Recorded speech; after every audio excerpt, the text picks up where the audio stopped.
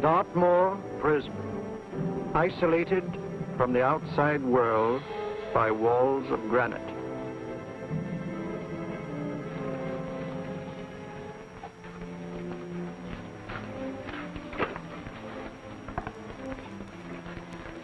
They say you could get out of here by merely telling what you know. You may or may not be another Scotland Yard bloke, but I'll give you the same answer I gave the others. I still have 2 years, 8 months, and 6 days left in which to make musical boxes. That'll be sold at auction for the benefit of this delightful sanctuary. And I intend to serve them.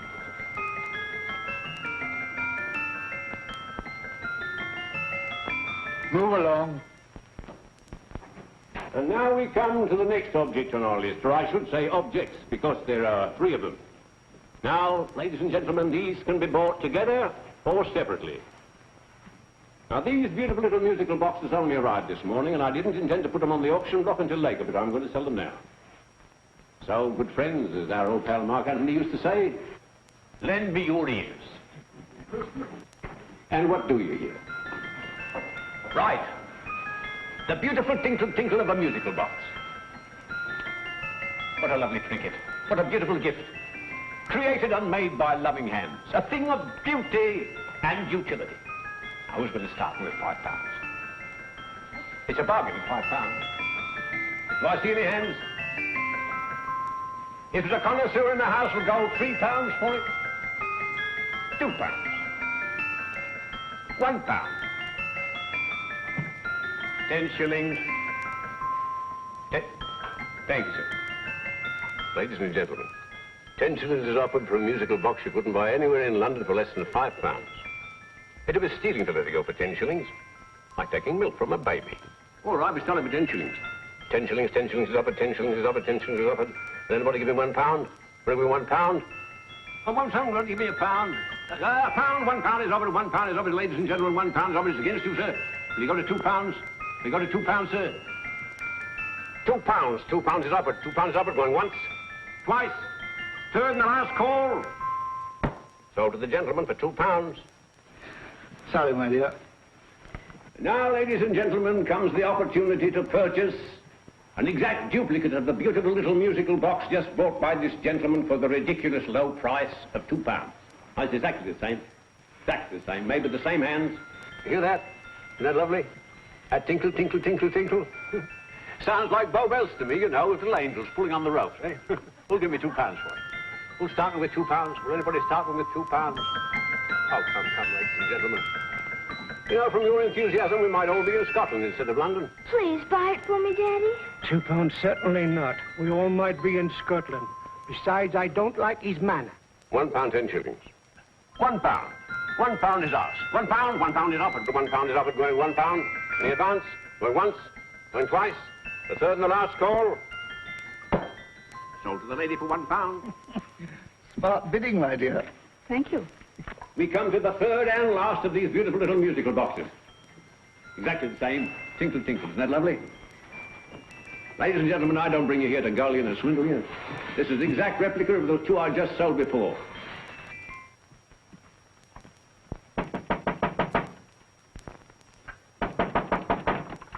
We're closed. But this is extremely important. Come in, sir, come in. I'm sorry to disturb you, but I was unfortunately delayed from arriving in time to bid on certain articles which I was rather anxious to obtain. Or perhaps they weren't sold, sir. We are carrying several things over. What might the articles be, sir? 3 identical musical boxes, about so large. Oh, I'm sorry, sir, but they were sold. Pity you weren't here to bid on them. They didn't bring anything like the real value. I'm most anxious to obtain them. I wonder if your records would show who the purchasers were. Oh, we don't usually give out that information, sir. For certain, shall we say, sentimental reasons, I'm most anxious to get in touch with the purchasers. I'd be willing to pay, shall we say, £5. Well, for certain sentimental reasons, sir, we'd be very happy to oblige. Alfred, today's sale. The 3 musical boxes. Musical boxes, oh. Ah, here we are. The first purchase for £2 from Mr. Julian Emery, 52 Portman Square. Write this address down, Alfred. Yes, sir. Second didn't leave any name. Oh, how unfortunate. I think she's a dealer. You see, they don't like us to know where the things are going. On account of the profits. You say the second purchaser was a woman. Can you give me a description of her? Oh, she was a young woman. Fairly tall, slender. Had a light complexion and dark hair, and she was wearing A grey suit, don't you remember? That's right. She probably runs a gift shop. She paid £1. You say she comes here fairly frequently? No, I didn't say so. But she does, sir. Like as not, she'll come in on Thursday. We have sales on Mondays and Thursdays. Oh. And the third box? The third? Oh, Mr. William Kilgore, 143B Hampton Way. For 10 shillings. Quite a drop from £2. Mr. Kilgore was a Scotchman. Oh. Thank you. You've been most helpful. Oh, thank you, sir. And any time you're passing, dropping, we always have lovely things for sale. How card, sir? Thank you. I'll be back Thursday.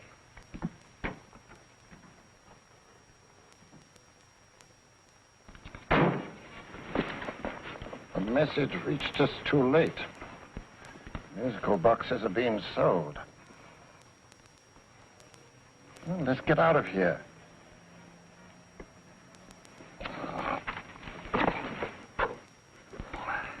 Someday you'll go too far.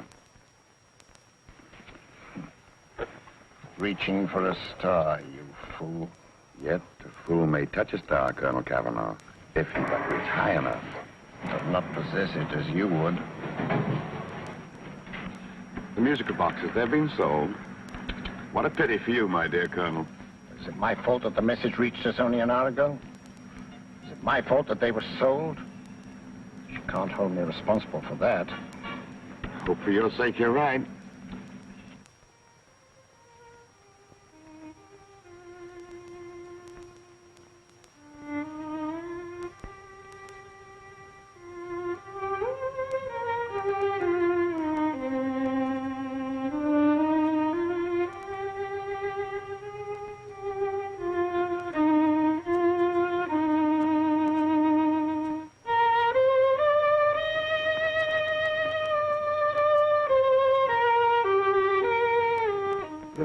Upon you tonight at 7:45, a gentleman who desires to consult you upon a matter of the very deepest moment.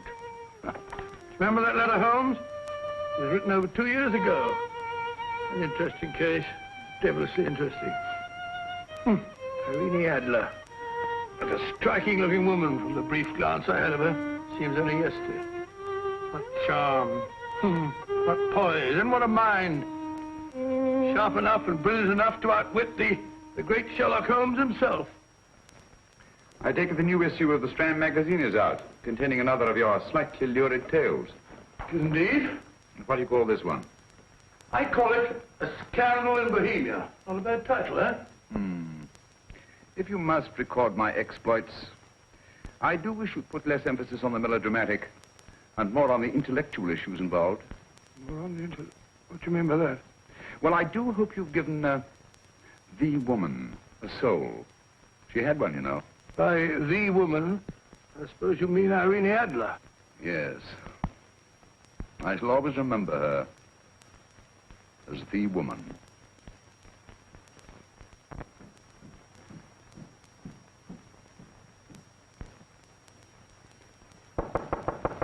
Dorian? I think. That old boy, how are you? How are you, old boy? I haven't seen you for years. I want you to meet my old friend Sherlock Holmes. Holmes is the Stinky.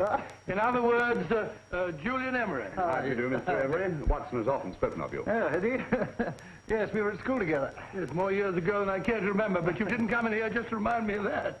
No, I just happened to be in the neighborhood and saw your lights burning, so I took the liberty of looking you up.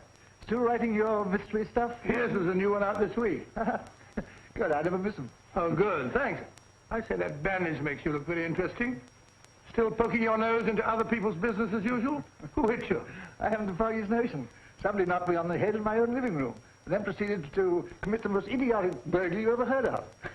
Fellow must have been balmy as a coot. Balmy? Why? Come sit down, old boy. Hey. You like a cup of tea? Huh? Oh, all right. I'll go and tell Mrs. Hudson about it. Yeah. Why do you say the robbery was idiotic, Mr. Emery? Oh, simply from the fact that with about £5,000 worth of musical boxes in my living room, the thief, who I caught in the act, made off with one that isn't even worth £5. I gather you're a collector of musical boxes. Yes, I am indeed. Some of them very beautiful, but not the one that was stolen. The thief evidently grabbed the first thing that came to his hand when he heard me coming into the room. Still, it's rather odd, isn't it, that having disposed of you, he didn't pick up something more valuable. Was there anything unusual about the stolen box? No, nothing at all. I picked it up in the south of France, several years ago. You say you have many valuable music boxes, and yet the thief made off with one that isn't worth £5. Sounds like rather an intriguing little problem. Yes, well, I take it that he was just an ordinary petty thief and didn't know the value. That is a possible explanation, and yet I venture to say that the average petty thief has a more extensive knowledge of the value of objets d'art than the average collector. Well, anyway, that's Scotland Yard's theory. They didn't get very excited about it. That's consistent anyway. I wonder if I might see your collection, Mr. Emery. Oh, of course you could, yes. Nothing a collector likes more than showing off his trophies. When would it suit you? No time like the present. Good. My place is just round in Portman Square. Shall we? Yes, right. Hello? Where are you going? Stinky hasn't had his tea yet. Oh, I'm sorry. We're going round to my place, where I'm going to give you something better than tea. Now, this one was made for Louis XV, and is one of the very few still in existence from that period, and a particularly fine specimen at that.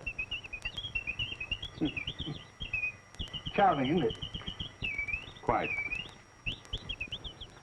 It all sounded to me like a lot of mice running about on a tin roof. I'm afraid you have no ear for music, Watson. Give me a good old band playing a rousing march. You have all your silly little tweets.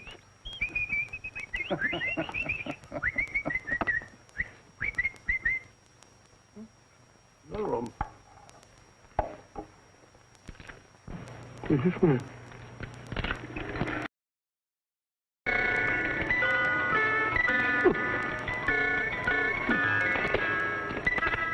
Stupid thing.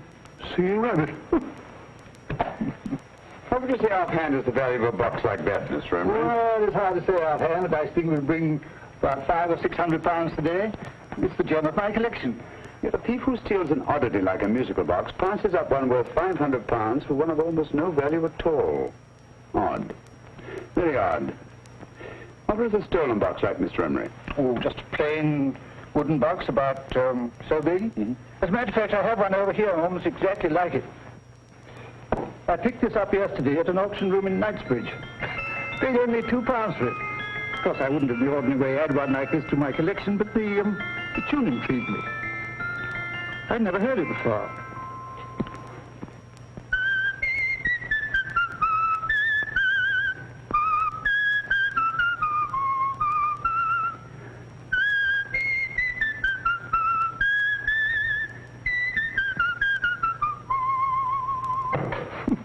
You have a remarkable ear for music, Holmes. Rather an unusual melody. Sit down, Holmes. Thanks. You say you bought that box at an auction sale yesterday? Yes, the Gaylord auction rooms in Knightsbridge. Run by old, what's his name? Crabtree. That's the man. At what time was the robbery committed? Oh, about 3 o'clock this morning. You know, Mr. Emery, that box and the robbery might well be cause and effect, especially since you say that the stolen box outwardly resembles this one a great deal. And Scotland Yard were not particularly interested, eh? Oh, yes, but I wouldn't blame them for that, especially as I told them I was quite unable to describe the thief, except, of course, for the fact that it was definitely a man. All you remember is that you came in here and someone struck you on the head. Yes, and the next thing I knew, my man was trying to revive me. It might be wise for you to put that box away somewhere and lock it up. Oh, I don't think that's necessary. Besides, everything's insured. Well, at least if any further attempts at robbery are made, I'd suggest that you call the police, rather than running into any personal danger. Oh, come, Holmes, aren't you being a bit of an alarmist? Possibly. Well, Mr. Gray, old Stinky. Seems to me you are making rather a mountain out of a molehill. Molehill is the word, old boy, and it's time you were in bed. Thanks so much for letting us see your place. Now, there's been glad meeting you. Holmes, I can't understand why he was so mysterious. Seems to me the petty thief explanation was the only sensible one. Really? I can't see how you can believe it was anything else. I didn't say I believed it to be anything else. The petty thief theory is the obvious one, I grant you. However, it's often a mistake to accept something as true merely because it's obvious. The truth is only arrived at by the painstaking process of eliminating the untrue. We are not able to do that in this case without further data. Rubbish, you're pulling my leg. You're trying to turn a couple of halfpenny robbery into an international plot. No, I'm not. I just hope that your friend Stinky is a little more cautious in the future. Just in case.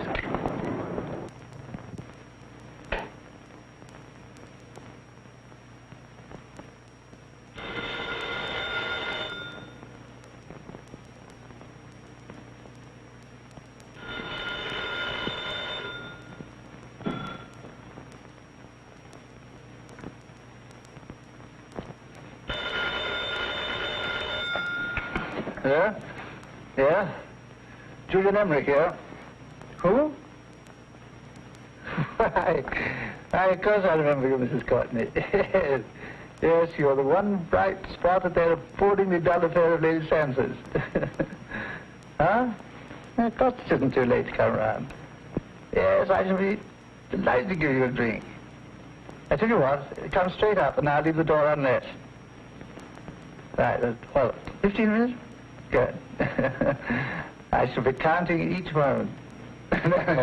No, I mean that, really. Right, goodbye.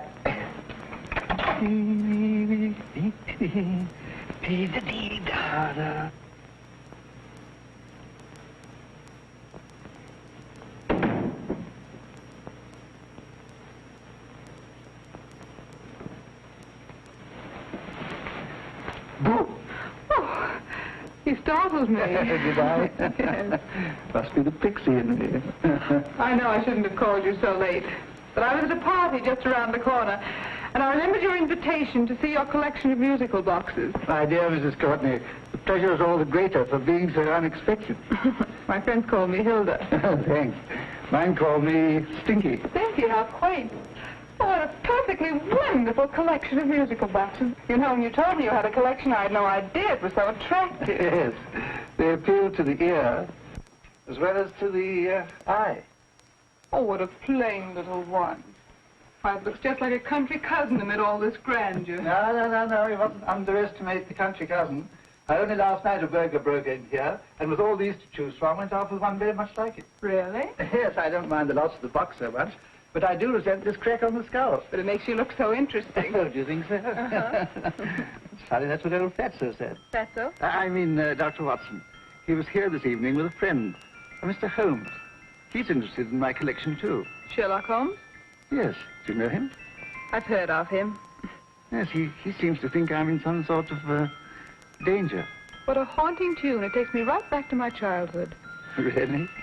You know, it's odd that you should be interested in that particular musical box. Odd? Why? Because Mr. Holmes is also interested in it. He may have been more interested in the tune than in the box. My dear, yes, that's right. I remember now. He whistled it note for note, having heard it only once. Really? He must be a remarkable man. Bit of an alarmist, if you ask me. Don't you believe in warnings? Of course not. Who'd want a box like that? I would. You're not serious. Oh, but I am. Well, you put me in a very awkward position. I'm a collector, you know. And the collector buys but never sells. But if the price were high enough... The price has nothing to do with it. It's the principle of the thing. Yes, well, we haven't had our drink. No, thanks. I must be getting along. Must you really? I'm afraid so. You're not walking out on me, are you? My reputation. Stinky. I say, you know, you are an attractive woman. Thanks.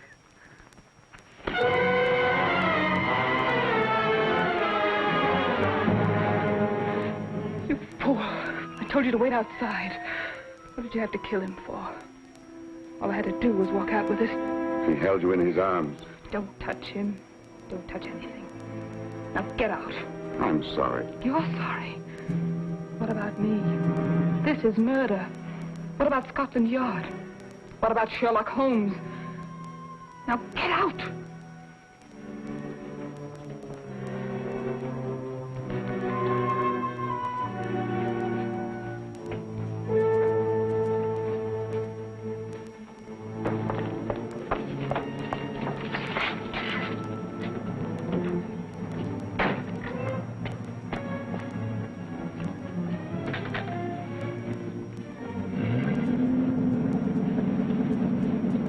Did you get it? Good. Did you have any trouble with him? Just a matter of murder. Ah, Mr. Holmes. Hopkins. Thanks for coming so promptly. Inspector Lestrade suggested that I call through to you. Mr. Emery was the client of Mr. Holmes, Inspector. Indeed. You didn't mention that when I telephoned you, Mr. Holmes. Well, not exactly a client, Inspector. Sergeant Thompson? He was killed between the hours of 11 and 2 o'clock this morning, Mr. Holmes. Must have been someone he knew, someone of whom he had no suspicion. Poor old Stinky. It's all my fault. I should have prevented this. Well, it's no time to start talking about that now, Doctor. Apparently it's gone. That's the second attempt on the musical box that Emery bought at the auction sale. And this time it was successful. But that box was only worth £2. It was worth a man's life, Watson. I think we'd better pay a visit to Gaylord's auction room and that fellow Crabtree. Inspector, may I suggest that you make a complete search of this flat for a small, plain, musical box about that size? Thank you. Come on, Watson. You say the first box went to Mr. Julian Emery. The second to Mr. Kilgore, 143B Hampton Way. And the third to the unidentified young lady who presumably has a shop and lives near Golders Green. That's right, Mr. Holmes. Isn't it rather strange, Mr. Crabtree, that you should have had 3 identical musical boxes all playing the same tune? Where'd they come from? Dartmoor Prison. Dartmoor? Yeah, we get a regular shipment from there every month. The inmates manufacture them. Well, they make all kinds of things, you know, pipe racks, waste paper baskets, musical boxes. Did you happen to notice if anyone showed any particular interest during the auction in the purchasers of these 3 boxes? Oh, come now, Mr. Crabtree. This is very literally a matter of life and death. Well, since you put it that way, Mr. Holmes, there was a gentleman came in here about an hour after closing time, and he was in an awful state, he was. He gave me £5 to tell him where the boxes had gone to. He said they had a sentimental value for him, sir. Expensive sentiment. Can you describe him? He was tall, distinguished looking, and he had grey hair and a moustache. He was quite a gentleman, sir. What was his reaction when you were unable to supply him with the address of the young lady who owned the shop? I told him the young lady usually come back on Thursday. He said he'd come back on Thursday. Now, that's tomorrow. Thank you, Mr. Crabtree. You've been very helpful. Thank you. Come along, Watson. Where are we going now, Holmes? To the home of Mr. Kilgore, the man who bought the third box.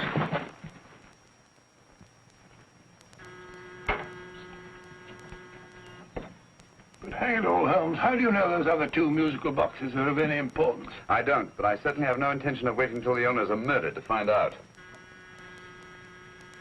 No one at home. I hope that's the explanation. I'll have a look through this window. Doesn't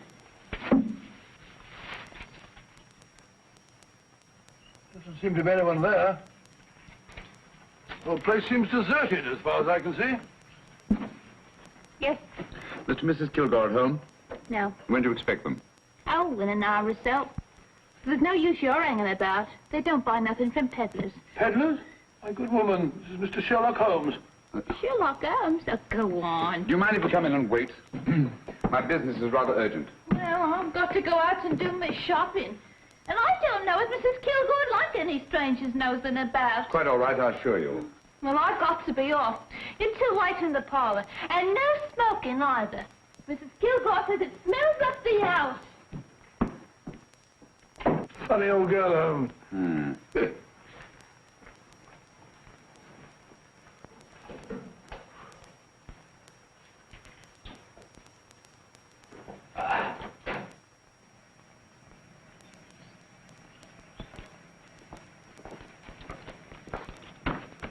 Park Lane. Park Lane? And what would the likes of you be doing in Park Lane? Now, don't worry about the fares, Ducky. If you know how to get to Park Lane, up it.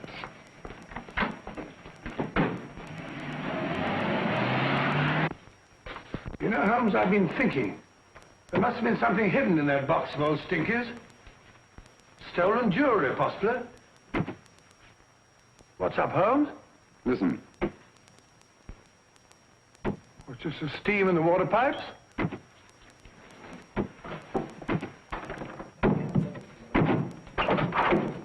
Watson! Great Scott! Come on, Holmes. Get on the chair here. It's all right, my dear. There. Now, don't worry. It's all over. There you are, dear. Don't cry anymore. She tied me up and shut me in the cupboard. I know. She won't come back. Did you show her your new musical box? Yes, she said she wanted to hear it play, and as soon as I showed it... I know. Now, don't worry. Nobody will buy you a new musical box. Yes, my dear, the best one in London. Watson. Oh, what a fool I've been. What do you mean, Holmes? She took the musical box out of this house in that market basket, right under our very noses. Why could the Kilgore charwoman want to take the music box? She isn't a Kilgore charwoman. She's a consummate actress. An extremely clever, unscrupulous woman who will stop at nothing. Take care of the child, will you, Wolfella, till her parents get back. Explain everything to them. Of course I will. But, Holmes, where are you going? Somewhere, somehow, I must get to the young lady who bought that third musical box before our opponents find out. I only hope that I won't be too late. Oh, no. No, darling, you mustn't cry anymore. Now, cheer up. Would you like to hear old Uncle make a noise like a duck?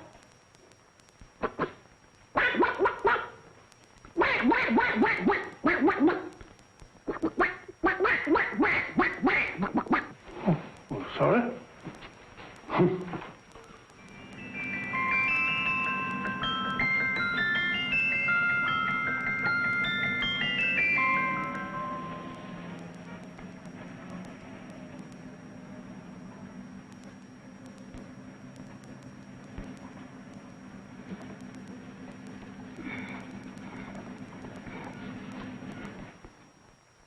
Now, ladies and gentlemen, how much am I offered for this beautiful lace Dresden china figurine? A lady of the French court. Now, this is the genuine article. What a beautiful ornament for your mantelpiece. Or you could use it as a centerpiece on the dining room table. Now, will somebody start me for £10? Will somebody start me for £10? £8? £7? All right, £5 is offered, £5 is offered, £5 is offered, £5.10, £5.15, £5.15. £6 is offered, £6, going once, going twice, the third and the last call. Have you all done? Sold to the lady from Twickenham for £6. Next, we have a real museum piece, ladies and gentlemen. A fine 19th century doll. A costume and exact replica of the holiday clothes worn by the Hungarian peasant women. Now, ladies and gentlemen, an article like this would cost you from £15 to £20 in a West End shop. I'm not going to ask you for anything like that. Well, give me £2 for it. £2. Anybody offer me £2? £2 for the Hungarian? £2? £1. What? Anybody give me £1? Anybody offer me £1 for the doll? £1 is offered, ladies and gentlemen. £1 is offered. Now, I'm not going to waste your valuable time or mine in trying to get one half of what this beautiful doll is worth. If the young lady can steal it for £1, that's her good fortune. So it's going once, it's going twice, the third and last call. Any more? Sold to the young lady for £1. And now, ladies and gentlemen, may I draw your attention to something which may be a great surprise to you, worthy of any collection. The only other one like it is in the British Museum. It's a Ming vase of the 7th dynasty. This vase lay in a large collection somewhere outside Rome for over 2 centuries, I understand. It was discovered there by the noted antiquarian, Sir Andrew Coppleston. Now, some of you may remember Sir Andrew Coppleston. Besides being a noted traveller and antiquarian, he's also a gentleman rider.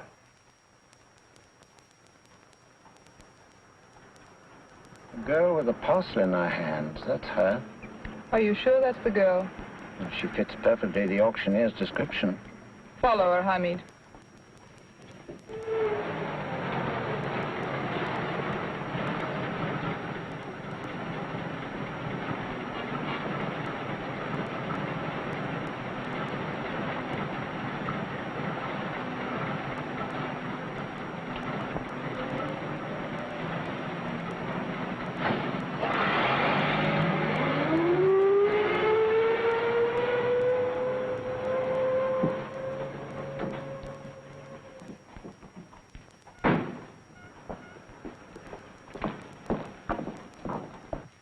Lovely, dear. And only £1.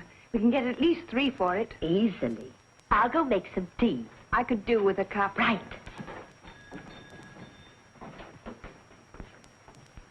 Good afternoon. Good afternoon. I'm looking for a birthday gift for a 7-year-old girl. What would you suggest? We have some lovely dolls. Now, this Hungarian... I think she has enough dolls already. Books are always welcome. Well, I'm looking for something a little different. Well, that's rather cute. What is it? Well, that's a musical box. Children always love them. And this is an exceptionally nice one. It plays many tunes.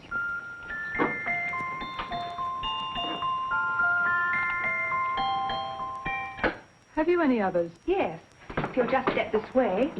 I have only 2 left.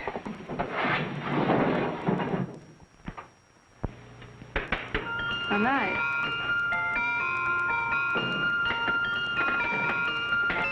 Are you sure this is all you have? I'm sorry. They're rather hard to find, you know. That's our entire allotment. I did have one other, but I sold it earlier this afternoon. But it was only a plain wooden one. It wouldn't have been a very nice gift for a child. Really? Do you happen to know who the purchaser was? Why, yes. He left his card, just in case anyone should inquire for him.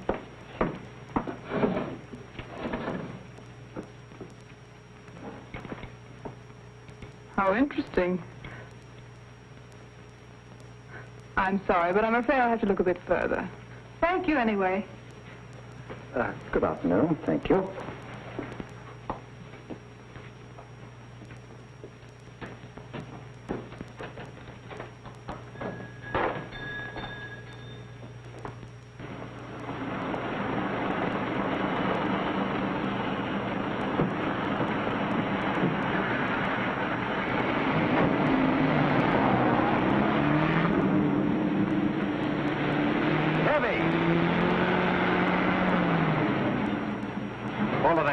Here, now, what?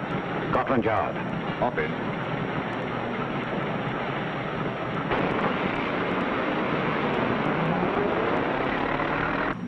Sherlock Holmes. I might have known. We thought we were the hunters, instead of which we're the hunted. We've been fools. We played right into his hands. Of course. He's had us followed. Don't look. The man in front of the toy shop. Hamid. Turn sharp right at the next corner and again at the next.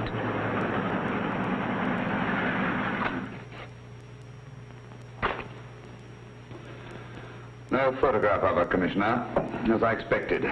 She's not a known criminal. But how do you expect to know if you do find her?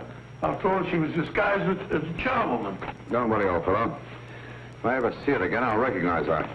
Well, it won't be long till we know who they are and from where they operate. Who's covering them? Sergeant Thompson's following them, sir. They won't get away from him. He's a good man. We could have arrested them at Clifford's toy shop if we had any proof. But we know that they killed Emery. Proof, my dear fellow. We must have proof. We've x-rayed it, sir. There's nothing whatever concealed in the box. We'll have a look at the plates.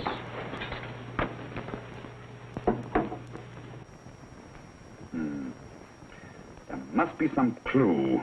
And it's probably so obvious that we've all overlooked it. Seems to me we're up against a bunch of lunatics. Not lunatics, my dear fellow. Extremely astute, cold-blooded murderers. What can these little musical boxes have in them that's so important? Don't forget, they were made in Dartmoor prison. You can smuggle stuff into prison, but not out. You want us to break the box apart, sir, to see if there's anything the X-ray hasn't caught? No, not yet. Do you mind if I take it? Certainly. Thanks.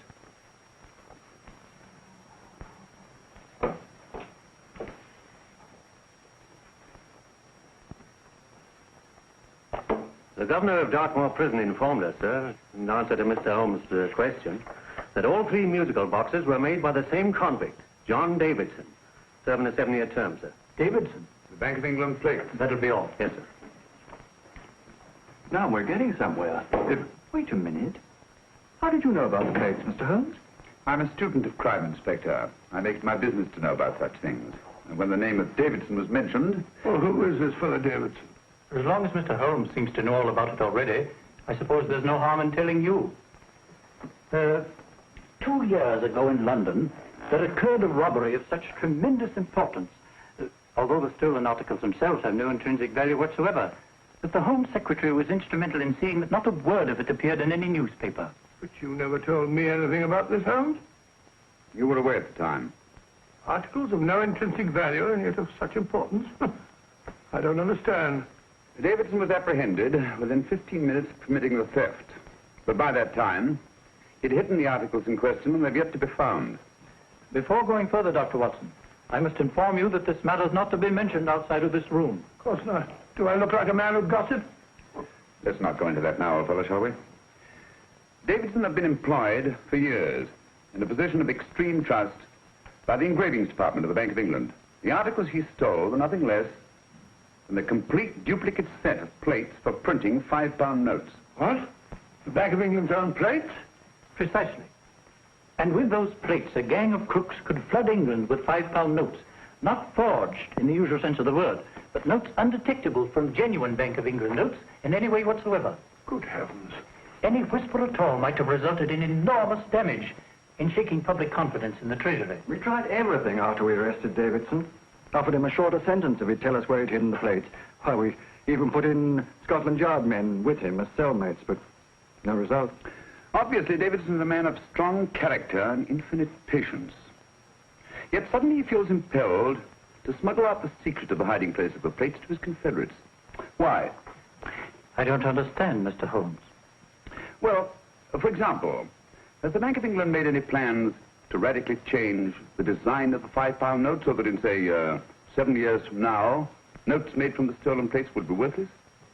Confidentially, Mr. Holmes, such a move was discussed. But replacing all the £5 notes in circulation would be such a Herculean task that nothing's been done about it as yet. I see. Of course, there is another possible explanation. Davidson didn't have much time to find a hiding place before he was captured. He may be afraid that the plates will be accidentally discovered before he's released. Hence his anxiety to communicate their whereabouts to his confederates as soon as possible. I believe you've hit it, Mr. Holmes.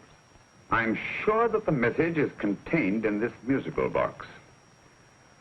Or rather, in all 3 musical boxes, since possession of all 3 seems to be essential. Our opponents have 2/3 of the puzzle, we have 1/3. Well, what are you going to do, Holmes? Try to deduce the message from the 1/3 that we have.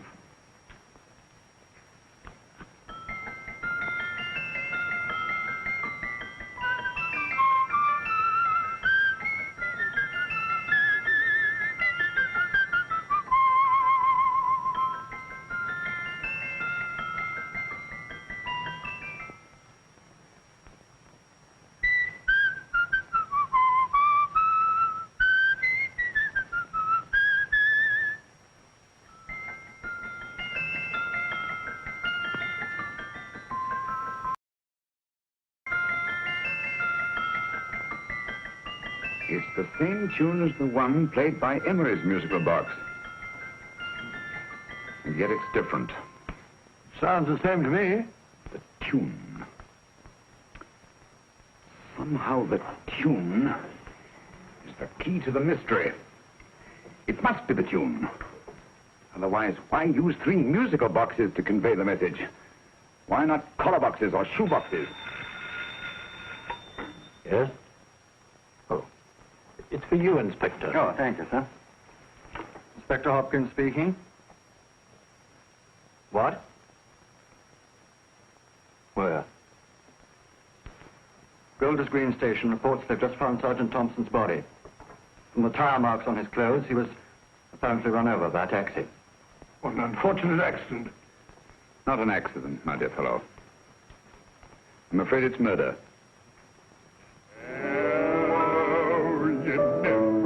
Just who you're going to meet when you're walking down a busy London street. Mrs. Orchid, Mrs. Brown, any subject of the crowd. Oh, you never know just who you're going to meet. So you better hold your topper in your hand, just in case you meet a lady on the Strand. Girls will think you're kind of sweet, and your day will be complete. Oh, you never know just who you're going to meet. Now, a gentleman is judged by his appearance. Yes, a gentleman is judged by how he talks. Now, he's much better off when he's acting like a top, especially if he's taking him a walk. What on earth is this outlandish place? A rendezvous for actors. Actors? Buskers, old boy. You've seen them 1,000 times. Actors who entertain the queues, waiting outside theaters.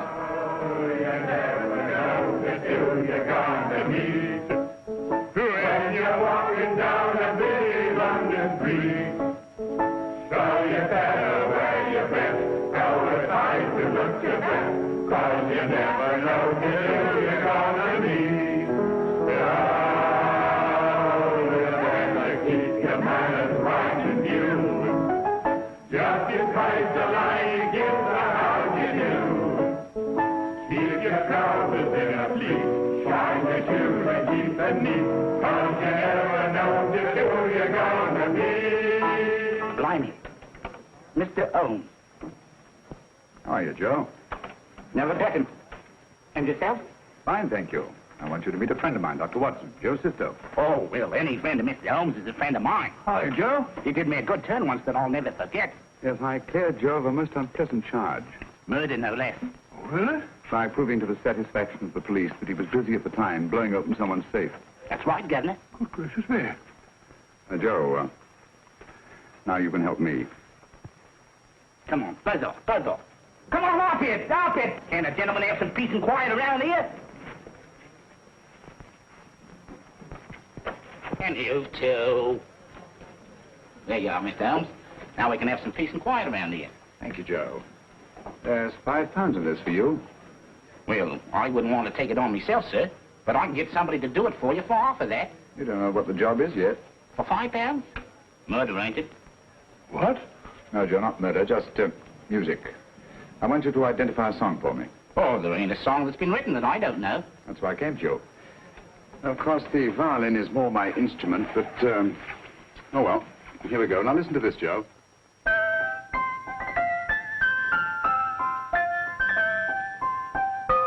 Wait a minute. You're playing that wrong. That should be E natural, not E flat. You know the song? Oh, yes. It's an old Australian song called, The Swag Man. But you're playing it all wrong. That's what I hoped you'd say. Now listen again, Joe.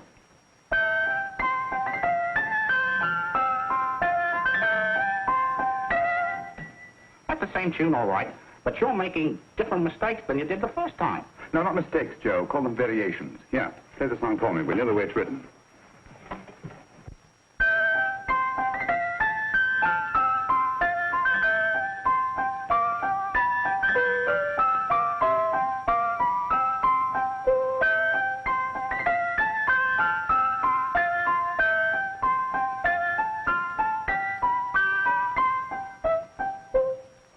There you are. Thank you, Joe. What's it mean, Holmes? You onto something? Perhaps. I don't know yet. It's probably a code of some sort. Joe? Could you write the song down for me? The way it was originally written? Oh, sure, Mr. ʻhoʊmz. But it'll take a few minutes. Here, Mabel. Pale ale. Come on, off to it. Along with it.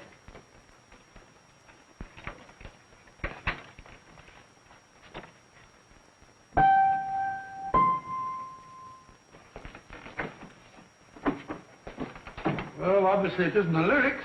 No combination of those words made any sense at all. The variations in the way Emery's musical box played the tune are different from the variations in the one we have. You sure? Quite.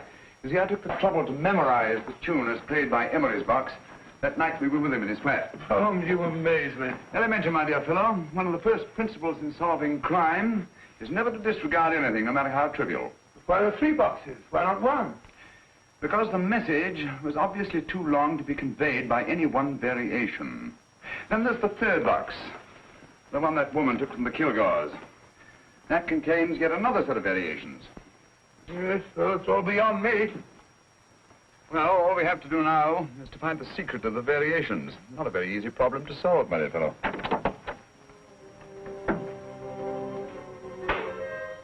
Hello. What's up? We've had company.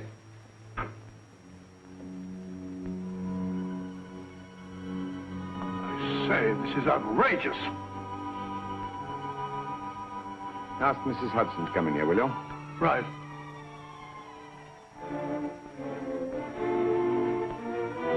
Mrs. Hudson? Yes? Oh, there you are. Will you come up here at once, please? Oh, coming, sir.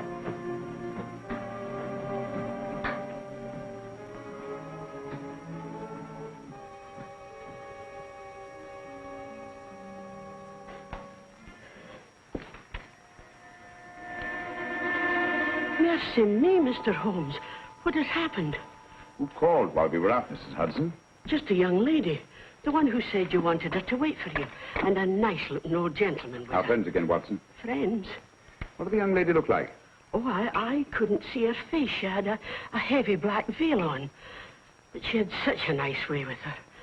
Oh, I'm sorry, Mr. Holmes, if I've done anything wrong. But you did say I should always let clients come in and wait for you. Don't worry, Mrs. Hudson, don't worry. You had no way of knowing. It's quite all right, quite all right. Now, don't worry, Mrs. Hudson. Don't worry. Where on earth's the musical box? They didn't get it. Didn't get it? Where is it? It's in your hand. Huh? In that biscuit jar. Pick the biscuits off the top. Now put your hand inside, and you'll find the music box. Well done, Holmes. Well done. Amazing.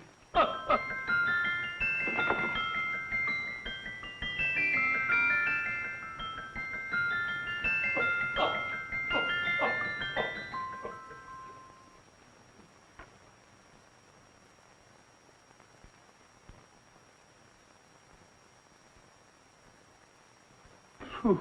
Nice fresh smell. Like a pub after closing time.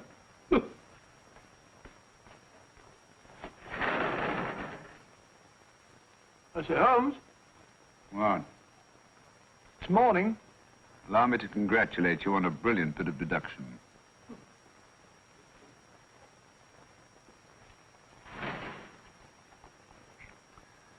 It's not a transposition, not a polygraph transposition, not a trigraph, nor any known form of decoding. How about the Morse code? Have you tried that? Yes, at about 3 o'clock this morning. I'm sorry, old man. I was only trying to help.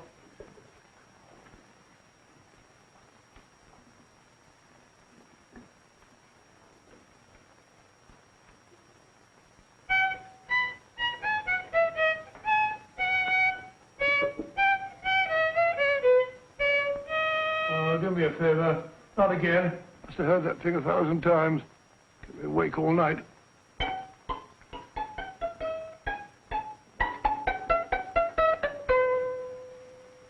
Not a very distinguished composition, I grant you. You know perfectly well I don't know one tune from the other. When I was a kid, my people tried to have me taught the piano. I've always felt sorry for that old teacher of mine. The poor old girl finally reached the point of numbering the keys for me. 1, 2, 3, 4. Even then, I never progressed beyond... Numbering the keys, Watson.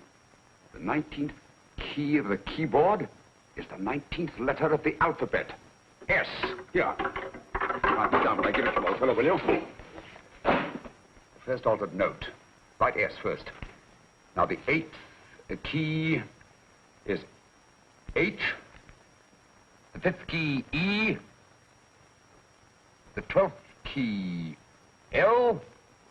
The 6th key, F. S-H-E-L-F. Shelf. Your piano lessons were not in vain, old fellow. You've solved it. Thank you. Thanks, old bean. Oh, Liz. We now have 2/3 of the message.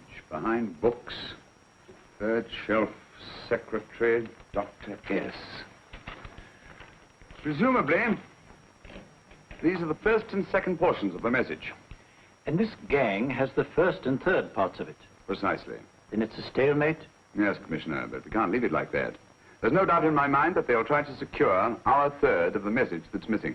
Well, I assume you've taken every precaution to guard the Clifford music box. Oh, yes, it's carefully hidden at Baker Street with Dr. Watson on guard. However, I'm reasonably certain that, difficult as it may be, we can find the plates even without the missing part of the message. Behind books, third shelf, secretary, Dr. S. Well, outside of the fact that Davidson hid the Bank of England plate somewhere in London, Mr. Holmes, I don't see that we've progressed at all. Allow me to point out to you, sir, the key words, Dr. S. It looks as if the plates were hidden in the house of the doctor. Whether S stands for his first or last initial remains to be determined by a process of elimination. Well, there must be 10,000 doctors in London with S for a first or last initial. Precisely. And every one of them will have to be questioned in person. That's why I say this is a task for Scotland Yard. It's a task, all right. But Scotland Yard has searched worse haystacks and found the needle. Well, for the time being, I'll leave the matter in your hands, gentlemen. We'll call you if and when we get a lead on our mysterious Dr. S. In the meantime, I intend to follow up a little clue concerning a cigarette.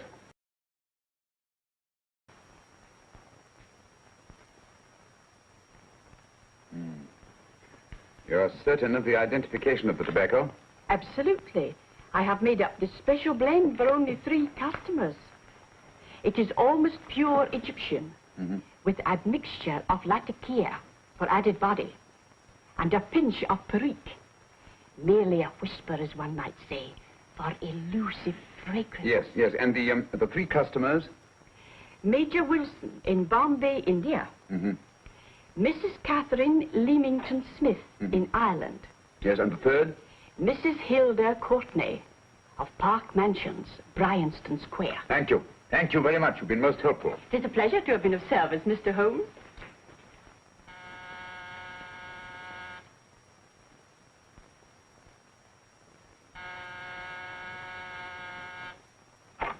Yes? Mrs. Courtney? Yes. My name is Sherlock Holmes. Oh, do come in. Thank you. I've heard of you, of course, Mr. Holmes. I believe we have a mutual friend in Sir Edward Brookdale. He's spoken to me of you quite often. Indeed. And to what good fortune am I indebted for this visit? I think you know Mrs. Courtney.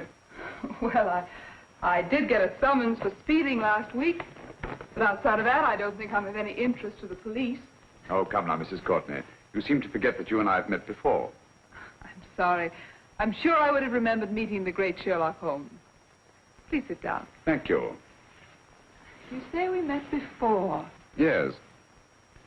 At the home of Mr. and Mrs. Kilgore, 143B Hampton Road. Kilgore? I don't think I know anyone of that name. Well, I didn't say you knew them. As a matter of fact, you called on them when they were out. I don't understand, Mr. Holmes. Really? And you were dressed rather differently. Indeed. Cigarette? Thank you.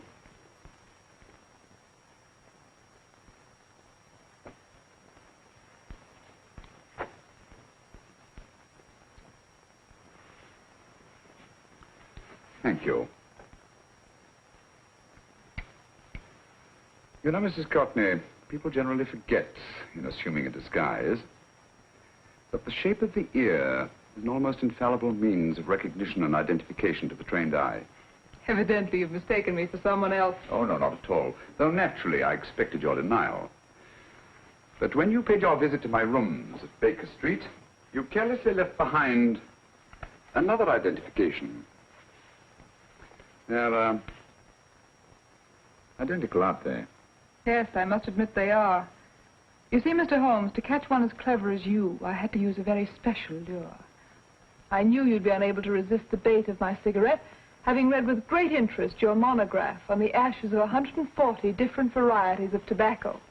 I should advise you not to move, Mr. Holmes. I must congratulate you on your ingenuity, Mrs. Courtney. It was indeed a brilliantly designed trap. Thank you, Mr. Holmes. Praise from a master is indeed gratifying.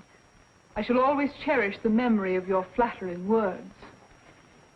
Memory? Precisely. I'm afraid these gentlemen have a most regrettable task to perform. Unless, of course, you care to turn over the missing musical box with your pledge to take no action against us in the future. I'm afraid that will be impossible. I thought that would be your answer. Hamid! Careful! Careful. There's no need to be unnecessarily rough with our distinguished guest. You realize, Mr. Holmes, that your demise will not take place here. The corpus delicti, you know. Well, naturally. Shall we go? It's so fearfully awkward having a dead body lying about. Don't you agree, Mr. Holmes? Another dead body shouldn't weigh too heavily on your conscience, Mrs. Courtney.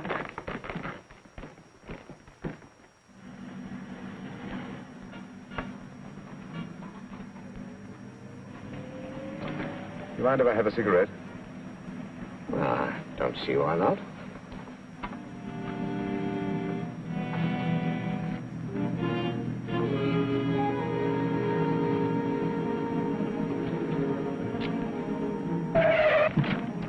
Be careful, Hamid. It's the brakes, they bind. Thank you, Colonel Kavanagh. It's very considerate of you.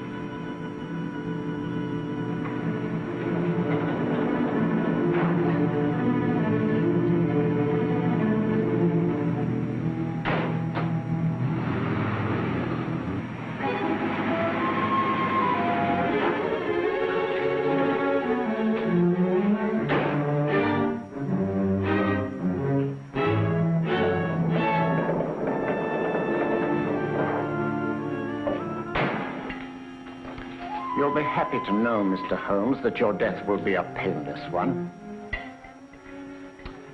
Hamid, attach this to the motor of the taxi. That little attachment, my dear Mr. Holmes, contains the deadly fluid known as monosulfide. The Germans use it with gratifying results in removing their undesirables.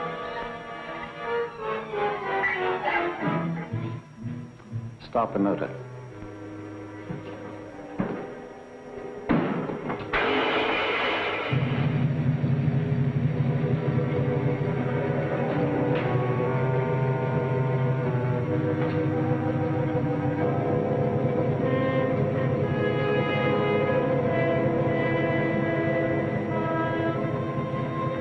Tape his mouth.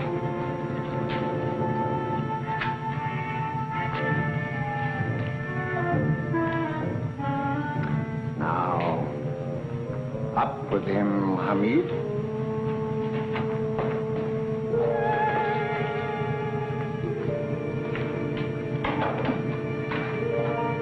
You find yourself like Muhammad's coffin, Mr. Holmes, suspended between heaven and earth. Plenty of fuel in the tank? Good.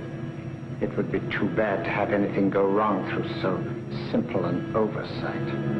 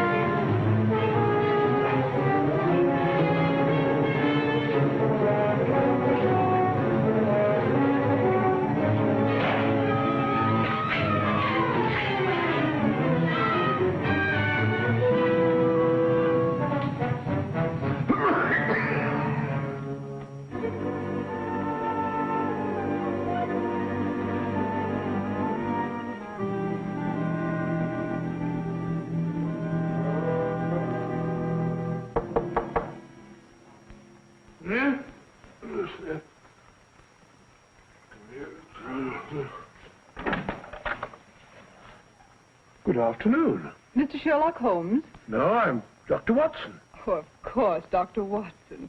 How stupid of me. Oh, so stupid of me.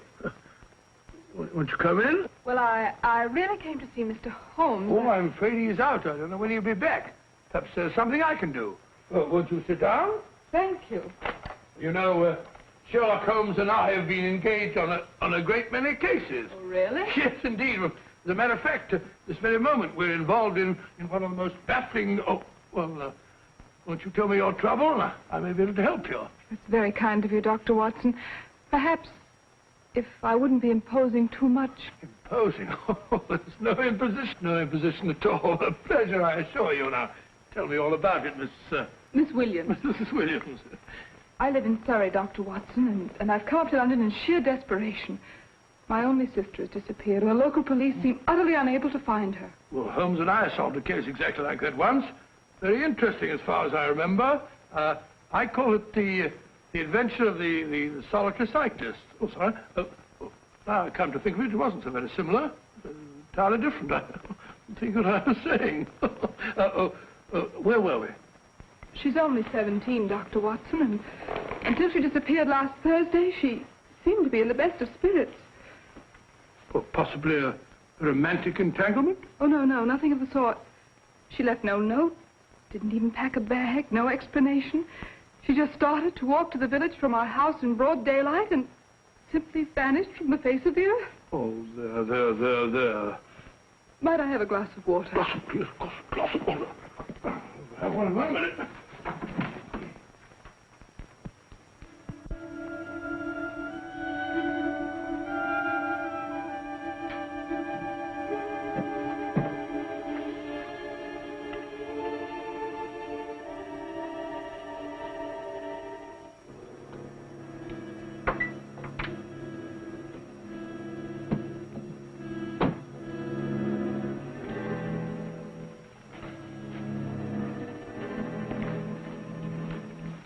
There you are, my dear. Thank you, Dr. Watson. No, you're not to cry anymore. You must pull yourself together. Oh, I feel much better already knowing that you're going to help me. Oh, Dr. Watson, look! Good heavens!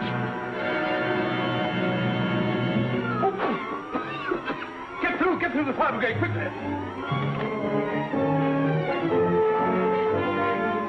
Haven't you a fire extinguisher? By George, we have in the kitchen.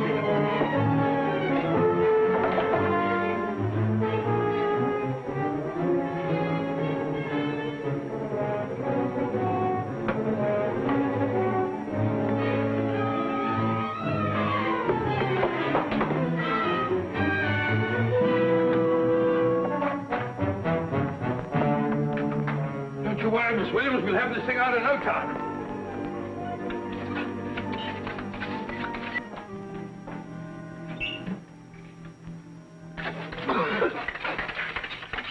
That's got it. Get the mare. Well, you see, there was no need for the fire brigade after all. I hope you weren't too frightened, Miss Williams. Oh, gone. That's the trouble with women. They always lose their heads in an emergency. Well...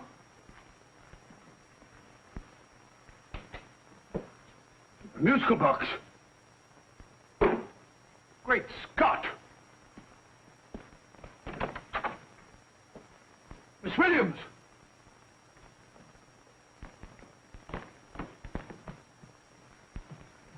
Well? Good. And Holmes? By now, Mr. Holmes has no doubt exchanged his violin for a harp. Always assuming that heaven is his destination. And now that we have the missing musical box...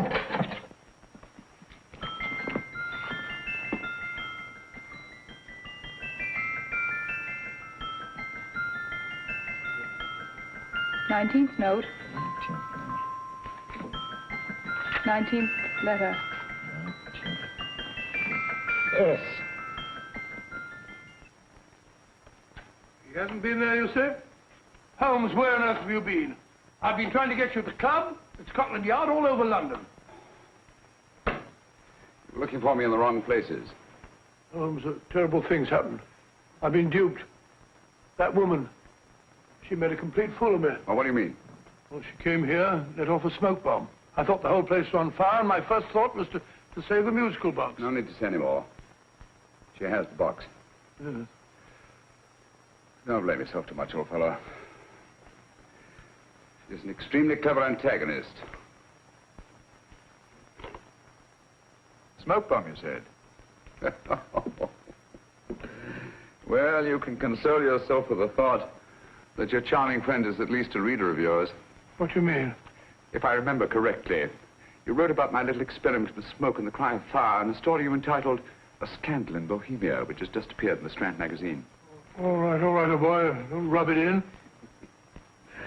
Well, it may cheer you up to know that you made a fool of me, too.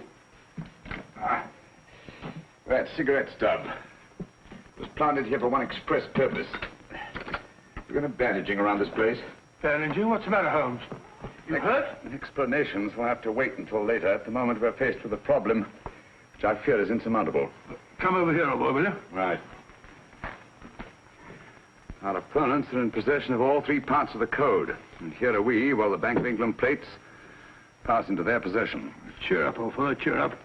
As Dr. Samuel Johnson once said, there's no problem the mind of man can set that the mind of man cannot solve. What's that, old fellow? I was just quoting Dr. Samuel Johnson. He said there is Thank you, Watson. Thank you.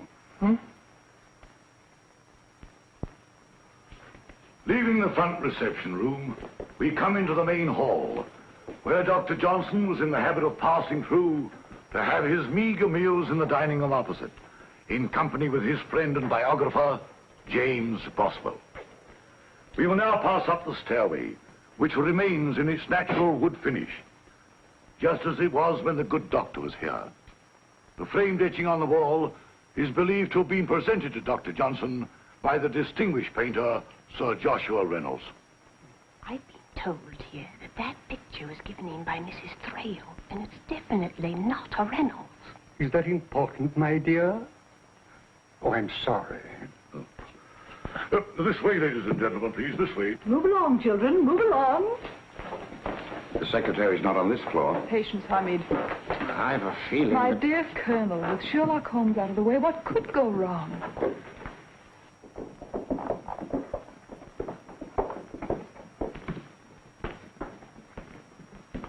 And here we have the Garrett Library, in which Dr. Johnson wrote his famous dictionary, and in which you will see also many of the great man's books and other items of interest. Step forward, ladies and gentlemen, please, step forward. Standing in the corner is the secretary, which contains many of the original works by the literary genius. On this table, Dr. Johnson's cat, Hodge, used to sleep while his master worked. A strange thing about this cat, ladies and gentlemen, was its love of oysters. They do say that the dear doctor often went hungry to find the cat that delicacy. What a pity. Now we will visit the grey room, which is immediately below us, in which you will see the very bed in which Dr. Johnson died. What did he die of? Gout. Just gout. This way, ladies and gentlemen. Mind the steps, please.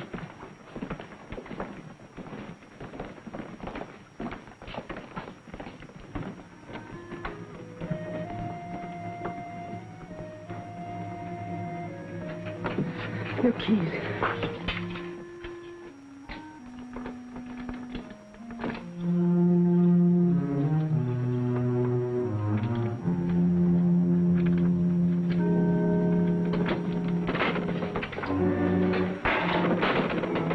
Third shelf up.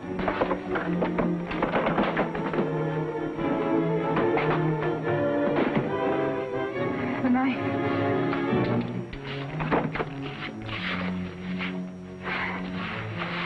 Gentlemen, the Bank of England plates. Well, Mrs. Courtney, so we meet again. No, I shouldn't do that if I were you, Colonel Cavanaugh. I must congratulate you, Mr. Holmes. You're far more clever than I thought. Thank you, Mrs. Courtney. Praise from you is indeed gratifying. I shall always cherish the memory of your flattering words. Memory? Oh, thank you. And now I have a most regrettable task to perform.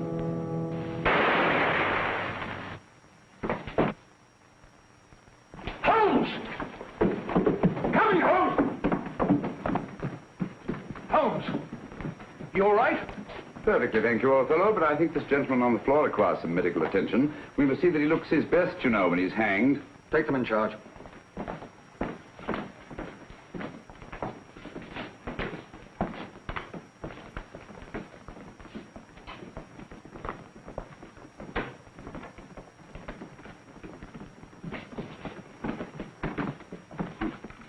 A brilliant antagonist.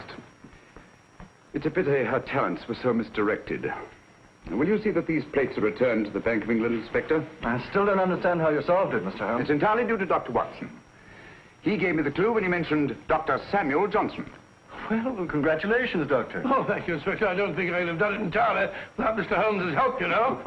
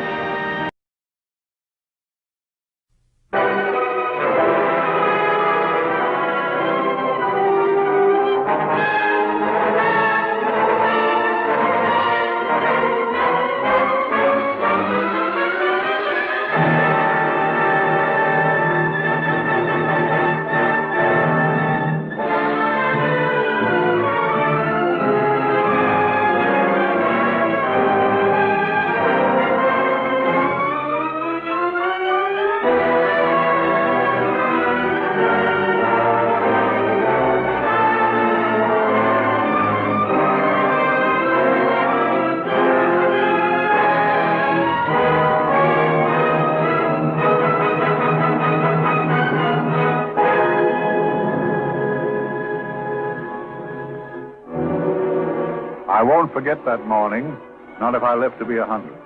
I counted the men as they marched out of the yard. They'd hardly slept for weeks. We of the CID had slept even less, but the nightmare that kept us awake was all the same nightmare. That's why we weren't surprised when the commissioner asked us up to the conference room for a bit of a talk. He'd talked to us plenty, we knew that. It didn't help any to know what was ahead of us.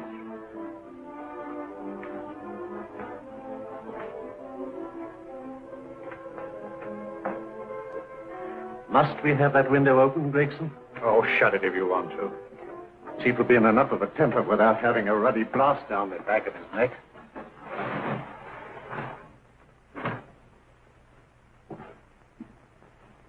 Gentlemen, the commissioner.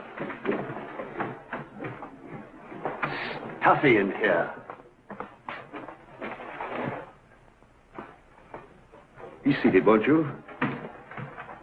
Gentlemen, if you wish to know what able men you are, read any of the works of popular fiction that glamorize your achievements, but don't, I beg of you, read the daily papers.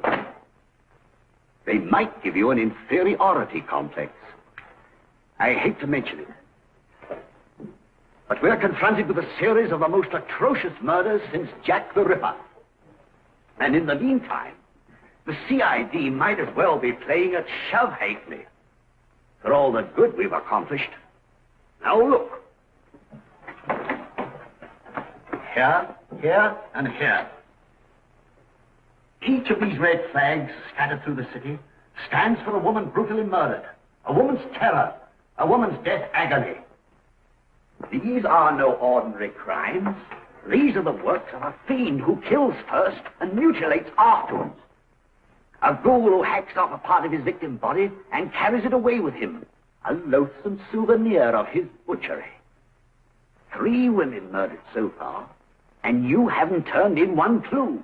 You haven't given me one lead. Here you sit and wait for news of a 4th victim, with your arms folded.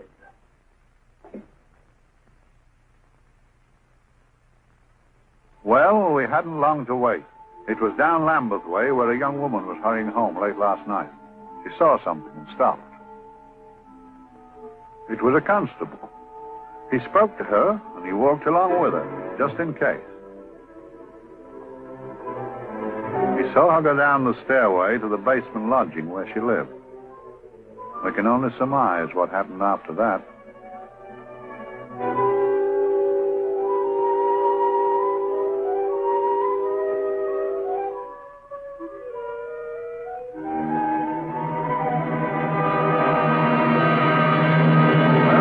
My pride in my pocket and went to see the man who so often helped out Inspector Lestrade and myself in the past, Mr. Sherlock Holmes.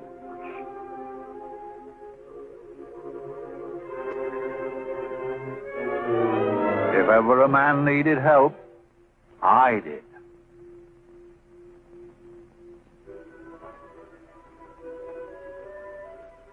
This makes 4, Inspector. 4 defenseless women here in the heart of London. And every one with the right forefinger hacked off. Not hacked, Inspector Gregson. Cleanly, expertly severed. The work of a skilled surgeon. That's our only clue.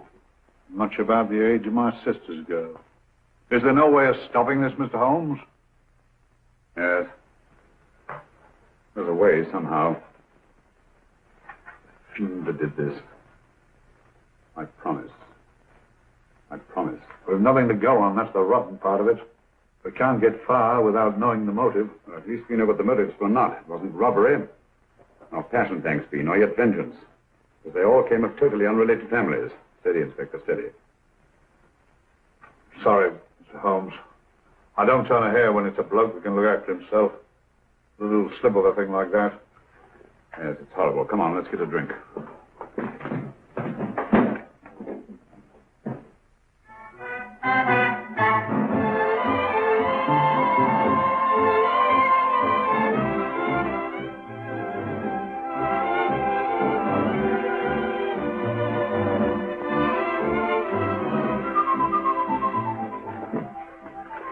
Good evening, Mr. Holmes. Good evening, Vincent. Whiskey and soda, please, and a double for my friend here, Inspector Gregson. Thank you, sir.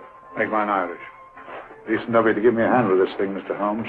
Always a pleasure to be of help to Scotland Yard, Inspector. Little out of my line. Looking for a maniac who murders just for the fun of it. Or perhaps just to get a human finger. In all 4 cases, murderer risked capture by stopping to secure a finger. Well, what for?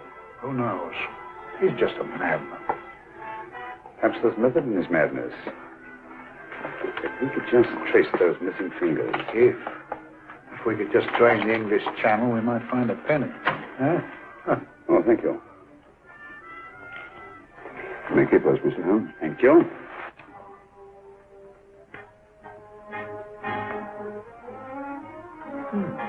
Sir George Fenwick, isn't it? Yes. Is that his daughter with him?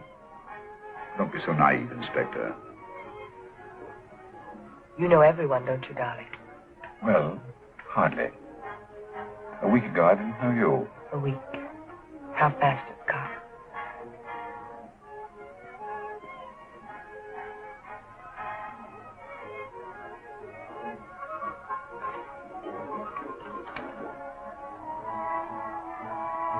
I collect these things.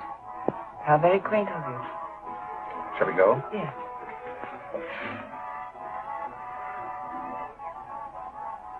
What are you looking at, Mr. Holmes? Looking at a very handsome woman. Not fond of the purple, but giving an excellent imitation. Would you like to come to my flat for a nightcap? Lovely idea. Yes, isn't it?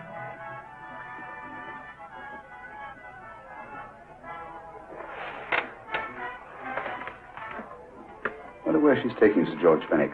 Don't be so naive, Mr. Holmes.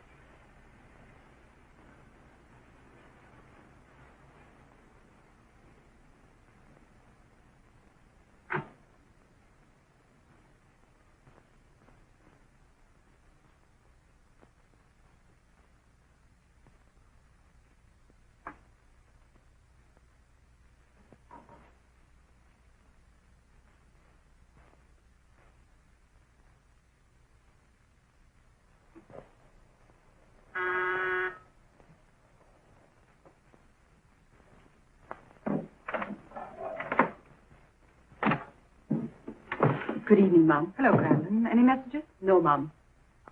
Thank you. Drinks, Crandon. One of your nice surprises. Yes, Mum. I say, you don't mean that... Crandon's a marvel, aren't you, Crandon? Yes, Mum. You wouldn't believe the things she can do. Ah, charming thing. Delightful. Really? You think so? I'm so glad. Do sit down. Do you mind? Do I mind? What a question. I don't mind anything, really. Except not being with you. Now, you really don't want me to believe that, do you? Not too seriously. Good. We're both quite grown up, aren't we? Quite.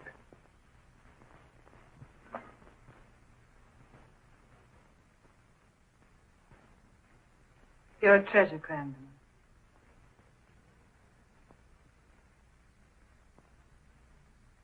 And lower the lights a little as you leave.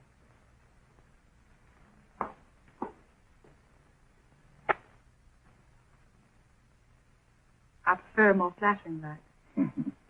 In any light you'd be... Would I? And don't you know it? Perhaps I do.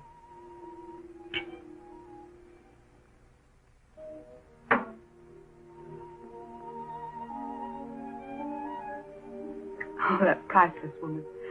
You wouldn't believe it, but she's absurdly romantic. She loves dreamy music, and she thinks that we... But we do, don't we? Do we? Well, it's rather soothing, restful. Yes. And we all need rest at times, like tired children played too long. You've played with wooden soldiers, I suppose. Funny. Hadn't thought of that for years. Toy boats were my special joy. Anything I could set afloat anywhere. Like this. And this. Toy boats sailing into the Never Never Land. The land of beautiful dreams. Look. Look, art isn't it how the light is reflected? Little specks of light that move and move. Like stars on a slowly moving stream. You know, Holmes, I'm very sensitive to atmosphere. No? Yes, I can tell by the feel of this room there's been a murder committed here. It may interest you to know, my dear fellow, it was the other side of that door at the foot of the stairs that the poor girl was murdered. If only I could find it. Find what?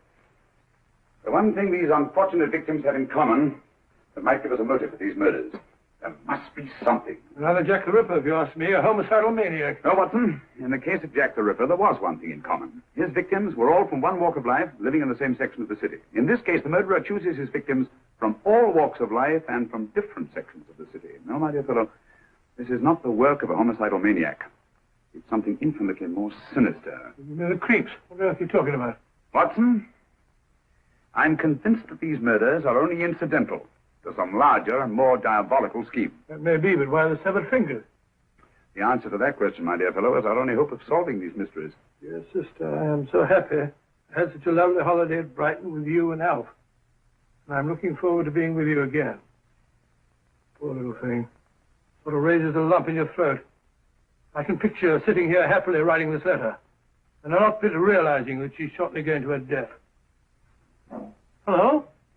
Gregson? Oh, there you are, Mr. Holmes. I've been looking for you everywhere. What's happened? Murder in Edgware Road, not half an hour ago. Woman? Yes. And the right forefinger cut off clean.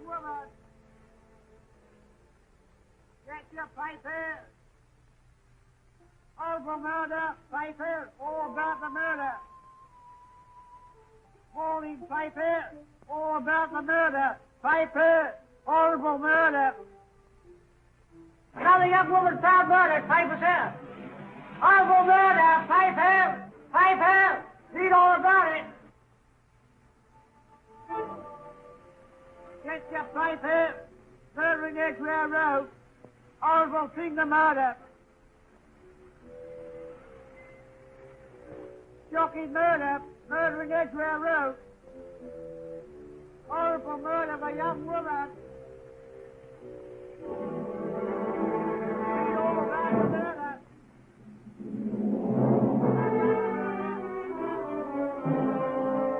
Only fancy, Mum. There's been another of those horrible murders. Dear, dear, how shocking. Yes, Mum.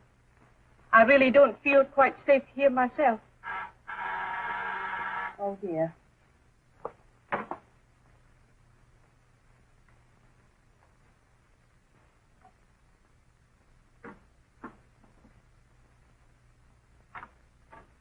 Why, Sir George! I must see Miss Marlowe at once. I don't know if she... I must see her. Where is she? Lydia. Why, Sir George, what is it? What happened? I don't know. You'll have to help me. You've got to help me. But I don't understand. Listen. I woke up a few minutes ago in a cheap boarding house off Edgware Road. I don't know how I came there. I don't know when. The last thing I remember is being here with you. Calm yourself, Sir George. When did I leave here? Well, it was about, it was 10:45, Mum. Precisely. You seemed, forgive me, just a little distressed. Detached, not interested. I thought I'd said something to offend you. I don't remember.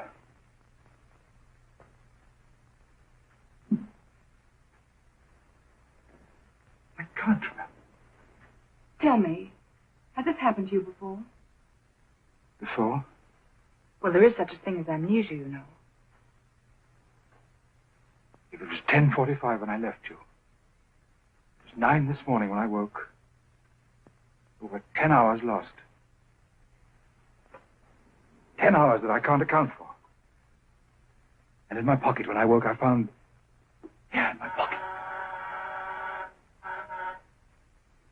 That isn't... Oh, it's not for you, of course. It can't be.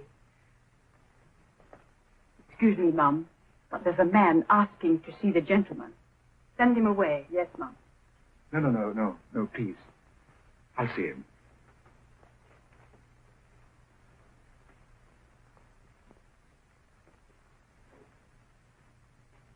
Well?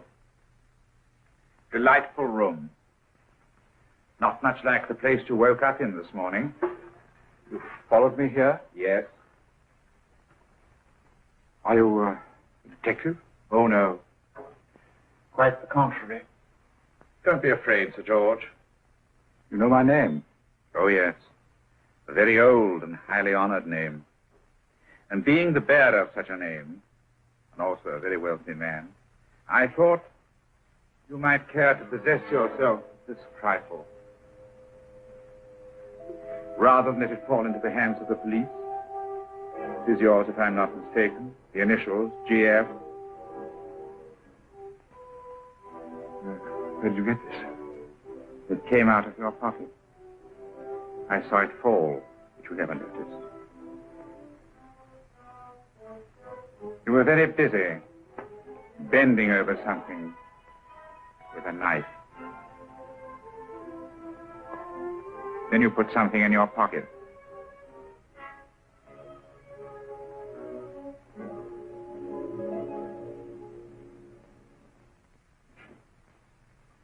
Come along, Holmes, come along, come along. How many more times must I tell you? You're missing a treat. This is delicious. Little jam tarts to follow. Aren't you tempted? You and your flesh pots. They tell me that fish is good for the brain. Brains haven't any. You realize that a whole day and a night have gone by since that festive affair in Edgware Road? I'm as much in the dark as ever.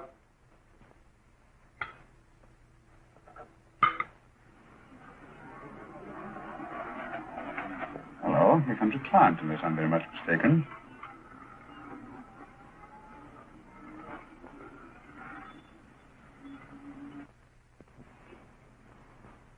Oh, attractive.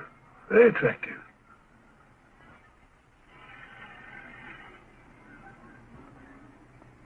Obviously, she left home under the stress of some very great emotion. How do you know that? She isn't wearing any gloves.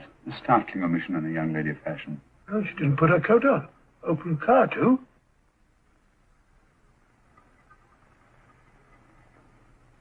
Furthermore, there's something in that bag she wants to show me. What makes you say that? Bag doesn't match her dress, indicating it was picked for size rather than style, to accommodate some bulky object. Sure, amaze me, Holmes. What do you mention, my dear fellow?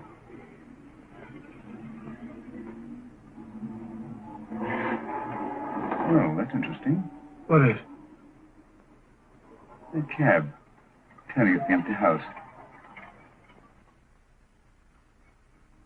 Wonder why he followed her here. Oh, wouldn't you? Quite possibly, with glasses.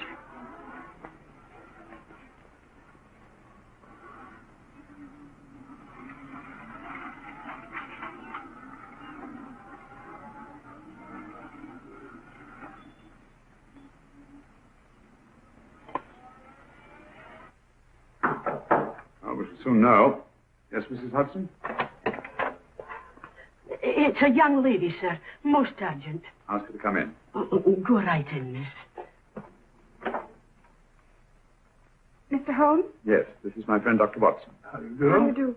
Mr. Holmes, you must excuse me, please. Yes, well, won't you sit down? Come along. May I? It's quite all right.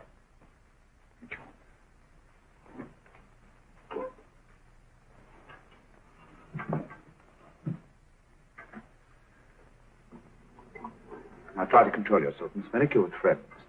You know my name? No magic, I assure you. I've often seen your picture.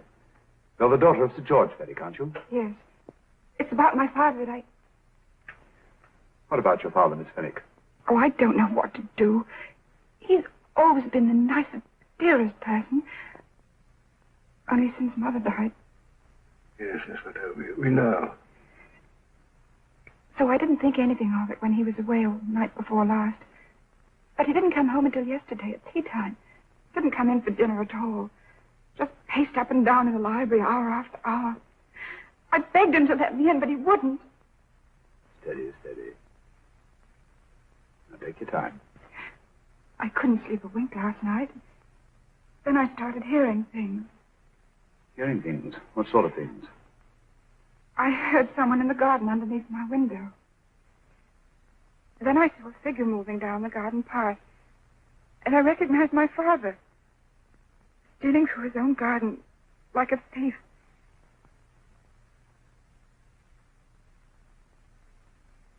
He had a spade in his hand. And he stopped by the greenhouse where he started to dig. This morning, at daybreak, I stole out into the garden and I found this.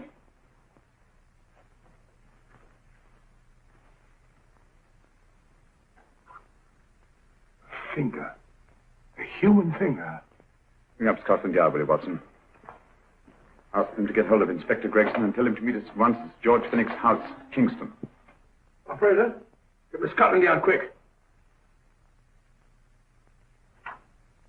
Where's my father, Norris? He's still in the library, miss. Thank you. We'll see him right away. Will you come with me, please? Thank you.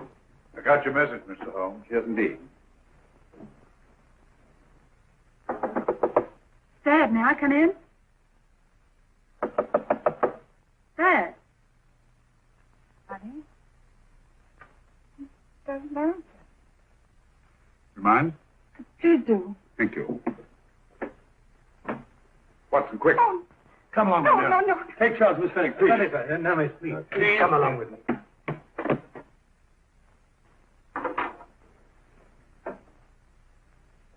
Dead? Yes. What do you make of it, Doctor? Shot in the back, between the second and third ribs. The bullet undoubtedly had penetrated the heart. Look at the powder marks on his coat. I was afraid of this. What do you mean? Don't you remember the man in the cab who followed Miss Fenwick to Baker Street? Well, you don't think he had anything to do with it, do you? I think it's reasonable to assume that he tipped off someone that I've been sent for. George has obviously been murdered to keep him from telling me what he knew. What was the weapon used? Small caliber revolver, point blank range, by the look of the wound. The murderer came in through those French windows. The mud from the garden he brought in on his boots. George must have surprised the intruder. Passed the room to him here. The follows we can't tell. But from the location of the wound, I'd say that he turned his back for a moment, and as he turned, The muzzle of the revolver was placed between his ribs and one muffled shot fired. And you mean to say he kept on going, even after he was shot? There's no doubt about it. Look there. The trail of blood leads us back to the desk. Something Sir George was after. Something.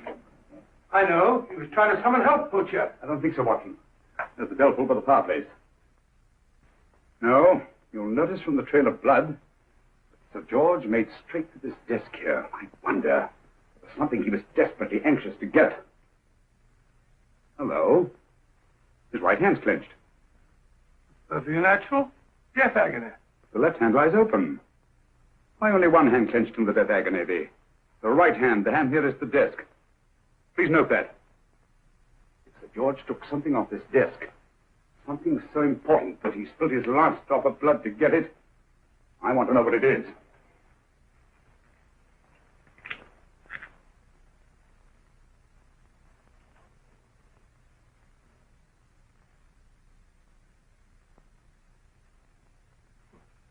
Nothing but an ordinary match folder.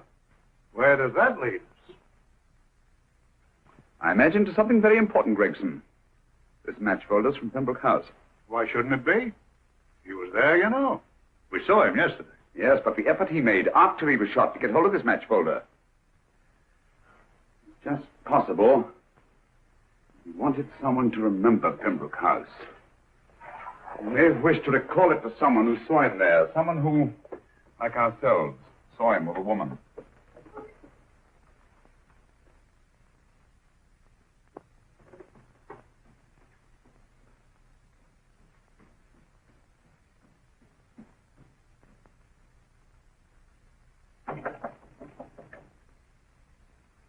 Come in. Oh, Dr. Watson, this came by hand for Mr. Holmes not 10 minutes ago. Thank you, Mrs. Elson. That would be the report from Sir George's bank. What from Sir George? Oh, really? Don't you remember his daughter told us that he just closed his account? I had looked into it once.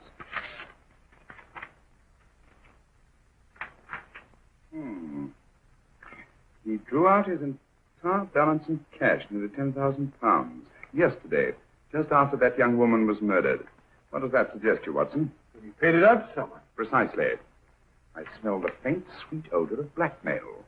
You don't think he paid it out to someone who saw him murder the McLean woman?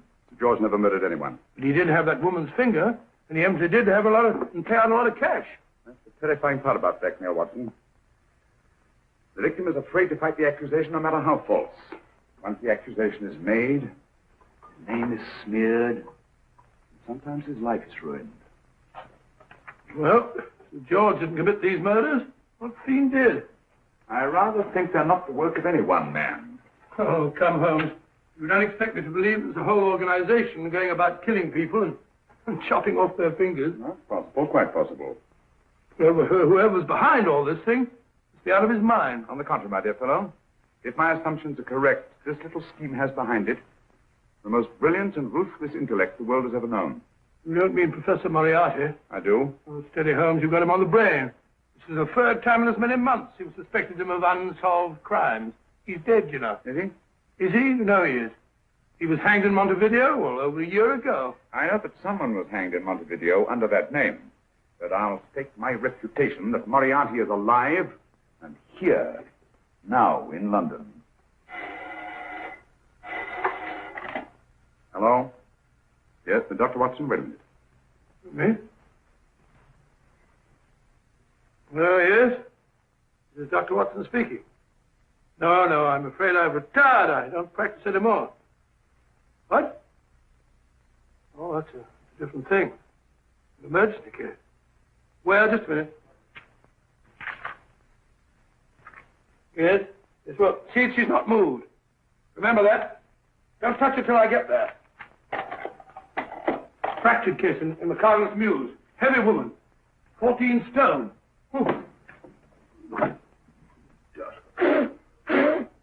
14 stone. Just the sort of person who would hoist herself up on a stool to feed the canary. There ought to be a law against fat people. Keep it, little dicky birds. Well, so long, old man. I shan't be very long. haven't used that bag since I bought little Amelia. What's her name in the world? Grew up to be a very attractive child. Oh, who wouldn't with a name like Amelia? Oh, Amelia. Amelia.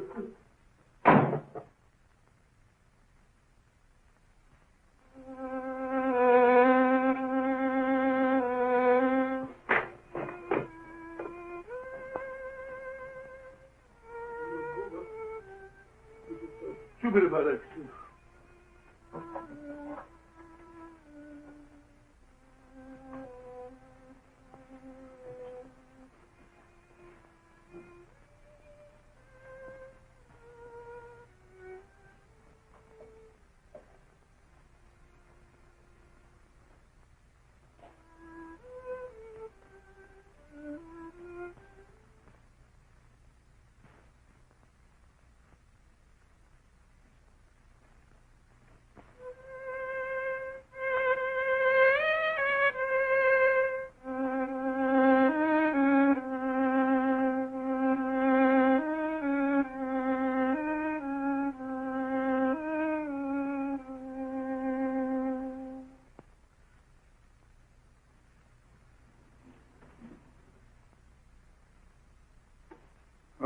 Professor Moriarty.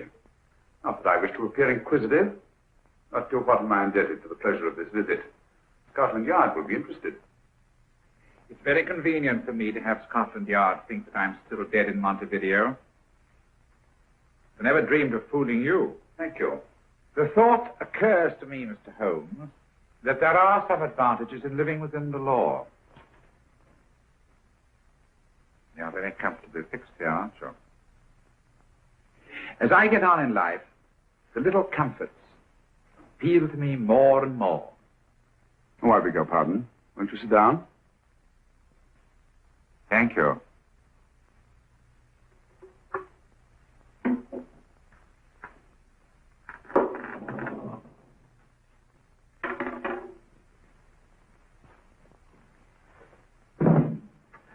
And now, Professor Moriarty, what can I do for you? Everything that I have to say to you has already crossed your mind. And my answer has no doubt crossed yours. That's final? What do you think? I shall not rest until you are hanged for the finger murders.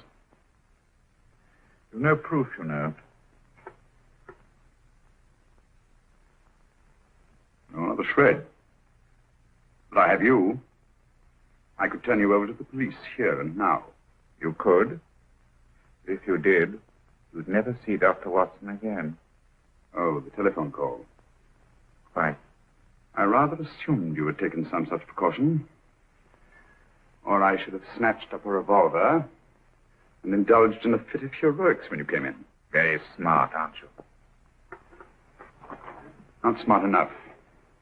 Or I should have anticipated you. But if any harm comes to Dr. Watson, I shall seek you out. I shall not rest until I find you, and when I do... No harm will come to Dr. Watson this time. But I can't answer for the future. Mr. Holmes, I should strongly advise you to drop this case. Don't be silly. Think it over. We've had many encounters in the past. You hope to place me on the gallows.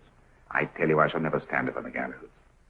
But if you are instrumental in any way in bringing about my destruction, you will not be alive to enjoy your satisfaction. We shall walk together through the gates of eternity, hand in hand. What a charming picture that would make. Yes, wouldn't it? And I really think it might be worth it.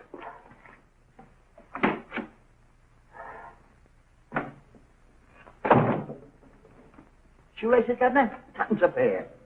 And strong enough to hang yourself. How many more times since I tell you I don't want your filthy shoelaces or your company? Shoelaces, Governor? Last impertinence. Run along, my good man, or I'll give you in charge. Shoelaces, Governor? Shoelaces, Governor? You're a poor bloke. What's only got one arm? Any luck with Mr. Holmes? You can read his obituary in tomorrow's papers.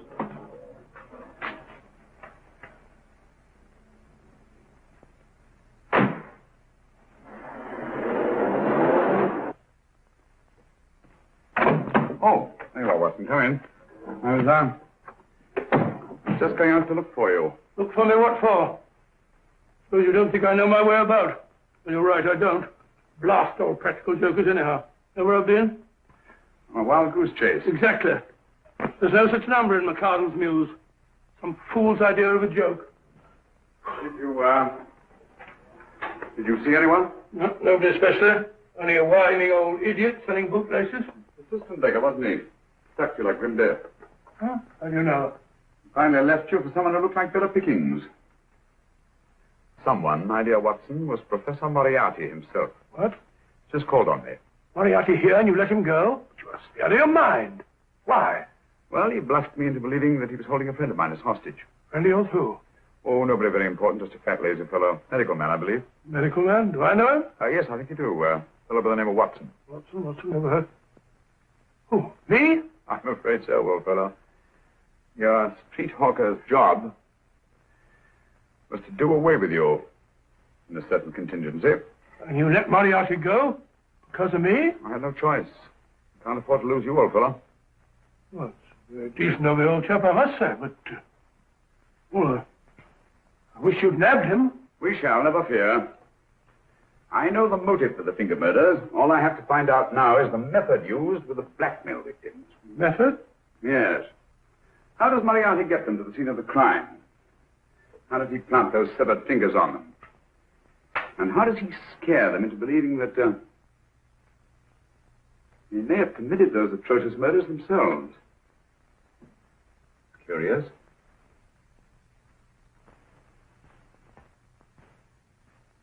Very curious. Huh? Curious? What's curious? That window in the empty house across the street. First floor front. Oh? What's wrong with it? It's open. Well, shouldn't it be open? It wasn't open half an hour ago. I'll stake my life on that. Well, it's not our business. Let it stay open. I wonder if you'd go over, old fellow, and see what's the matter. Trespassing. Against the law. Well, I'll go myself. Oh, well, if you're going to put it like that, ridiculous waste of time. Think about shutting windows at this hour of the night. Yeah, you better take this torch. Don't take what... Dignified job for a doctor. Dr. Watson, the torchbearer. And what do you propose to do? Sit in a comfortable chair, I suppose, and read a good book? That's a very good idea. Yes, very good idea. While I play night watchman, you have a nice read. Mm-hmm. Good night. Have a good time. Good time. What do you mean?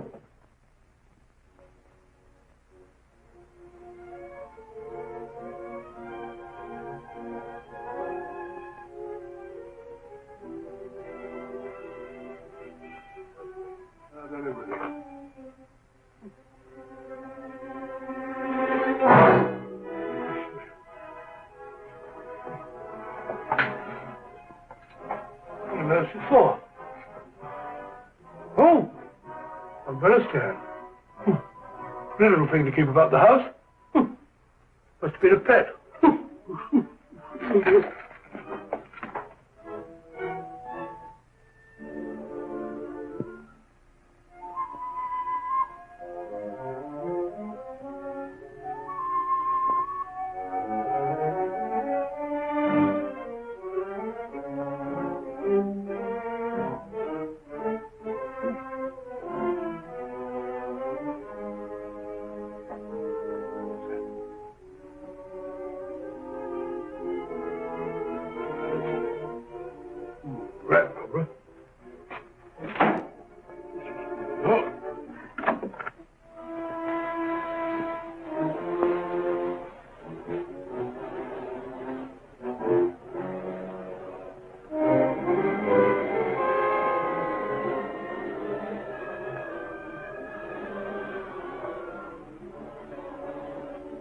He sits comfortably reading a book.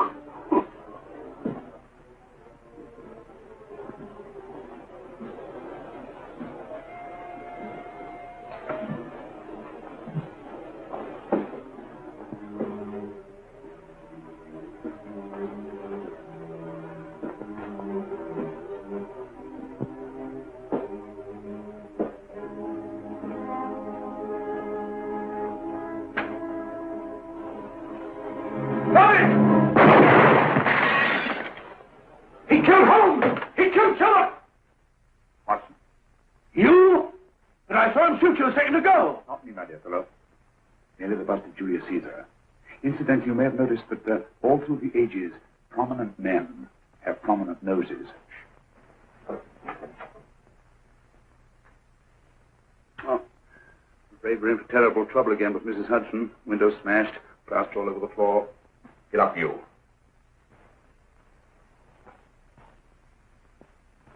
Corporal Williams, Middlesex Regiment. Discharged from the army as physically unfit. Papers seem in order.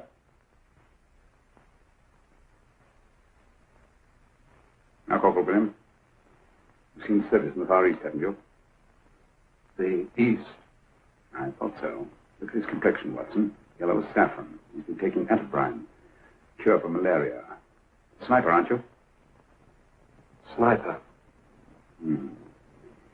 Why did you try to kill me? I had to kill him. I had to. Oh, snap out of it. Stop it, Watson. He's shamming. No, he isn't. Who told you to kill me? She told me. She told you? She told me I couldn't miss. Well, luckily you did miss, you murderer. Isn't a murderer, Watson. Listen, Corporal Williams. She told you you had to do it, didn't she? I had to do it. I've got it, Watson, I've got it. Got what? The method used in the finger murders. Well, what is it? Hypnotism, my dear fellow. Hypnotism. And it wasn't against his nature. That's the devilish part of it. They picked a man for their purpose whose job was sniping. Who are they? Professor Moriarty and his finger murderers. Williams spoke of a woman. I think you'll find that she asked him home tonight for a drink. Nice quiet rooms, soft lights, music. You've got it all pat, Mr. Holmes. What's the lady look like?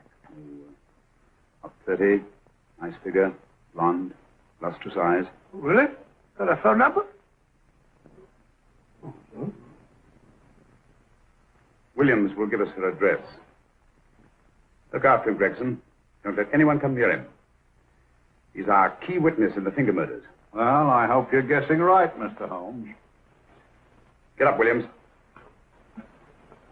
Now, go with Inspector Gregson anywhere he tells you. Come on.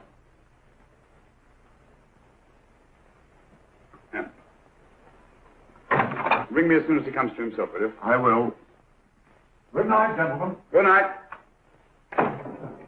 Well, if you believe that fellow Williams was hypnotized, I suppose you think Sir George Fenwick was hypnotized, too. I'm quite sure of it. Have a cup of tea? Thanks, old boy. Nothing to eat. Well, why didn't these people make Sir George do the murder himself? Because they didn't want to get him hanged. They wanted to blackmail him. Who do you think the actual murderer is? One of Moriarty's gang. A diabolically simple technique. Kill a woman. Yes. But why cut off the fingers? My dear fellow, don't you understand? The severed finger is what links the blackmail victim to the murder. He wakes, finds the grisly thing in his pocket. Doesn't know how he got there. He's no idea that he's been hypnotized. For all he knows, he may have committed the atrocious crime during some dreadful lapse of sanity. In that state, when he's utterly demoralized, the blackmailers take over. Is that it? Undoubtedly. You see, they swear that they saw him commit the murder. And being human, the victim will pay anything rather than stand trial on a charge that will make his very name loathsome. It all fits in if you believe in hypnotism. The only possible explanation. You think the hypnotist is that woman with the blonde hair and the lustrous eyes? The woman you invented? I didn't invent her. I saw her. What are you talking about? That woman, my dear Watson, was with Sir George when he left Pembroke House. I saw her there. I shall see her again, and Williams will lead me to her. That's why it's so important to keep him safe. He will identify her.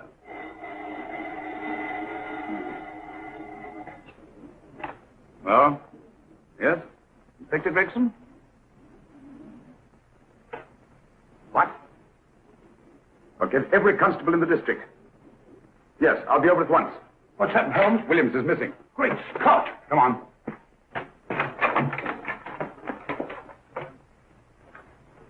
Lorry crashed into Gregson's car. During the confusion, Williams disappeared. Escaped, eh? No, kidnapped. To keep him from talking when he came to. You don't think that Moriarty... Moriarty? Anything is possible.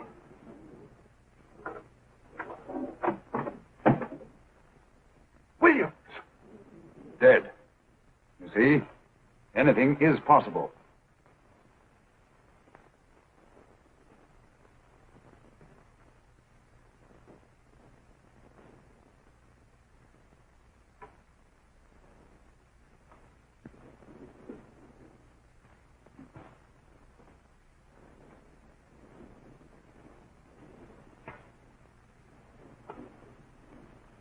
Oh, good morning, Professor Moriarty. You startled me. I'm dressing another dolly, a dear little nurse. Is there anything wrong with your finger? Just a splinter. Nasty thing, splinters. Most trying. One can't be too careful, but I'll get it out for you. I have the very instrument to help you. Sharp enough to split a hair. Put those tools away until they're needed. But they're not tools, sir. They're instruments. Put them away. Is Lydia in? Yes. But really, you should let me. Get dressed. Holmes and Watson just left Baker Street for the Mesmer Club. Mesmer Club? The meeting place of all the top hypnotists in London. Do you suppose that Mr. Holmes is onto our method? It is suspects. It's merely a suspicion. It's our business to see that it ends there. I hope you're right. Williams passed away before he could talk, remember? What do you want me to do? Go to the Mesmer Club, meet Holmes, and induce him to come back here. Isn't that a bit dangerous? Every meeting with Sherlock Holmes is potentially dangerous. However, you say he didn't see your face at Pembroke House. And how would you suggest I get Mr. Holmes to accompany me here? Kidnap him? Oh, no. Holmes has one weakness. His insatiable curiosity. If you can arouse that, you can lead him anywhere. It's up to you to take advantage of any opportunity that may arise. This way, please, gentlemen. I'll tell Dr. Onslow that you're here. Thank you. This is the Mesmer Club. If you ask me, hypnotism is a lot of mumbo-jumbo. Oh, come now, Watson. As a medical man, you must admit that hypnotism has its place in modern science. That may be, but 90% of hypnotists are crooks of the worst kind. Nothing more than a lot of charlatans exploiting weak-willed morons. Ah, Dr. Onslow, I believe. Happy to meet you, Mr. Holmes. Your brother Mycroft suggested I might be of help to you. He's a valued member of our little group of charlatans and crooks. Beg your pardon, sir. I didn't know you were listening. Behind the curtain. My friend, Dr. Watson. Oh, delighted. I wonder now. You see, we're in the midst of a little experimental session at this very moment. If you'd care to join us. Certainly. That'd be very instructive. Oh, well, will you follow me? Thank you. Indeed, but today, the therapeutic value of hypnotism, as we now call it, is conceded by innumerable physicians. Especially is of value in surgical cases where the administration of local or of general anesthetic is inadvisable. Inadvisable poppycock. For the sake of latecomers, I may say that I have placed this subject under profound hypnosis. In this condition, he can feel no pain, even under applications which normally would be excruciating. Excruciating? Excuse me, please. Carter, you are having a peaceful sleep. You feel nothing. Your arms and your hands are without sensation. Mowbray, the long needle.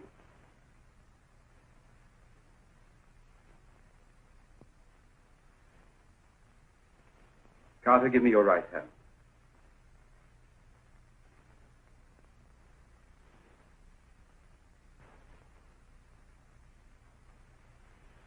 As you observe, the needle has been thrust completely through the subject's hand. No feeling, no pain. This lack of feeling is the one infallible test of profound hypnosis. Nonsense. Fellow's full of drugs. Well, isn't he? Definitely not, Doctor. Wake up, Carter, wake up. You feel well and rested, remember. No pain anywhere. Wake up, wake up. I say, when are you going to begin? All through, Carter. Stand up. This way, sir. And, these all the people that come here? Oh, no. Others keep dropping in all the time. I suppose it's all right for those who believe in it, but of course, I'm a professional man myself. Then you don't believe in hypnotism, Dr. Watson? I don't deny that there are certain types of hysterical, feeble-minded people who go under if you point your finger at them. But anyone with an ounce of character... How right you are. You see right through our little artifices, don't you? Right through, my dear sir. Right through. Right so. But with the feeble-minded, as you say... excuse us, Mr. Holmes. Certainly. Step over here, won't you? Certainly, sir. Anything to oblige. Let me show you how easily we charlatans take advantage of them. Now, sit down, Doctor. Now, we set a thing like this in motion. It's wonderful, the attraction on the feeble-minded, of course. The continuous motion, if they just let themselves follow it. Of course, you could stare at it till doomsday, Dr. Watson, with no effect at all. Still, it might make you a little drowsy, like the white ribbon of road at night when you're driving. The rhythm is smooth, unbroken, and the road goes on and on, round and round, always the same, winding and winding. And you're drowsy, you're tired. Let the road come into you, as it were. The long road, the smooth road, the road to sleep. Sleep.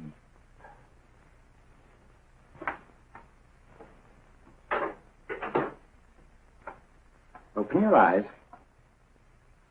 Stand up. Turn around. And now, Dr. Watson, you're on a holiday in Scotland. The country is amazingly beautiful. We're coming to a stream. It isn't deep. Better take your shoes and socks off.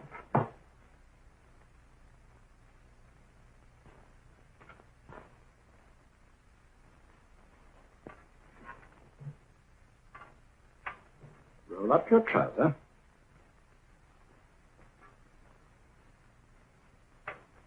That will do. The other leg is waterproof. Turn around. Mind the pedals.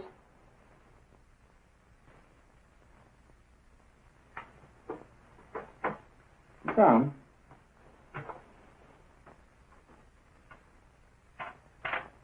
Wake up now.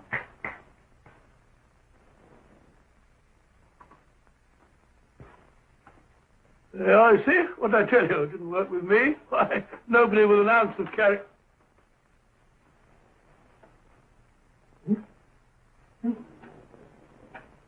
I think you'll need these.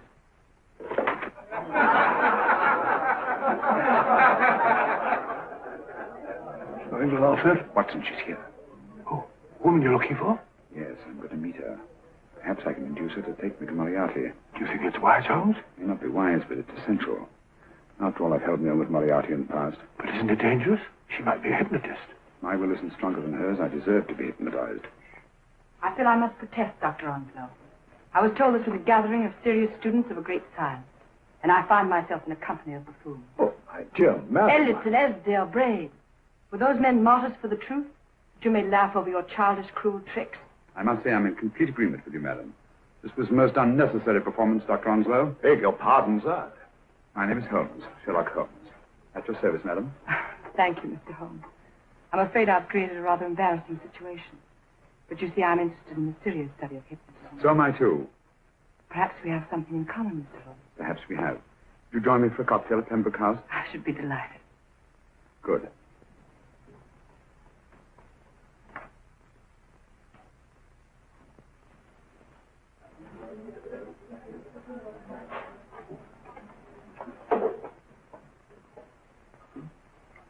Thank you.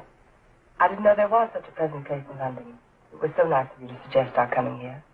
I thought a little pick-me-up would do us good. You mean you thought I looked... I like the way you look. Thank you. I suppose I did lose my head a little at the Mesmer Club. But you see, hypnotism is almost a religion with me. I know so well what it can do to help, heal.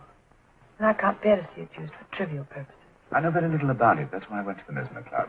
You see, I'm rather puzzled just now with the case that I'm working on. How fascinating. Tell me about it. The murder of Sir George Fenwick. Fenwick? Who's he? Quite a well-known figure. Odd now I come to think of it. Last time I saw Sir George was here at Pembroke House. Strange. Yes, isn't it? He was sitting, I believe he was sitting at this very table. Cigarette? Thanks. Do go on. There was a charming lady with him. He was lighting a cigarette.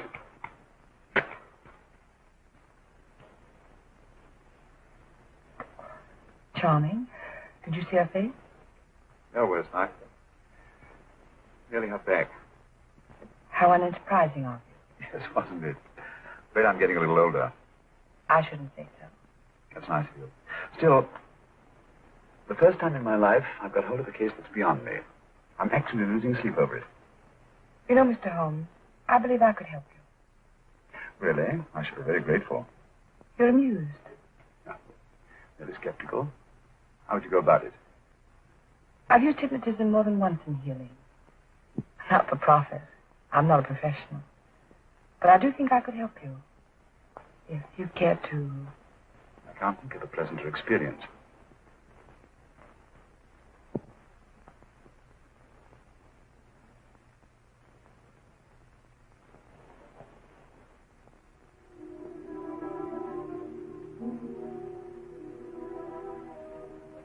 Low light, music, is that all there is to it? You must relax, Mr. Holmes. I'm afraid you're a rather difficult subject. So I thought perhaps a little help. Materia medica might be advisable. Drugs?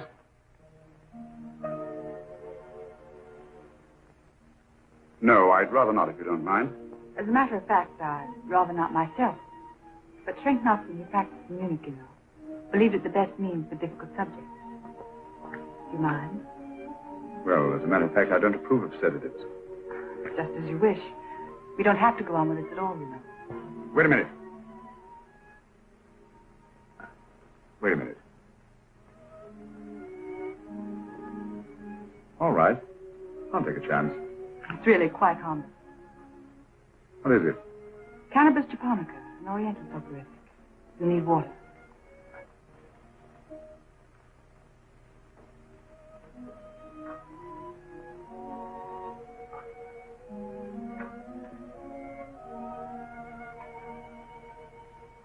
Thank you.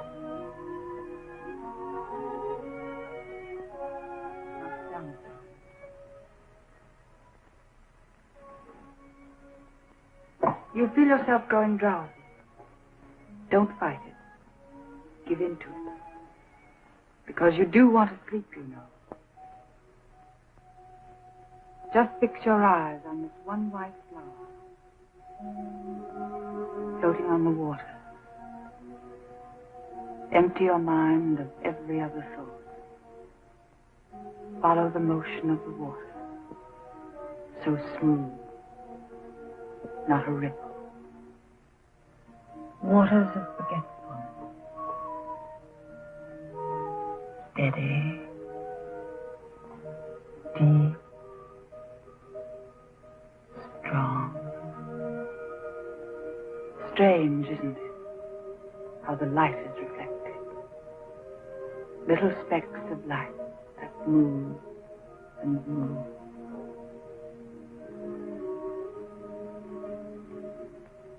It's restful here. Peace. It's friendly.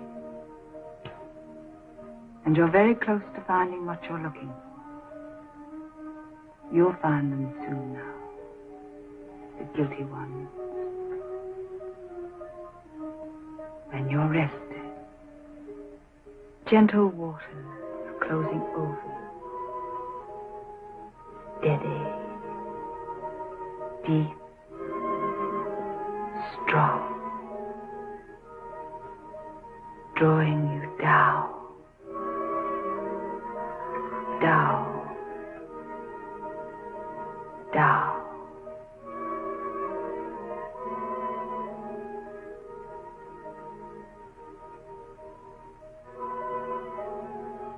Sleep.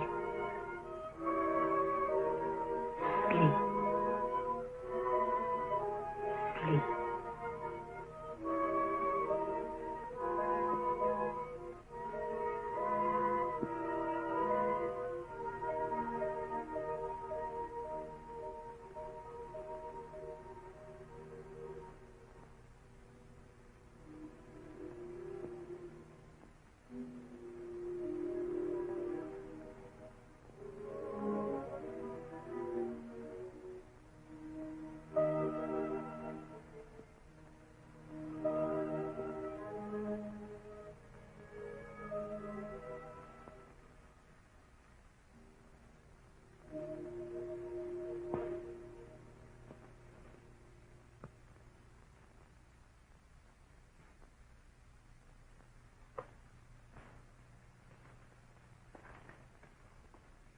Here he is, Professor Moriarty.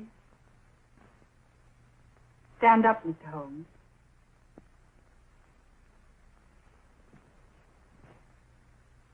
Open your eyes. Face this way. Are you satisfied? We are dealing with a clever man. He may be shamming. There's just one infallible test for profound hypnosis. You ready, Dr. Simnel?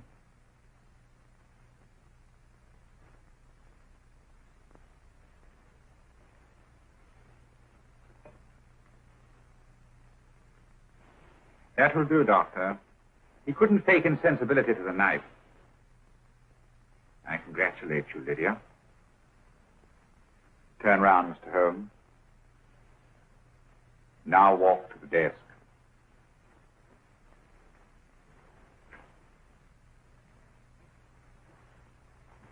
Sit down. Take that pen and write what I tell you to write. I have at last found a case which I cannot solve.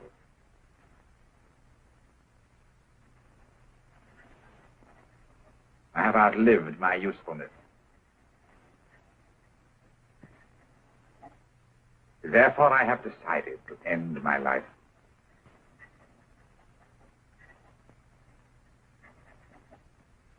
Sign your name.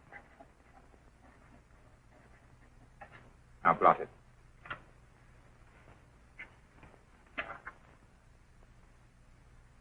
Fold it up. And put it in your pocket. Come, Mr. Sherlock Holmes. Go out onto the terrace. But it won't look like suicide, sir. I'm sorry, but Mr. Holmes' injuries must all be self-inflicted. Let's walk a little, Mr. Holmes. It's so pleasant here in the garden. Just step up here onto the terrace. A nice, broad terrace. Now turn to the left and walk slowly to the end of the terrace.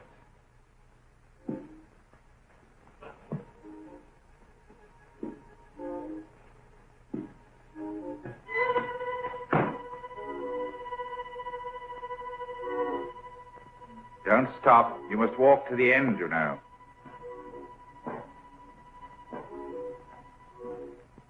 The end leads to an open doorway. You can pass through it in perfect safety. In the room beyond the doorway, you'll find what you've been looking for. Must you drag this on? This is the moment I've been anticipating for a long time, my dear. Go on, Mr. Holmes.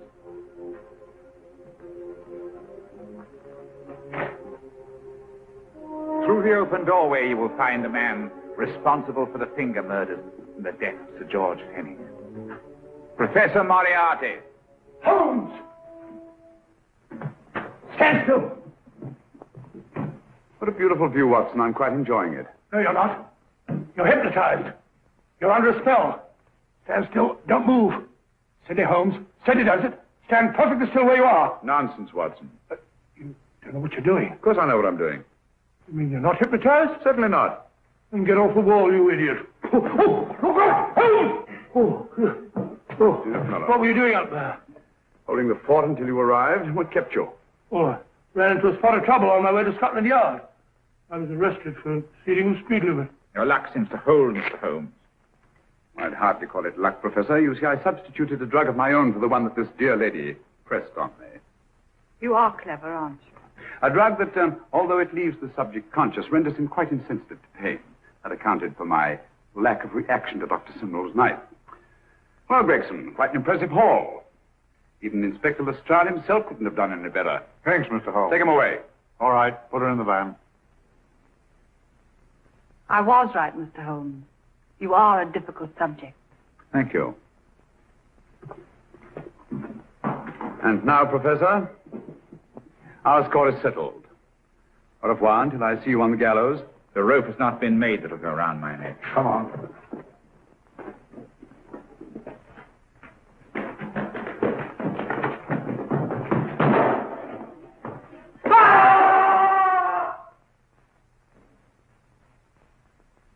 I'll take care of things, Mr. Holmes. Thank you, Inspector. Come on. An evil man, Holmes, but what a horrible death. Better than he deserved.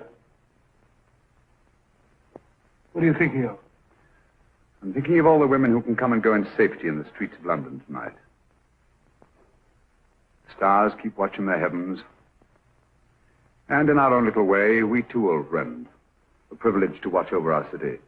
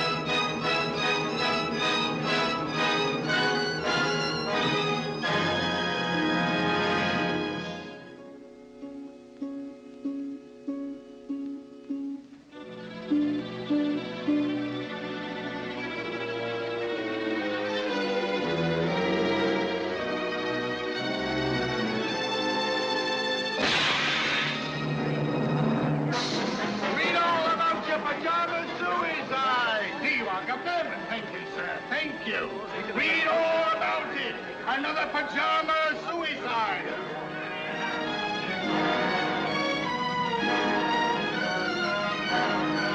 Here you are, Governor. Paper. Read all about your pajama suicide.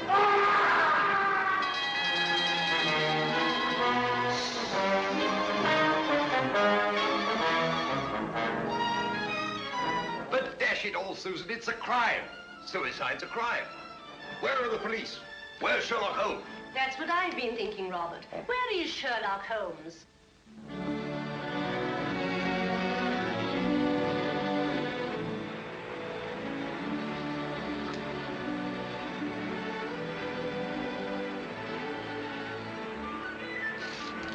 I've got one, Watson. Play him, Holmes. Play him. It's a beauty. Don't let him get away. Blast! I've lost him.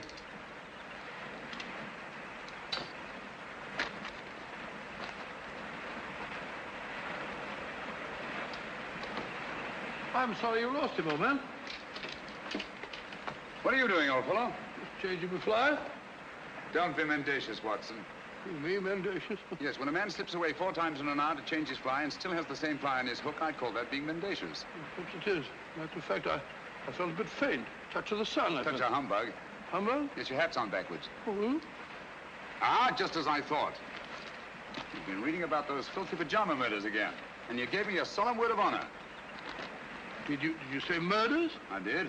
Paper says suicide. Nonsense, Watson. Suicides invariably leave notes behind them. Not one of these men left so much as a word. Well, hang it all, a fellow hasn't got time to dash off a note before throwing himself in front of a bus. But these people didn't throw themselves under buses. Each and every one of them went quietly to bed and behind locked doors. And each and every one of them rose up suddenly in the night and killed himself. I never thought of that. Obviously. Neither did Scotland Yard. You know, Watson, there's something uncanny about it. Something monstrous and horrible. Something that drives these poor fellows to their so-called suicides. And when you drive a man to suicide, that's murder. You amaze me, Holmes. I say, hadn't we better get back to London at once with all this murder afoot? I'm sorry, Watson. The pleasures of the chase are no longer for me. I'm through with crime, now and forever. You don't mean that? Yes, unfortunately. But why? Watson, I have a confession to make to you. I'm no longer equal to it. Lately, I've been subject to the most alarming dizzy spells. Not a swimming sensation. Difficulty in maintaining your balance when you stand upright. Precisely. And you know what that leads to? Cerebral hemorrhage if you don't look out. Exactly. That means get back to London as quickly as we can. I'll take you to see Armitage. Not until we've had our fun, old boy. If this is to be our last holiday together, I'd like to get my fill of it. Oh, say, old fellow, I'm afraid I upset you with a beastly newspaper. Oh, think nothing of it. At least you know now why I left London in the midst of the most shocking crime wave since Jack the Ripper.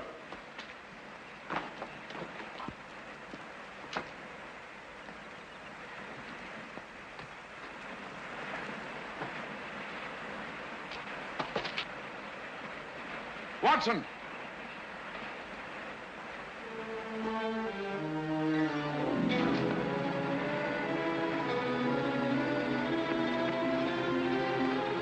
Holmes!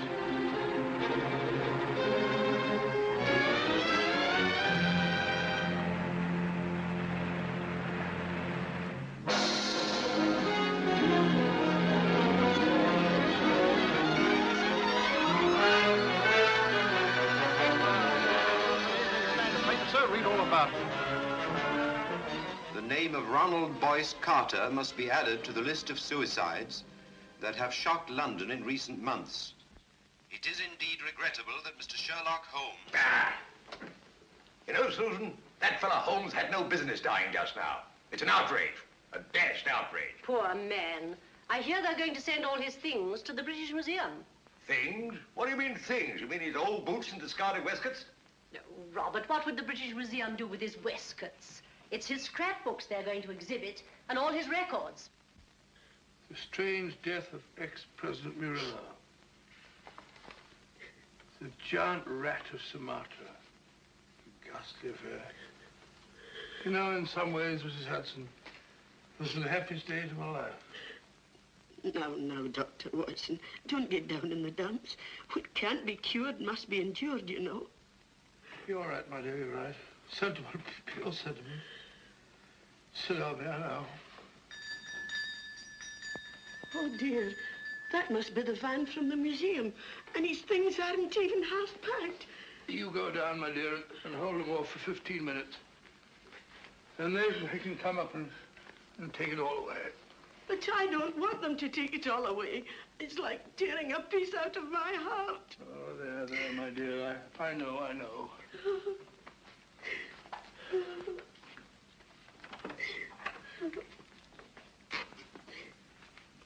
What's she sniveling about? Oh, you know how women are. No control. I didn't expect to see you here, Lestrade. British Museum, you know, had to have protection. They're ringing up Scotland Yard. I just happened to be there. Hmm? All right, well, I didn't want every Tom, Dick, and Harry handling these things. No, of course not. Of course not. Ratty old chair, ain't it? Repulsive. What's that? There's nothing ratty about it. Perhaps you're right, Doctor. Many's the time I've seen him sprawled out in it. Oh.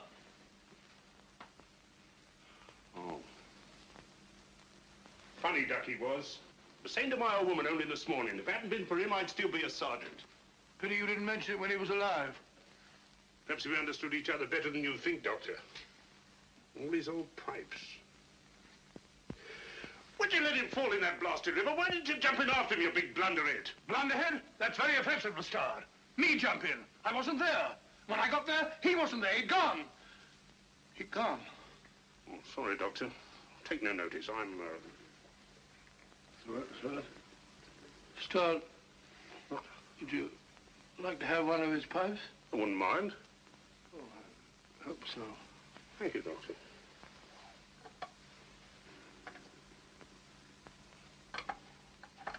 You've picked a very old one. It's the one I want. It's the one I remember best. I'll be stepping downstairs to the vans for a bit, Doctor. Take your time with the packing, Doctor. There's no hurry, you know. British Museum will still be there. What's the row about? A registered package for Mr. Sherlock Holmes. Oh, Neil signed for it. Thank you, sir. Yeah, I'll bring it here. Mind signing here, sir?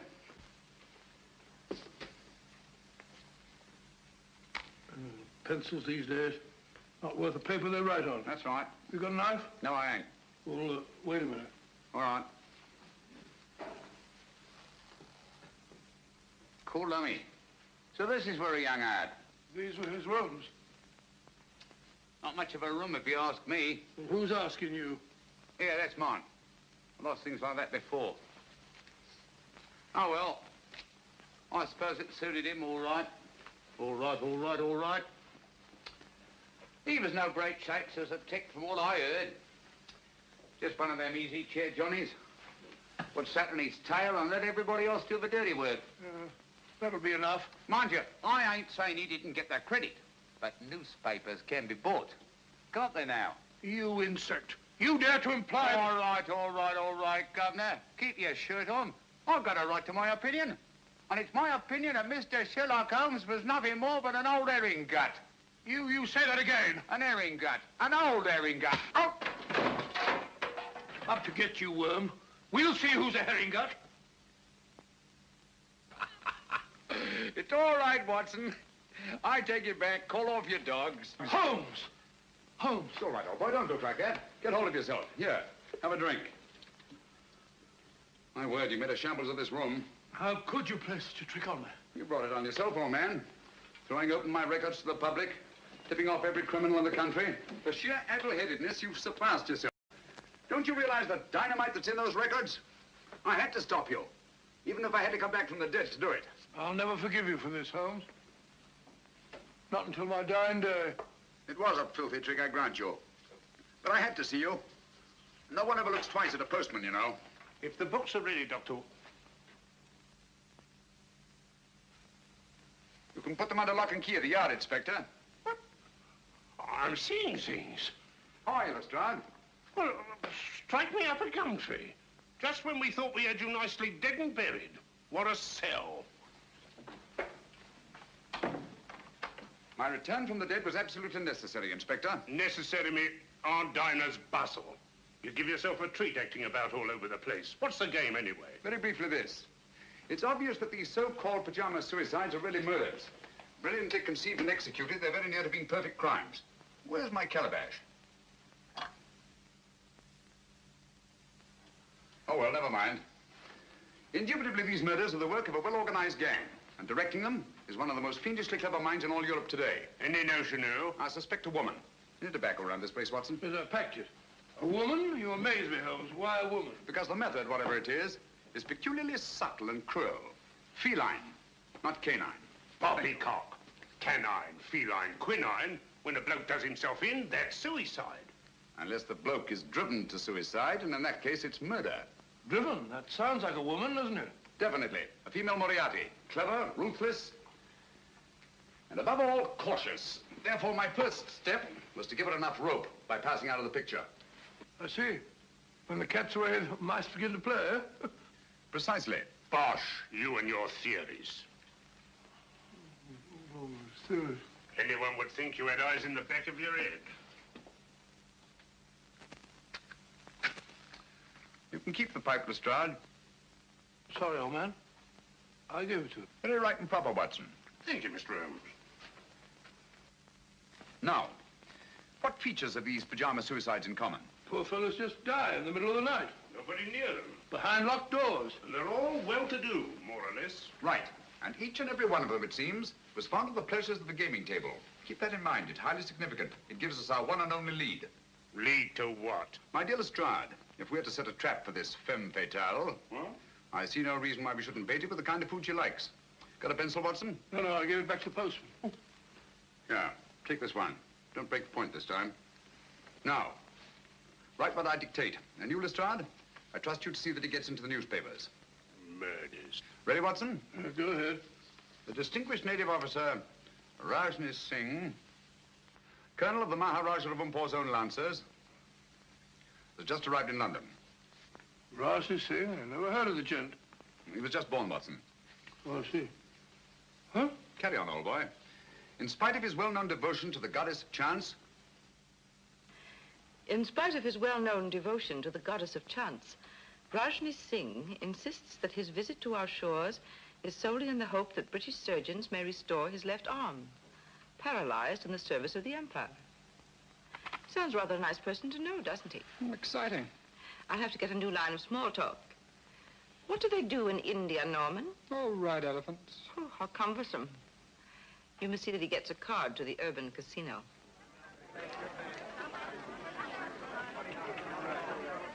Number 20, black, even, pass.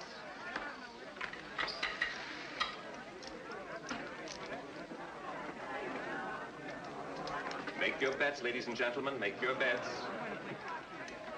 Make your bets, ladies and gentlemen. S'il vous plaît? May I? By all means, madame. You changed my luck, I hope. Make your bets, ladies and gentlemen. Make your bets. Number 7, red, odd miss. How ghastly. The fortune of war, madame. So sorry I didn't bring you luck. But you have brought me the charm of your presence, madame. Excuse me. Make your bets, ladies and gentlemen. Make your bets.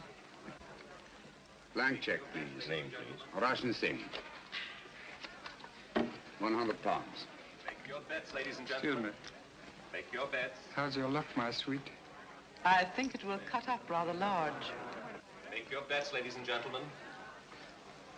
Oh, Norman, you have this gentleman's place. So sorry. Thank you. 16. Oh, not 16 again. You play? 19. I feel lucky. I almost wish that you... Would play 19. Wish me luck.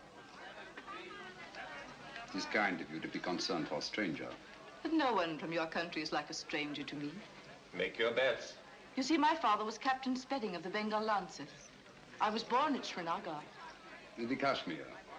It is there the most beautiful women in the world are born. That's all now. No more.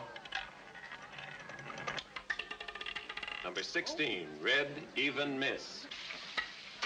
If only I'd let you alone. It is fate, madame.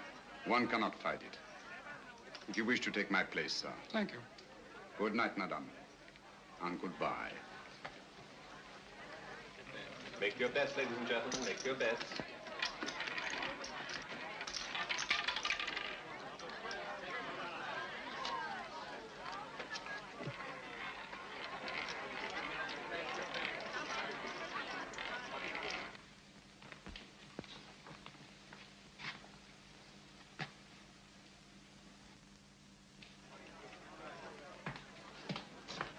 Don't.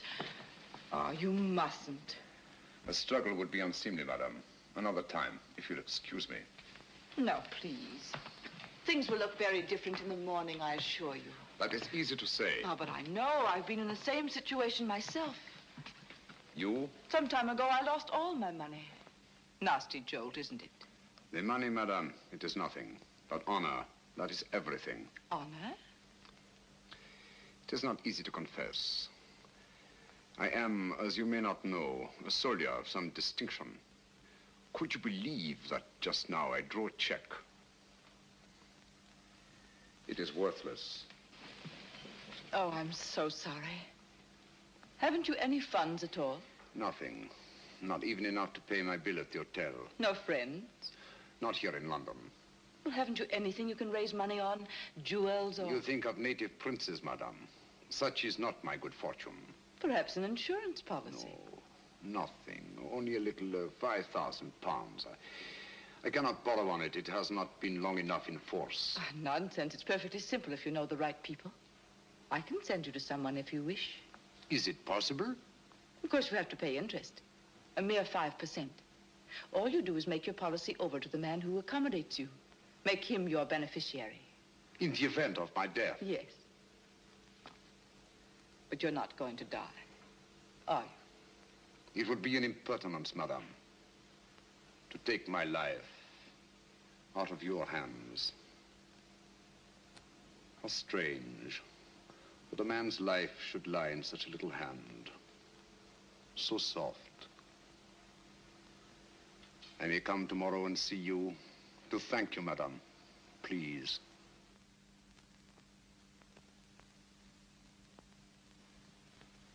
Your flowers are lovely, Rajni Singh. So fragrant. It is your room that is fragrant, madame. With memories of my native land.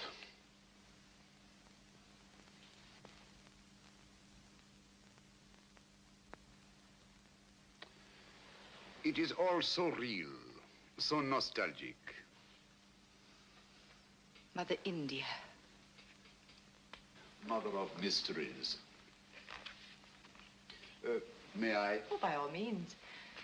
They're just some photographs my uncle picked up years ago. I have them out to keep my memories of India fresh. These mountain peaks, I do not seem to place them. The Karakorams in the northeast. The pillars of Parvati, the natives call them. Oh, yes. I recognize them now. This low, rambling structure. Oh, what is it? The shrine of the sacred cow. Oh, yes. A place of holy meditation. Do you take milk and sugar? Neither, thank you. Tea should be taken pure, I think, so as not to disguise its flavor. I quite agree with you. I do not like disguises. Biscuit? Thank you. Thank you. It's so tiresome only to have one hand. I'm so sorry. I should have remembered. It is not my poor hand I wish you to remember, madame. It is I. Oh, but I shall. Always. Ladies have been known to forget, you know.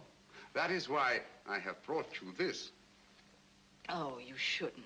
Why not? The man you sent me to advanced me 500 pounds on my worthless policy, and all I could think of was you. Please. I really shouldn't. But I must see it. Oh, how simply breathtaking.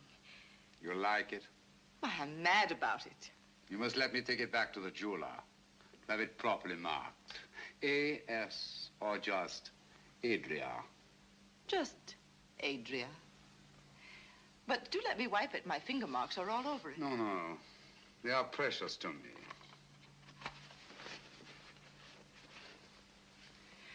Your tea must be cold. Do let me... Thank you. Oh. How horrible of me. It is nothing, I assure you, madame. But your poor hand. I shall never forgive myself.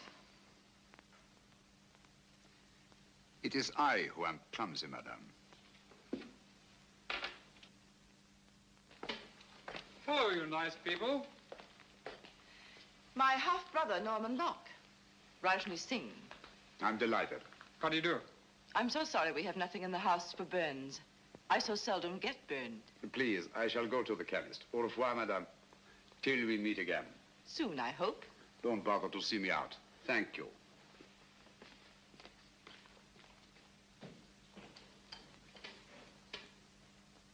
I say, I never burn anyone unintentionally. Neither do I.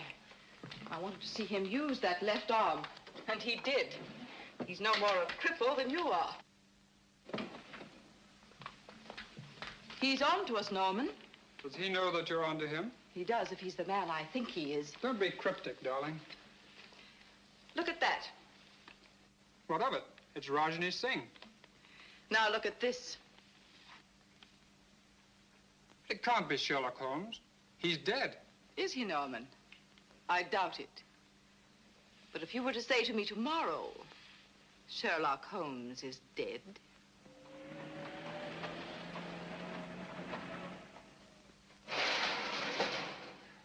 There we are, all right and tight. Nothing can get through that. I don't understand. If you want to keep them out, how'd you expect them to get in? My dear Lestrade, my purpose is fairly simple. I merely wish to duplicate the conditions under which these so-called pajama murders occurred. Locked doors, sealed windows, and no opening through which any human agency could possibly enter this room. I don't hold with that. Where there's a murder, there's got to be a murderer. That's the way I look at it. Precisely, but it's not the murder I'm after. It's the means of murder. The secret and terrible machinery of these crimes. Now, you don't expect anyone to pop out of that. I expect nothing and everything. Keep your eye on that alley. I may be coming down sudden-like, see? Right.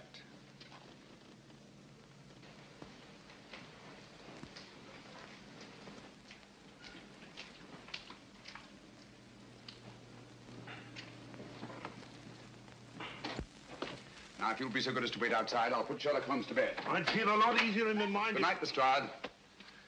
Just stay within call. It happens awful quick when it happens. Good night.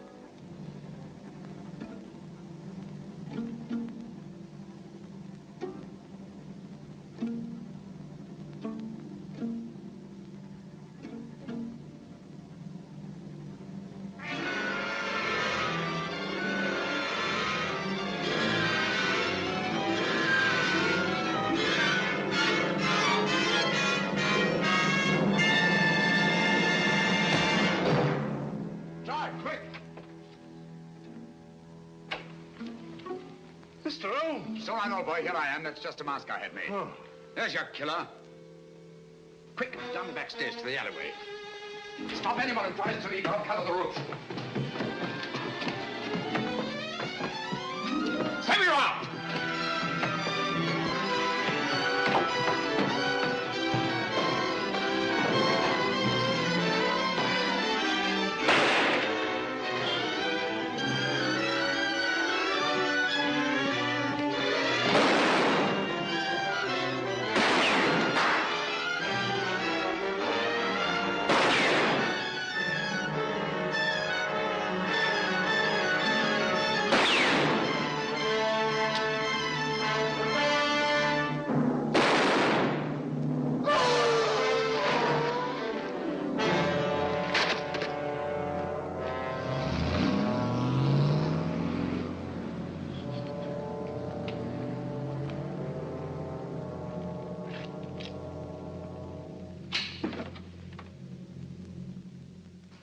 winged improper, Mr. Holmes. He's as dead as a doornail. Not a mark of identification on him. Too bad. I wish we had him alive.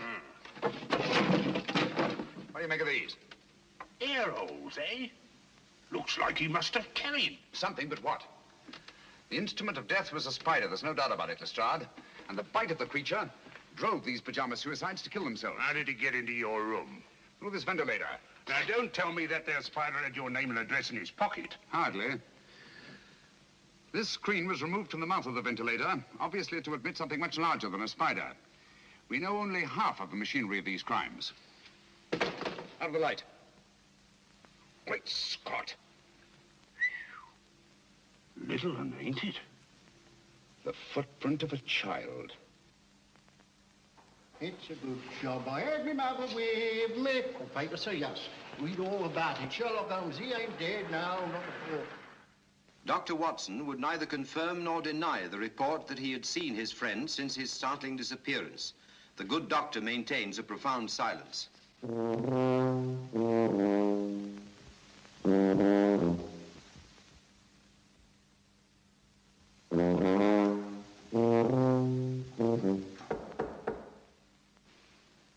Come in.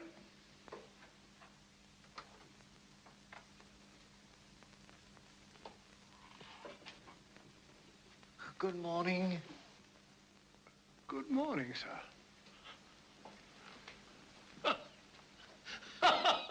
Mr. Holmes, I presume? Dr. Livingston's the name. How are you, Mr. Stanley? I'm very happy to meet you, Dr. Livingston. My name is Adam Gillflower from the Bureau of Entomology. Oh, a bug hunter. Let me take those. Won't you sit down, Mr. Gillflower? Gillflower is the name, sir. Oh, flower, yes. It goes with insects. Flora and fauna. I see you don't like to face the light, Mr. Philgilly. My eyes give me a great deal of trouble, sir. Oh, I'm sorry to hear that. That's too bad. That's too bad. They're useful things, eyes. They rest the glasses. I have an appointment with Mr. Holmes. Will he be here soon? Will he? He certainly will, Mr. Wallflower. As a matter of fact, he's here now. You're sitting on him. Wait! No, don't bother to get up. You tell Docky Wocky all about it. I don't understand. Not half you don't, you old herring gut. I beg your pardon. Of all the transparent old fakers I ever saw. Gillflower, what a name to pick. Gillflower, Billflower, Bullfrog, Giggle Woggle, Wiggle Woggle. Why, you can do better than that. A child can see through you. Those dark glasses, that preposterous wig. Come out from behind those silly whiskers. I know you. Watson. Holmes. My dear fellow, you've surpassed yourself. I think you owe Mr. Gillflower an apology. They're stark mad. But not dangerous, I assure you. My name is Holmes. I know your time is precious, but my business is urgent. Thank you for coming so promptly. I believe you know more about spiders than any man in London. Oh, I shouldn't say quite that, Mr. Holmes. I wonder if you could identify this specimen and tell me something of its manners and its morals. This poor fellow's been very roughly handled. Have you a magnifying glass? Yes, sir. Oh. Here it is, Holmes. Sorry. Oh, come, old fellow. Don't look so down in the mouth. The game's afoot and I shall need you. Will you really, Holmes? Naturally. Here you are, sir. Extraordinary. Mr. Holmes, where did you find this creature? You recognize it? The deadliest insect known to science. It is the Lycosa carnivora. Habitat the upper reaches of the Obonga River. Its bite is fatal. Hideously. Human beings are its chosen prey. And its venom, once injected into the bloodstream, causes such excruciating agony that the victim is driven to self-destruction. Does the bite of this creature leave any trace? Only if you know what to look for. 2 small punctures hardly visible to the naked eye. And its virus disappears in the bloodstream? Completely. Extraordinary thing. Tell me, sir, could one get hold of a live specimen of the Lycosa carnivora in London? Oh, I doubt it.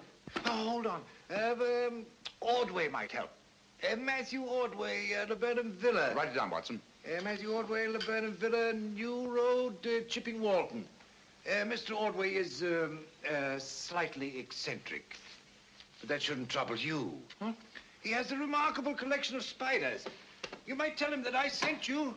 Thank you, Mr. Gillflower. That's very kind of you and very helpful. Oh, don't mention it, sir. I'm a law-abiding citizen, always willing to help at any hazard. Good day, Mr. Potson. Potson? That's not very funny. I think it's understandable, Watson. Now the work. Where's my badge, Holmes? Here it is. Look up the trains to Chipping Walton, will you? There's good fellow.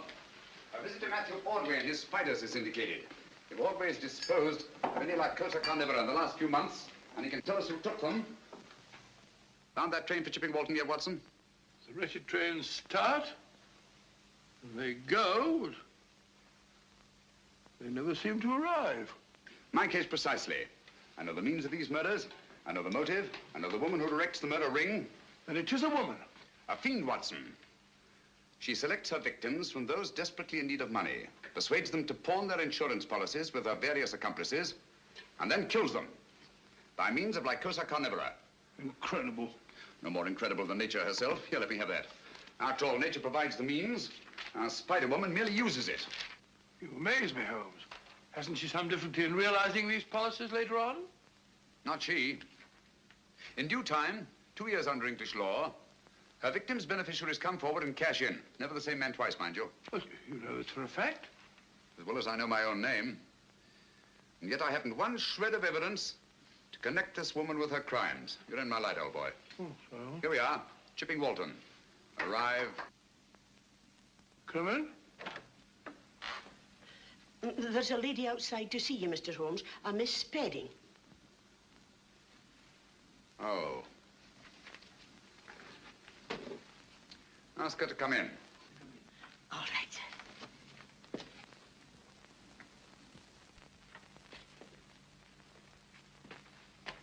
Mr. Holmes? Oh, yes, I recognize you now from your picture in the papers. I was so relieved to hear you were alive. How very kind of you. My name is Adria Spedding.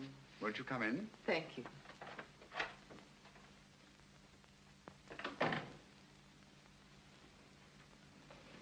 My little nephew, Mr. Holmes.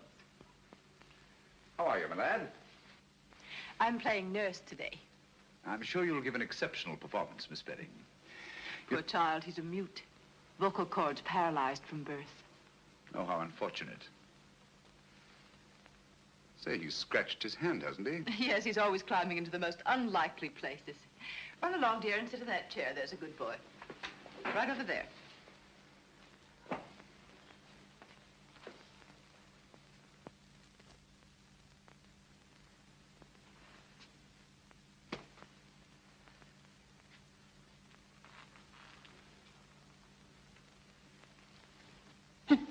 What are you doing, my boy? That's me. Sit down. Jump in the boat. Oh, I beg your pardon. My colleague, Dr. Watson, Miss Adria Spedding. Oh, how do you do? It's a great pleasure. Oh, Mr. Holmes, my business is of utmost privacy. I assure you, Dr. Watson is the very soul of discretion. Won't you sit down? Thank you. And now, Miss Spedding, how can I be of service to you? Well, I hardly know where to begin. Perhaps I'm unduly alarmed, but you see, a friend of mine has disappeared. Indeed. I've tried to get in touch with him at his rooms, but he's not there. And he seems to have left no word. His name? Rajni Singh. He was from India. Rajni Singh. I seem to have heard of him. Oh, Mr. Holmes, I'm terribly afraid I shall never see him again. Oh, come now, Miss Spedding. I'm sure you won't have to look far. Look at all the pretty butterflies. Well, perhaps you're right. Larry, stop that. Oh, you naughty boy. Put on your shoes and socks. No, let him go barefoot. Boys like to. Didn't you, Watson? Didn't I what? Like to go barefoot. Yes, I always ran through the dewy grass in the early mornings. They used to call me Twinkle Toes. I'm sure you were a beautiful baby, Watson. Now tell me, Miss Spedding, just why are you so concerned about this Rajni Singh? Well, you see, he pawned his insurance policy to get a loan. The minute I found he was missing, I went to the loan shark and redeemed the policy. Why? I didn't want to put temptation in the way of people who might profit by his death. How very thoughtful of you. If you could find Rajni Singh, you might return this policy to him with the compliments of a friend. Of course, you're going to be paid for your trouble. I have every confidence, Miss Spedding, that you're not one to leave a score unsettled.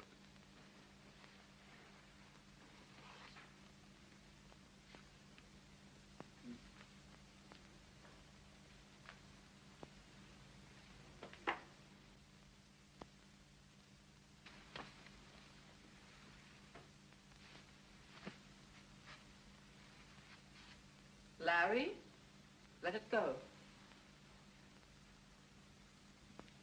Come here. He seems possessed to catch flies. Now, if you put on your shoes and socks, Auntie will give you a nice sweet. You have quite a way with children. Oh, I bribe him shamefully. This will be the third today, would you believe it? American candy, hard to get. There. Now, mind you don't get your fingers sticky. Cunning little beggar. One could almost tuck him into a suitcase. He must be a great comfort to you. Oh, he is. Cigarette? Thank you. Oh, what a lovely case. Yes, isn't it? I picked it up quite by accident. There wasn't a mark on it, except some negligible fingerprints that the police couldn't identify. You may have it, Miss Fleming.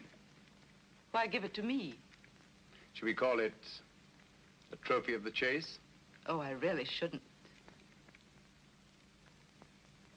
Breathtaking, isn't it? I owe you a great deal for this, Mr. Holmes.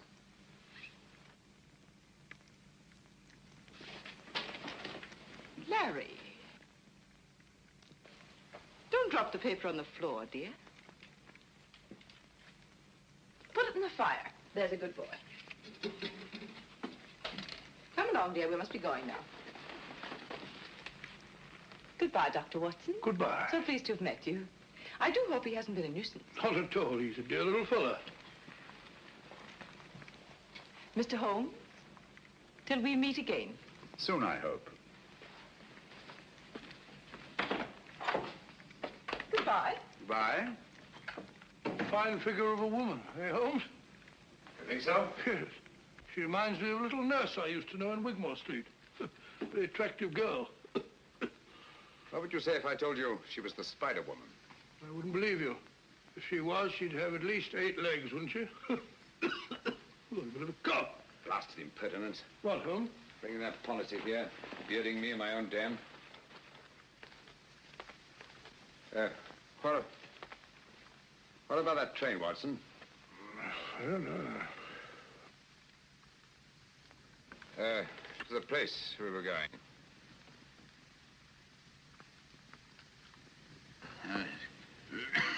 Going to see a man called Ordway about something. Oh. Oh.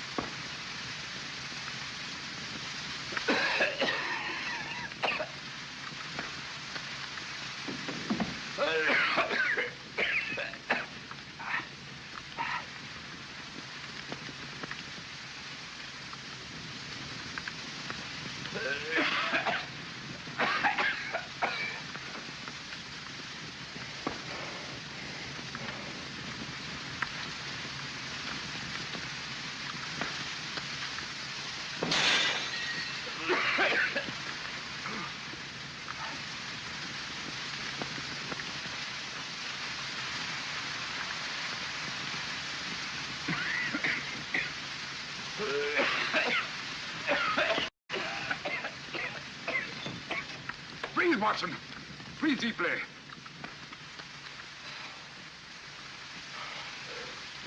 What was it, Holmes? Yes, my dear fellow. We've been entertaining Miss Adria Spedding.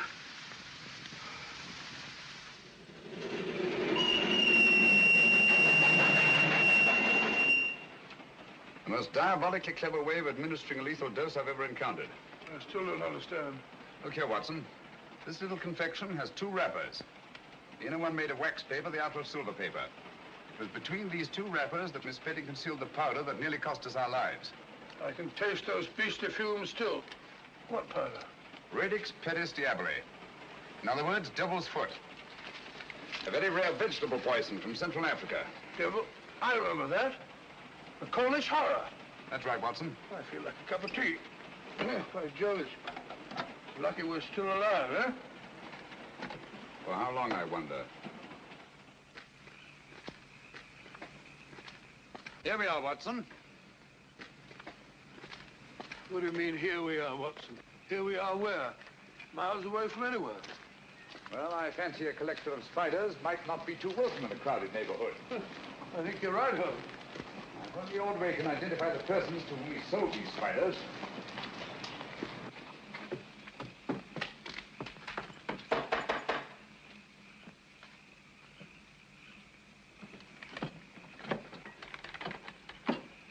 Who's there?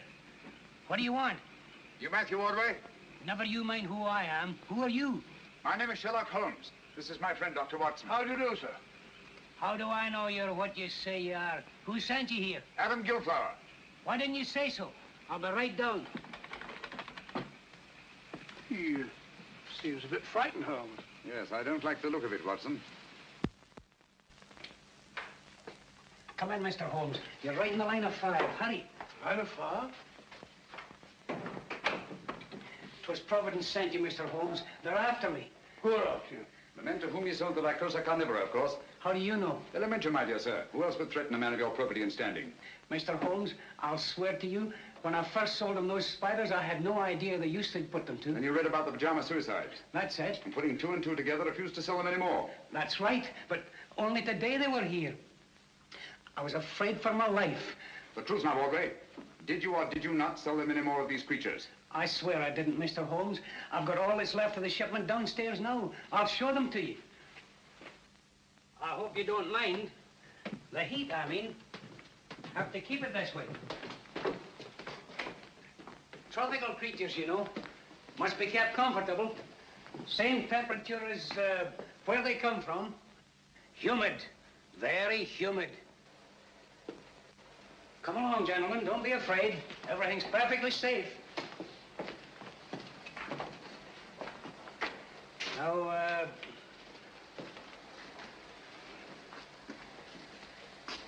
here's where we keep the big fellas, you know. Quite so. These glass cages get all steamy. There they are. Ugly-looking brutes, aren't they? Positively obscene. But their poison is very valuable to doctors and the like. So I hear. Now, over here, we have some fine, healthy specimens of the black widow. You've heard of them? Frequently. Dapper little devils, aren't they? Female of the species, eh? They eat their mates, I'm told. Oh, what an unpleasant habit. Odious. Tell me, Ordway, have you any specimens of the Mendex flagranti? The what? The Mendex flagranti. Oh, no. I'm sorry. I sold the last one we had yesterday, but I can get you one. Wait a minute, Ordway. I think I see one on your shoulder. Take it off! Take it off! Steady, man, steady. Yes, a perfect specimen. What is this? I'll tell you. Mendex flagranti is Latin for flagrant liar. When you told me you could get me one, I knew you for what you were, a flagrant liar. Here, Watson, take care of this. You call these glass cases cages. Any scientist would call them terrariums. You said the poison of the Lycosa carnivora was valuable to doctors. Any scientist would say the virus was valuable to toxicologists. You said you were told that black widows eat their mates. Any scientist would know it. Obviously, you're not Matthew Ordway. Who are you? Wouldn't you like to know? Look out, Watson! Those insects are deadly. Look out!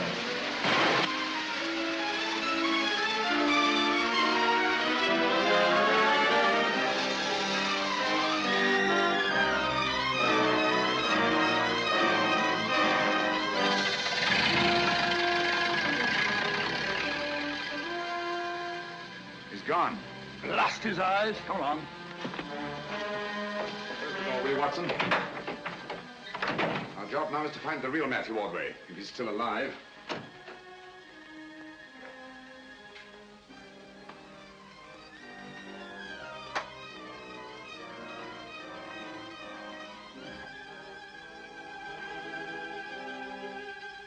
It's Ordway beyond a doubt.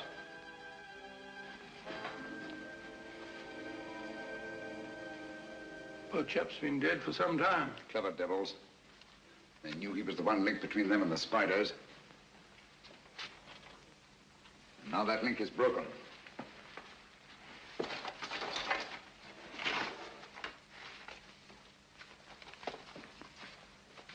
What have you found, Holmes? Some sort of record Ordway kept. Looks like a journal of his travels. Dates, places, all in Central Africa. Look here. Obango, lycocarniv, poison, immune, little, doggle, faithful to. Bungo, lycoca, immune, little dog, faithful. Huh. Sounds like a crossword puzzle. Little dog, faithful to. Whose little dog, I wonder? The word isn't dog, Watson. It's dog with an L after it. Now, what word begins with D-O-G and has an L after it? Doggerel. Oh, it's another G and then an E. No, dog-like. That's it, dog-like.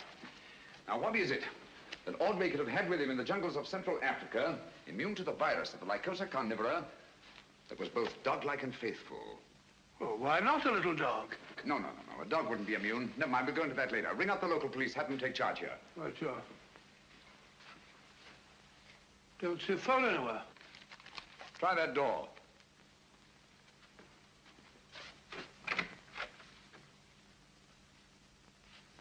No, there's no sign of one in there. Looks as if old Ordway must have gone in for anatomy on the side.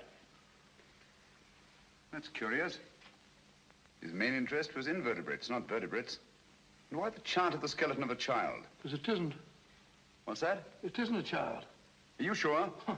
Look at all these teeth.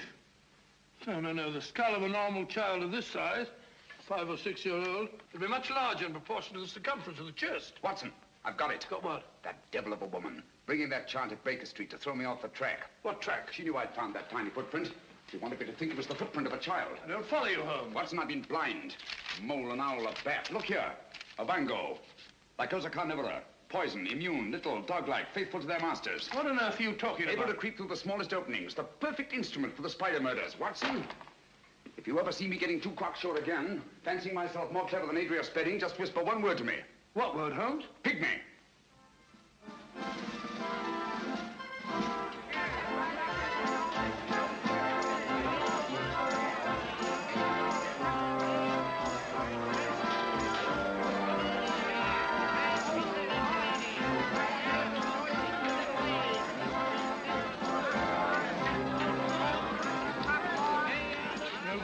It's like looking for a pygmy in a haystack. Patience, Watson. Of all places in which we may find a pygmy, a sideshow is the most likely. Hello, I found him. Found what? The very place is closed. That's the most significant thing about it. In an arcade where space is so valuable.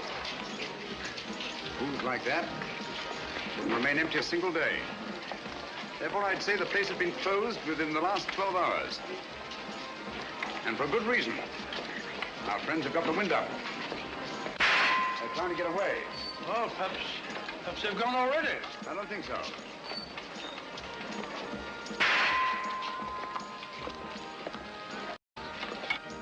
Over here, quick. Don't look back. Oh, what's the matter, Holmes? What's up? Don't ask questions. Go and ring up Lestrade. Tell him to come for double. They're waiting for me here in front of the shooting gallery. Where are you going? I don't quite know. Oh, Watson, while you're waiting, don't attract attention. Try to be as inconspicuous as possible. Right, Holmes. Hurry. Hey, Yasser, try your luck on Mussolini, Hirohito, or Hitler. Hit him where their hearts ought to be, and listen to the hollow sound.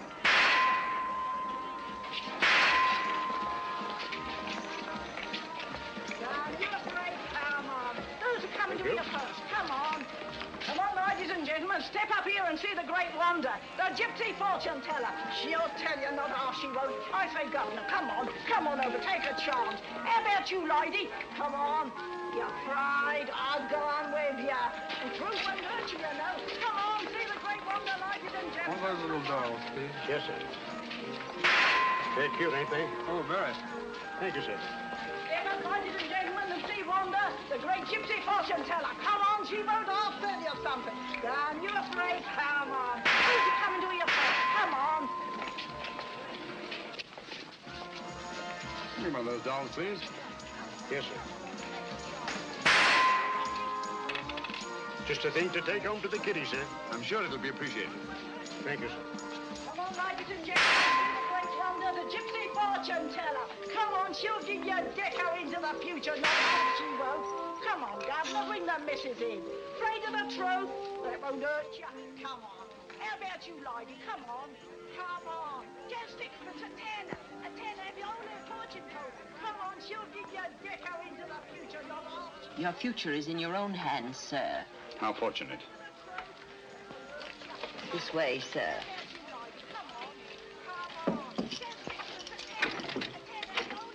Down that passage to the door at the far end. Thank you.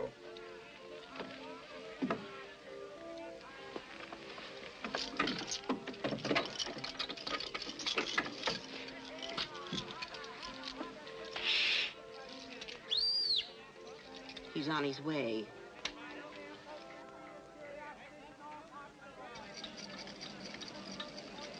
Come in, Mr. Holmes. Don't stand in the drafty corridor.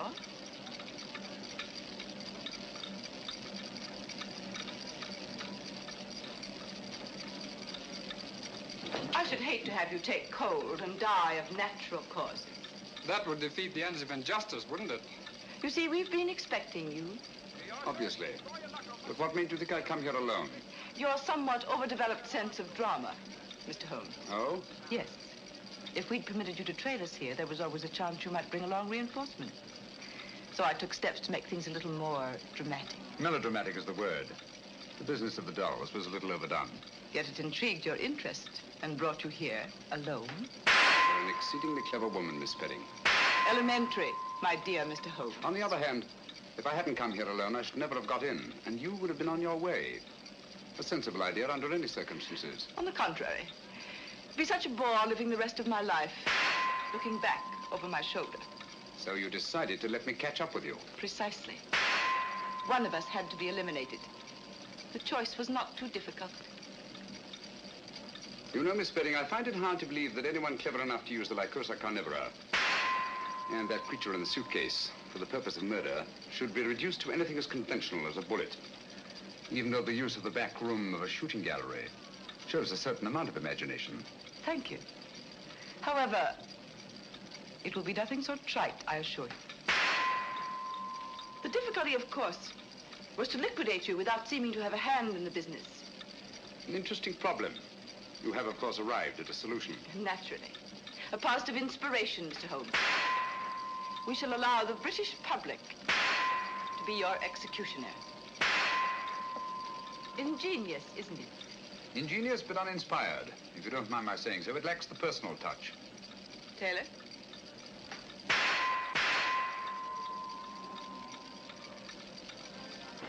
Jimenez, meet me here and meet me there. Where is he anyhow? I'm blessed if I know. He said wait here by the shooting gallery and look inconspicuous. Inconspicuous? Oh. He said inconspicuous, Lestrade, not half-witted. Watch out there. Dr. Watson and Lestrade are out in front. What luck! The perfect irony. The personal touch you said the whole thing lacked. Perhaps Dr. Watson will be your executioner. Turn it off, Taylor.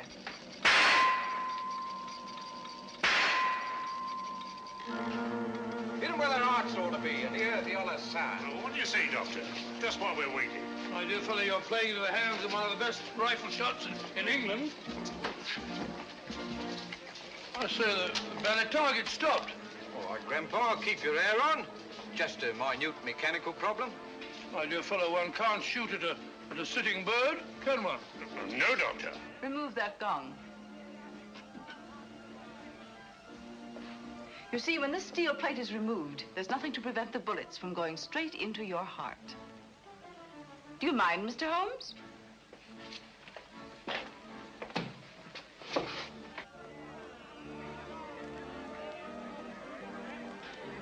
We'll stop out front long enough to see the job is done. Radlick, don't forget the suitcase.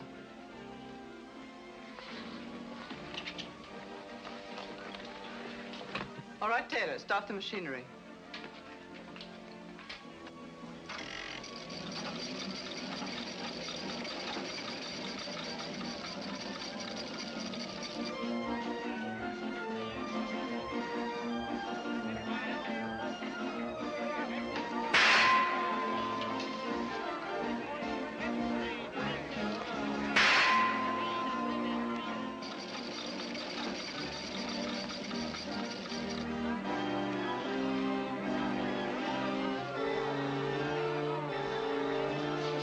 Where Holmes is?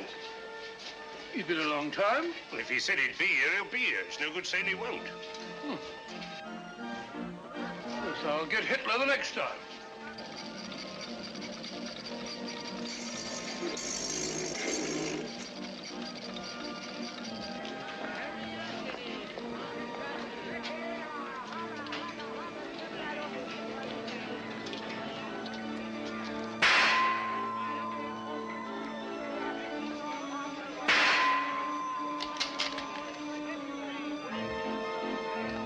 Not bad, Doctor, not bad.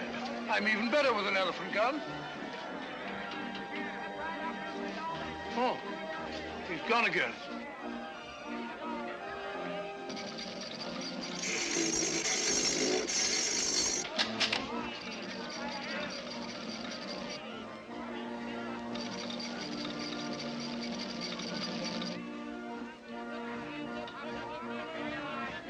I'll get him this time.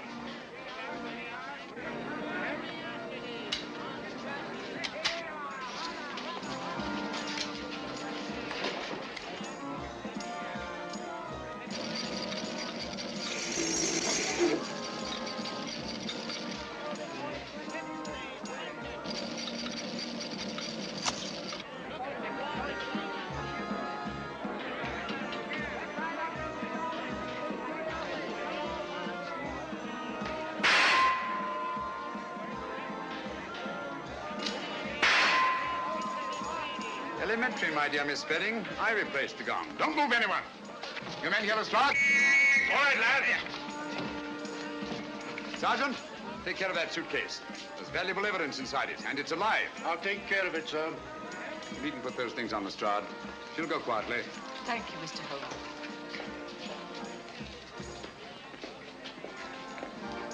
I say, Holmes, where have you been all this time? I've been going round and round in a circle. Circle? Yes, but my heart wasn't in it.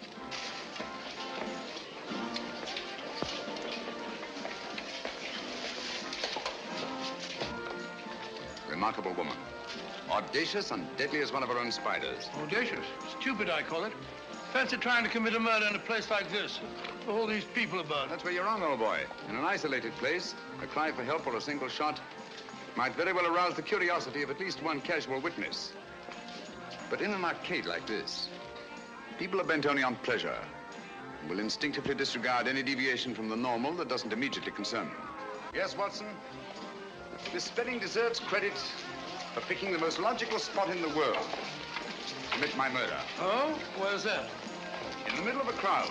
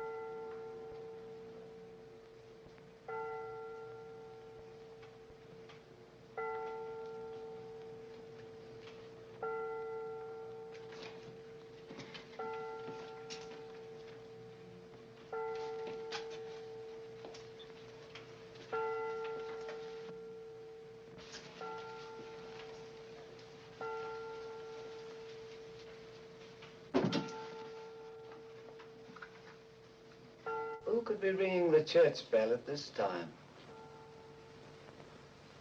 Maybe it ain't an ooh, Father. Maybe it's an it. And maybe it's tolling the bell. Oh, there's no such things as ghosts and monsters. Haven't I made that clear to you? Something tore the throats out of Charlie Rousseau's sheep, and that something didn't leave any tracks. Andy Trent here saw a weird glow moving across the marshes last night, and this morning he found 2 of his sheep dead. Their throats torn open. Maybe the same thing that killed Andy's sheep is tolling the bell. I was on my way just now to deliver a special letter at Penrose Manor when a strange light appeared on the road before me, then moved quickly across the marshes and faded into the mist. I turned the cart around and hurried back here. It's not real.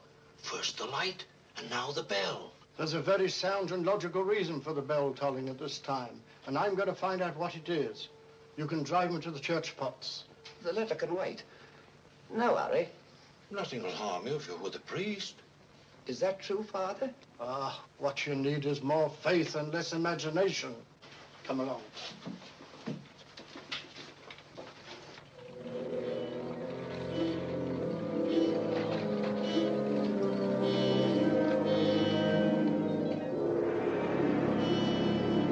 I'd better deliver that letter to the manor.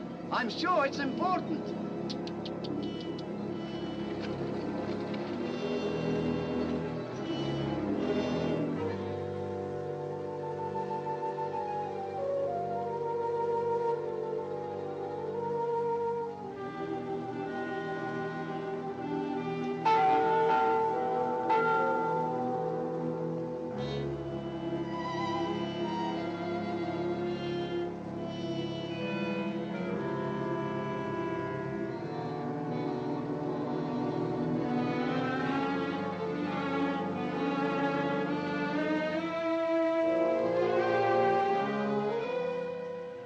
Goodness, that bell has stopped. Odd, it's tolling at this time of night. I don't like it. What with this phantom roaming the marshes? I saw it again tonight. Who would that be?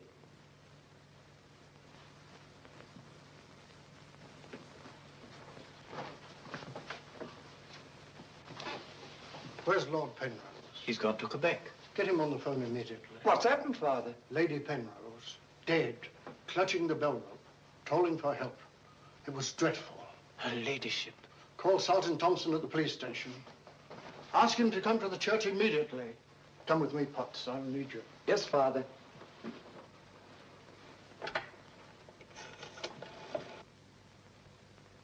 Operator, put me through to Quebec. Lord William Penrose. Yes, he's addressing a meeting of the Royal Canadian Occult Society at a Quebec hotel. It's urgent, sir. Page? Yes, sir? Lord Penrose. Lamont Rouge is on the telephone. It's urgent. He's in the gold room. Yes, sir.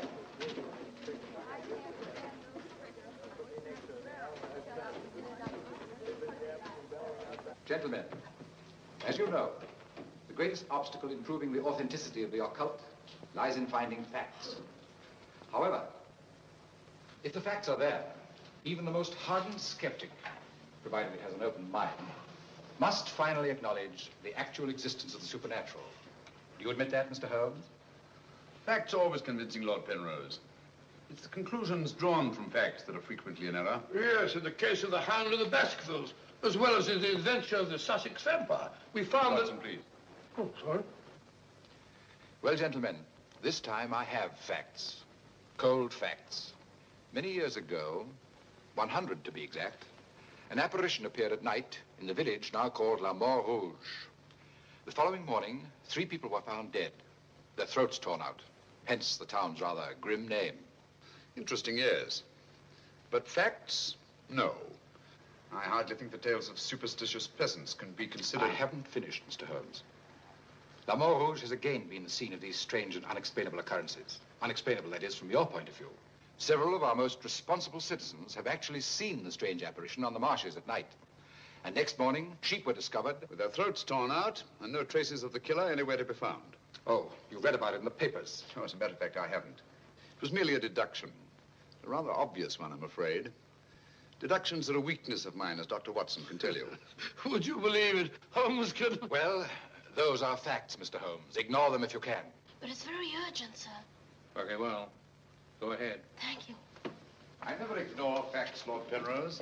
And I have no doubt that the incident of the sheep with their throats torn out is unquestionably a fact.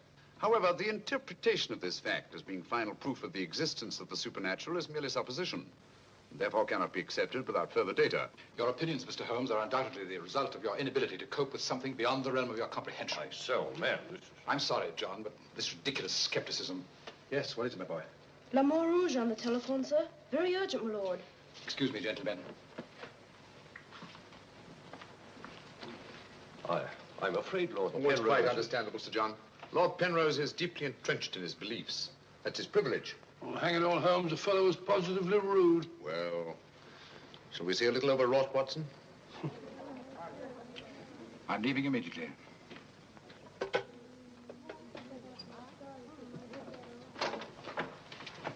Order my card, Watson. Hurry. Yes, sir.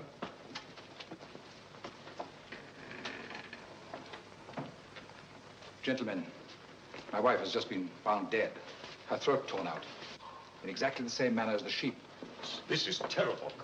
I say, you don't think that it's... Undoubtedly, Mr. Holmes, you would call it murder by person or persons unknown. I'm sorry. If I can be of any assistance... Thank you, no. I'm afraid the happenings in l'Amour Rouge wouldn't interest you, Mr. Holmes. Under the circumstances, I think we should adjourn. Yes, indeed, Sir John. Sir Holmes, what a terrible fact. Now, Sir John, would you be good enough to convey our condolences to Lord Penrose? Yes, I'd be glad to. Say, well, can't we get something to eat before we leave? You don't often get food like you do here. Don't you ever think of anything else besides your stomach? No, not often. I think I'll get a paper. Morning. Good morning, sir. I imagine you'll be glad to get back to London, Mr. Holmes. Yes, indeed. Oh, by the way, there's a letter for you, sir. Thank you. Oh, here's something about Lady Penrose. She was found in the church with her throat horribly cut. Evidently dragged herself from the marshes nearby and tried to summon help with a bell rope. What's it? What is it, Holmes? Listen to this, Watson. Huh? My dear Mr. Holmes, I've every reason to believe my life is in danger. Yet, if you were to ask me how I know, I couldn't give you a logical answer. There is nothing tangible, yet like a terrible premonition, it is all so frightfully real. I heard of your being in Quebec, and I'm turning to you, a stranger, and asking your help in the frantic hope that you'll not fail me. Oh, who's it from? It's signed Lillian Penrose. Lady Penrose? A letter from the dead woman? Well, what's it mean, Holmes? I should say that Lady Penrose lived in fear of her life. Some secret hidden in her past, in all probability. Oh, perhaps it isn't as simple as that.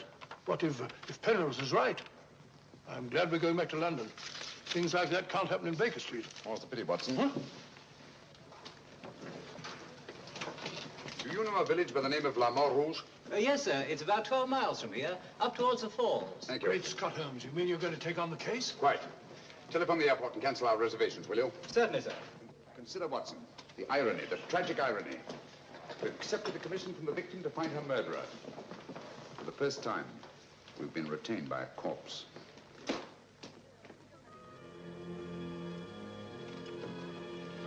Doesn't seem to be a bell. Never mind, come along. Do you think we should?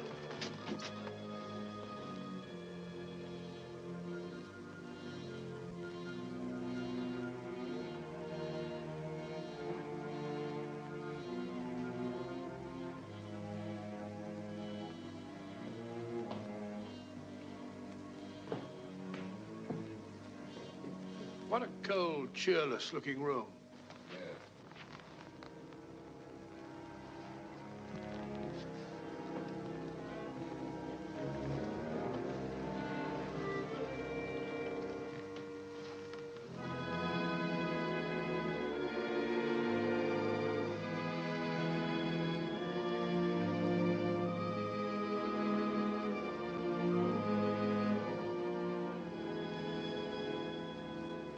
What do you want? Who are you? Mr. Sherlock Holmes. I apologize for this intrusion. Would you mind, gentlemen?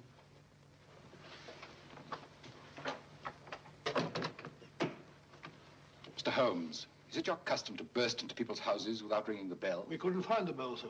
If you've come here to use the death of my wife to prove your theories, I must ask you to leave. Penrose, I received this letter from Lady Penrose this morning.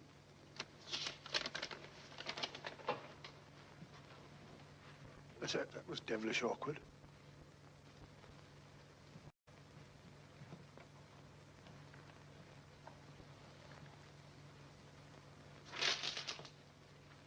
I'm afraid you're a little late, Mr. Holmes. My wife's dead. And I've come here to find her murderer. You might have saved yourself the trouble. I'm convinced that the solution of this horrible deed lies in an understanding of psychic phenomena. Although I don't expect you to admit that, Mr. Holmes. I assure you, Penrose, I neither believe nor disbelieve in anything, including psychic phenomena. If I could just see Lady Penrose, it might help dispel much of the mystery that surrounds these happenings in the Montrouge. Drake! Why don't you answer the blasted thing? Sergeant Thompson has charge of the case. You'll find him at the police station. And now I must ask you to go and take your assistant with you. You'll excuse me if I don't show you out. Drake! Drake! Drake, where are you? What?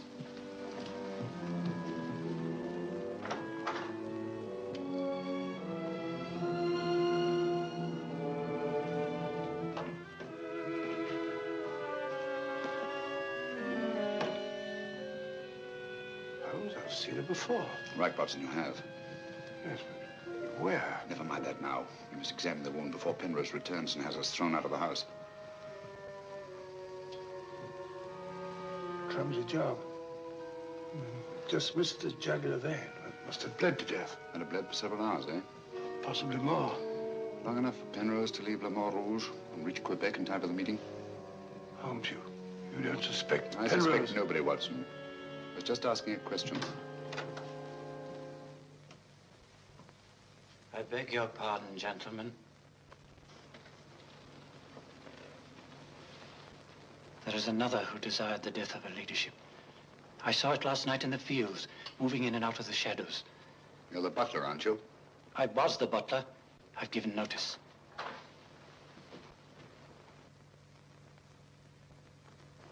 Drake! Get out. Get out of this.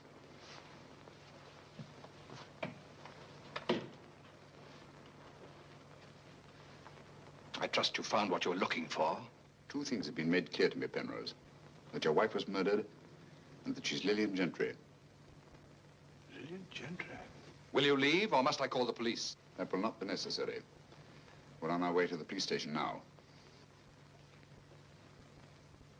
The wounds found on Lady Penrose's throat are identical with those found on the throats of the dead sheep. Now, I'm not a superstitious man, Mr. Holmes, but I don't know of any weapon capable of inflicting such wounds, except an animal's claw. Of course, it could be done by a five-pronged garden weeder. Not that garden weeder, Mr. Holmes, that's mine. I use it to weed the garden at the back of the jail. I'm inclined to agree with the Sergeant, Holmes. A weapon such as that would have severed the jugular vein, and death would have followed immediately. Lady Penrose lived long enough to drag herself to the church and toll the bell in a frantic effort to call for help. Yes, I know all about that. But there must be some logical motive instead of all these goblins and monsters. Sergeant, have you ever heard of Lillian Gentry? No, I can't say that I have, Mr. Holmes. She was a famous actress who came to America some time ago. She appeared for many years in the United States and Canada. Then suddenly she disappeared. Her disappearance was never explained, and she was soon forgotten. But what's the connection between Lillian Gentry's disappearance and the death of Lady Penrose? Lillian Gentry and Lady Penrose are one and the same person. The same person? Precisely. One more question, Sergeant. Do your files show anyone with a prison record living in La Montrouge? No, Mr. Holmes. The only person having any connection with a prison is Emile Journet. He came here 2 years ago with his daughter and bought the hotel.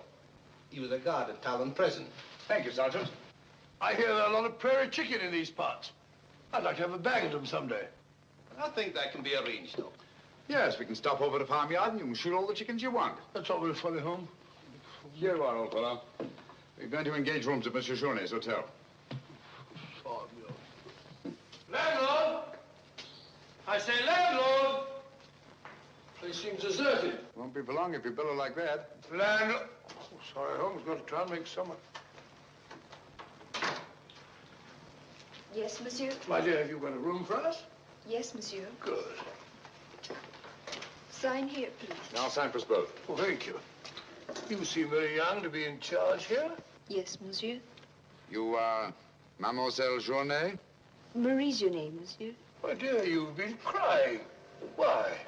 Papa's going away. Oh, come now. Is that such a tragedy? Did you cry if your papa were going away, Watson? I don't believe so. This way, monsieur.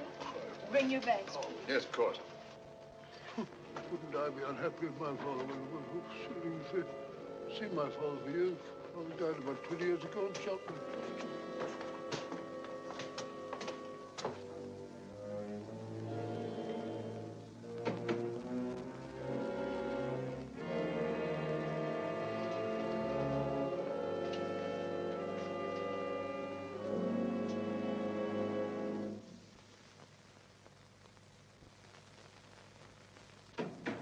Some talk of Alexander, some of Hercules, of Hector and Lysander, such great names as these. Bills.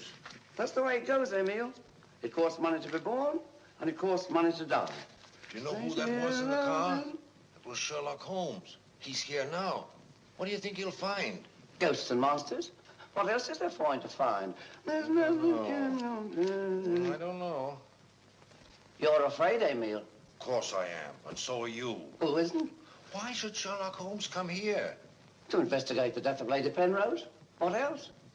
I'm afraid Mr. Holmes will return to London a sadder, but a wiser man. Why'd you say that? Well, you can't arrest ghosts and monsters, can you now? Well, I'm on my way. The mail must be delivered. Some talk of Alexander, some of Hercules. That's better. This room gives me the creeps. It is very seldom used, monsieur. It isn't often that strangers come to Le Mort Rouge, and when they do, they never stay. I can't say that I blame them. Will your father be away for long? I don't know, monsieur. When is he leaving? I don't know. Marie! If you need anything, just ring, monsieur. That girl's frightened, Holmes. Obviously. She made the mistake of telling us that her father was leaving. Huh? You don't think that Journay... Suppose we have a little talk to Monsieur Journay. It might prove illuminating. Didn't I tell you not to answer any questions? Yes. Didn't I tell you to keep a silent tongue in your mouth? Yes, Papa. So you told them I was going away? Yes, Papa. I'll teach you to keep your mouth shut. Monsieur Journay, just why are you leaving La Mort Rouge at this particular time? I'm not leaving. What gave you the idea that I was? Your daughter? My daughter's mistaken. I merely said that I would like to go away. I've just been teaching her the difference. Yes, so I observed. I can't say that I approve of your method, sir. I'll ask you to mind your own business. Run along, dear. Oh, there, my dear. Disgraceful, hitting a child.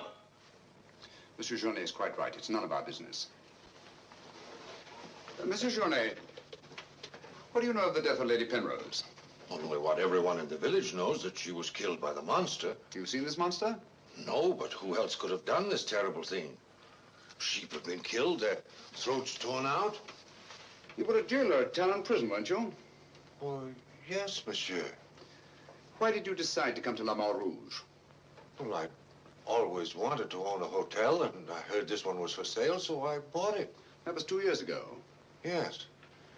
I believe it was about the time the monster made his reappearance, wasn't it? Do you suspect me of being the monster, Mr. Holmes? No. I was just remarking a coincidence. I thought you didn't believe in those things, Holmes. Quite right, Watson, I don't. At least, not in the supernatural variety. Not the werewolf who bites into his victim's throat with his teeth. But, a monster who uses for his weapon of death a 5-pronged garden weeder, yes, that's a little more in my line. I don't know what you mean. I mean that this monster's been recreated and used as a screen behind which to commit a horrible crime. Whoever did it felt certain that no suspicion could possibly fall on him. But my unexpected arrival upset his plans. Very possibly he became frightened, decided to run away. You're right, monsieur. I was running away. But not for the reason you think, but in fear of my life. And who would want to kill you? I don't know. It's like some terrible premonition. But it's so real. The very word, it's in Lady Penrose's letter. Yes. That still doesn't explain this garden weeder. I swear to you, I know nothing about its being here. Haven't we better send for that fellow, Sergeant Thompson? No, Watson, that won't be necessary. Monsieur Journet knows as well as we do that you can't run away from yourself. Oh, would you be so good as to return this to Sergeant Thompson, monsieur? I took it away quite by accident.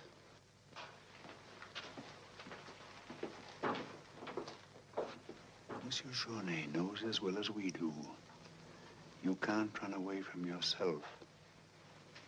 This fellow Journet seems a very frightened chap. Do you think he'd have any connection with Lady Penrose's murder? Time will tell us many things, Watson.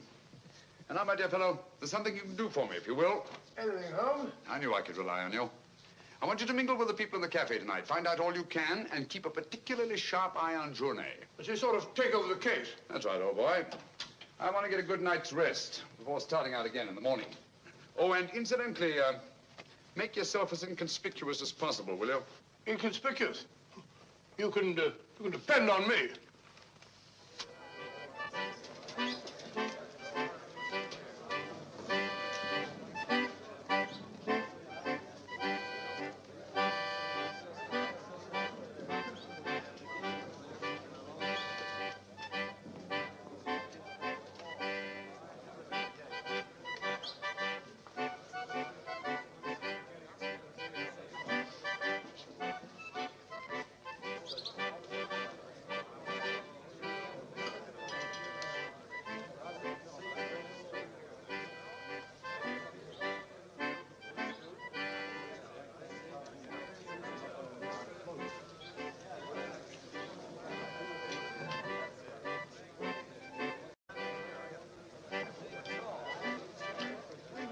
Thank you, my dear.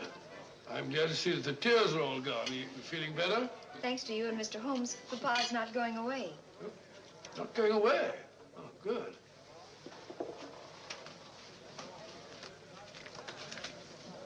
Journey not going away. There are many phases of the supernatural, Mr. Drake. Witchcraft, vampires, werewolves, ghosts, monsters. You'll find them all in the history of crime. So I say to myself, Potts, this is the handiwork of the supernatural. I gather that your name is Potts, and that you're interested in the detection of crime. Allow me to introduce myself. My name's Watson, Dr. Watson of 221B Baker Street, London, England. How'd you do, sir? Here's to crime. Bigger and better crime. I deduce, my good man, that you're somewhat drunk. Yeah. Sharp he is. Sharp as a tack.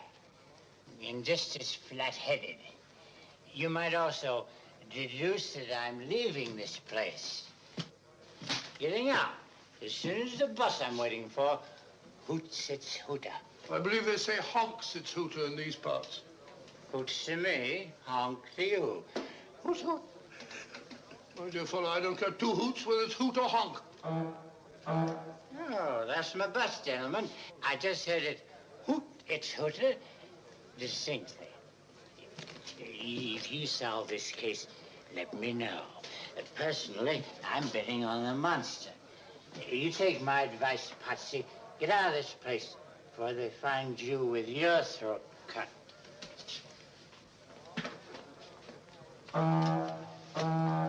Hoots its hooter.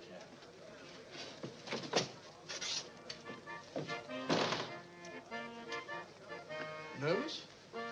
Well, the thought of having your throat torn out by some monster isn't likely to make you very gay, Dr. Watson. No, indeed. Some of Monsieur Journet's excellent wine will soon remedy that. Marie, would you bring a bottle of this excellent wine for my friend here? Yes, monsieur. Mr. Potts, as a student of the occult, supposing you give me your theory of this murder. You like this wine? Oh, but Dr. Watson, I never drink anything stronger than milk. Teetotaler? No, hiccups. Every time I drink alcohol, I have hiccups. Sorry.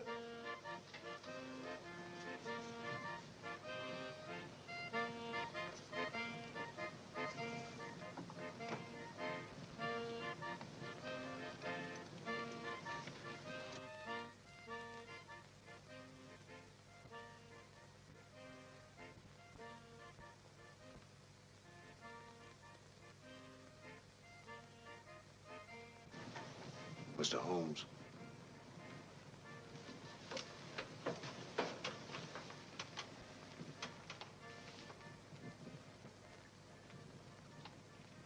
Mr. Holmes.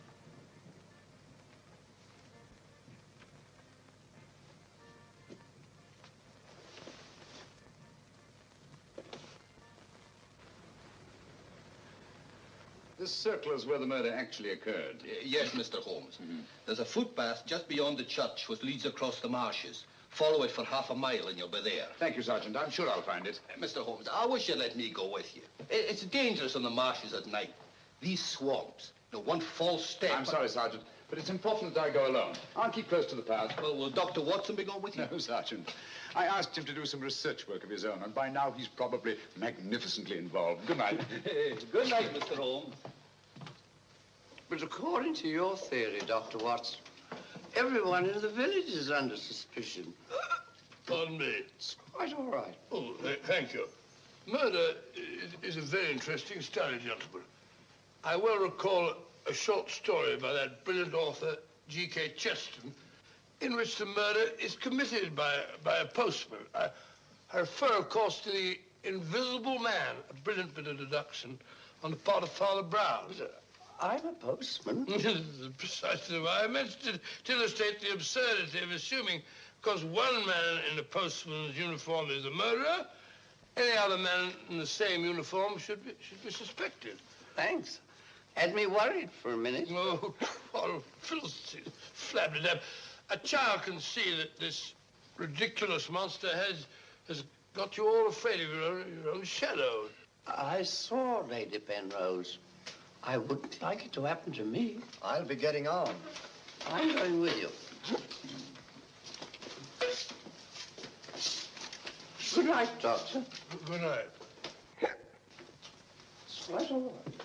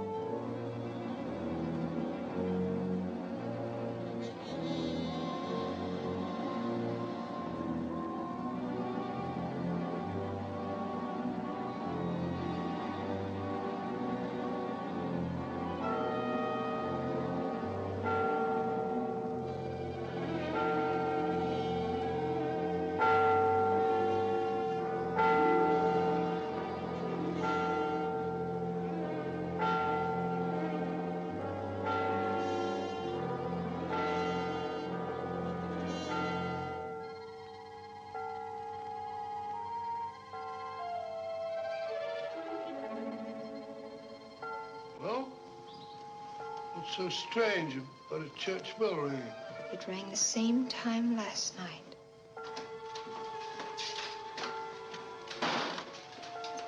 Excuse me, Dr. Watson. Can you tell me if Mr. Holmes is armed? Armed, my dear fellow? Why should he be? He's gone to bed. You're wrong, Doctor. He went out in the marshes alone.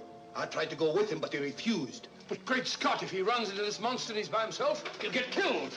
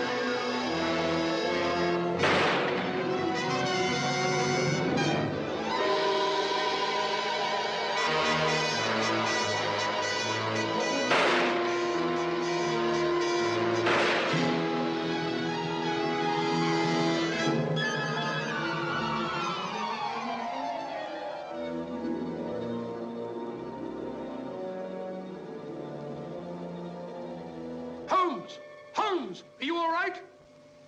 Where are you, Watson? Here I am. Over here, Holmes. Watson, where are you? I'm in the bog.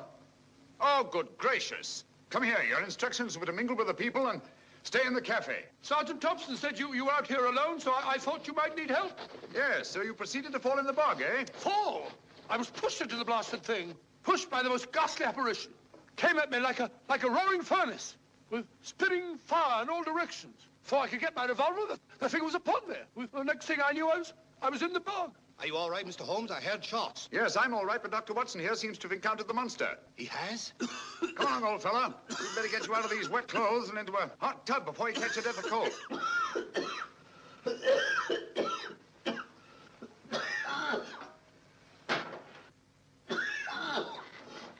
Yeah, you've had enough of that. Drink this. You'll be as fit as a fiddle in the morning. Well, you had such a bad time. I got a right to share your dangers. Thanks, old fellow. You know, I wasn't sure the villagers weren't right. And if it did turn out to be some sort of supernatural monster, well, why should I involve you? Rubbish. However, I did learn something. I can now state positively that our antagonist is not a phantom. But the thing actually spat flames at me. All just a figment of your imagination. The murderer knew I was out on the marshes, and obviously wanted to frighten me. You frightened me, all right. How do you manage the flames? Merely clothing, treated with phosphorus. When the murderer fled, his shirt caught on a tree, and this piece of cloth was torn off. Come in. I'd like a few words with you, Mr. Holmes. I'll come directly to the point. Hello? What happened to your assistant? I'm not his assistant. If you must know, I was pushed into a boggy hole on the marsh. Pushed? By whom? I don't know. Spat fire at me.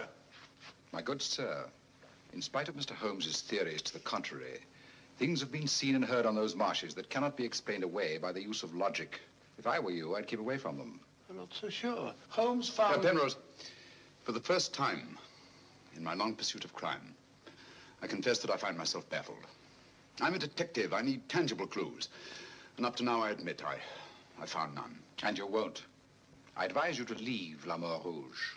Tonight, you escaped with your life. Next time, you may not be so fortunate. Thank you for your considerate advice, Lord Penrose. Good night, sir. Excuse me.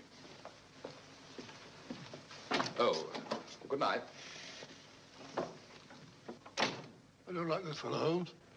Why do you think he came here? He wanted to find out if we discovered anything. He seemed very pleased when I told him we hadn't. Now, Watson, there are one or two questions I want to ask Sergeant Thompson. You stay here. I have a vitally important job for you. Anything, Holmes? What do you want me to do? Go to bed. Yes, it's cotton fabric. Yeah, take a look. That discoloration, the purple ink must have been spelt on it. Possibly. I should say this cloth was red with blue lines. Probably large checks. Yes, it seems to have been laundered a good many times. The blue lines are almost completely erased. Yes, you can scarcely see them. Good fabric, well woven, with a solid base. Hello, Bill. Hello, Sergeant. Your phone call must have been important to bring me over this time of the night. It was. This is Mr. Sherlock Holmes. He wants to ask you a few questions. This is Mr. Taylor, the storekeeper, Mr. Holmes. Oh, good evening, Mr. Taylor. Good evening, sir. Have you any shirts of this design? The squares are red and the lines blue. Yes, I have. Can you remember to whom you sold them? I can. I keep them in stock specially for Judge Brisson. He won't have anything else. Judge Brisson, who's he? A retired magistrate. He's a cripple, lives alone with his housekeeper. Have you sold any of these shirts to anyone else?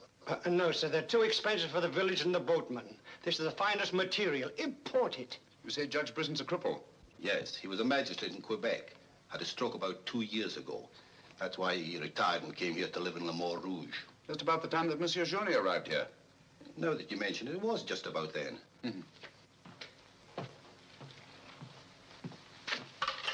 Hello, operator? Give me Judge Brisson's home, will you? Thank you.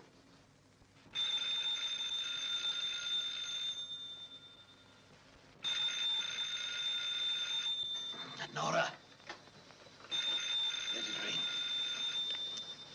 Haven't I I told you not to answer the phone at night. Yes, sir. Well, then obey my orders. Yes,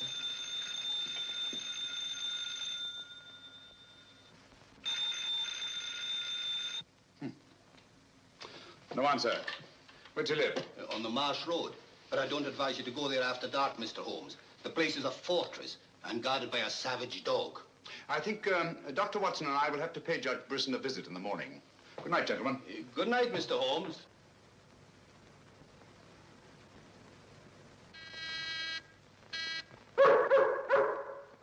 Two locks on the door. One of them new. Yes, I should say that Lady Penrose's death had increased Judge Brisson's terror. Don't like the sound of that dog. No, sounds hungry. Possibly ravenous. Couldn't we come back after he's had his breakfast? I'm sorry, Watson. Our business won't wait. Oh, stop now. Yes, Watson.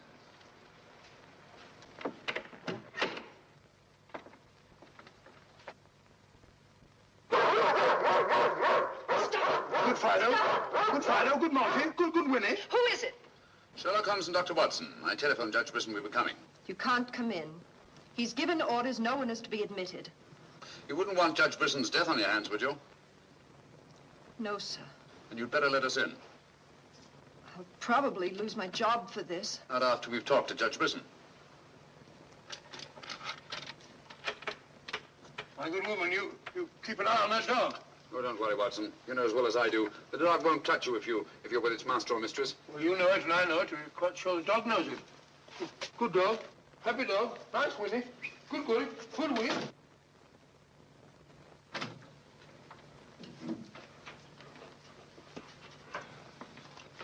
Let me warn you, I'm armed, and I'm an expert shot. We didn't come here to harm you, Judge Brisson, but to protect your life. I told you over the phone this morning, Mr. Sherlock Holmes, that I did not want to see you. I don't want to see anyone. But I want to see you. Stay where you are. Nora, show these men out. Judge Brisson, if you'll answer a few questions, I may be able to save your life. I have the fullest confidence in my own defenses, and I will not trade them for any theories of Mr. Sherlock Holmes, however plausible you make them sound. Now get out, will you? I'm sorry. Under the circumstances, I'm helpless to prevent your death. Almost certainly by violence. Come along, Watson.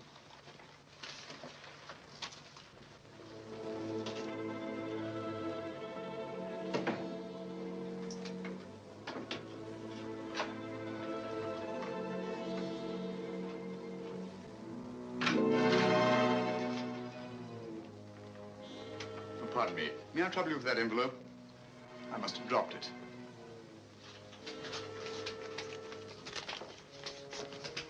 Thank you. You're a very clever man, Mr. Holmes. A crude device, Judge Brisson, but it's confirmed my suspicions that you're not the cripple you pretend to be. I'm sorry. But I'm frightened of everything and everybody. Why don't you sit down? You want to get shot, Holmes? Come in, Watson, and close the door. Sit down, old fellow. Judge Brisson has decided not to shoot us.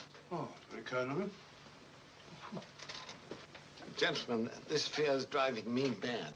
It's quite understandable. The whole village seems to be consumed with fear. But in your case, judging from your vicious dog, those barred windows, and that hunting rifle, it's not fear of the supernatural.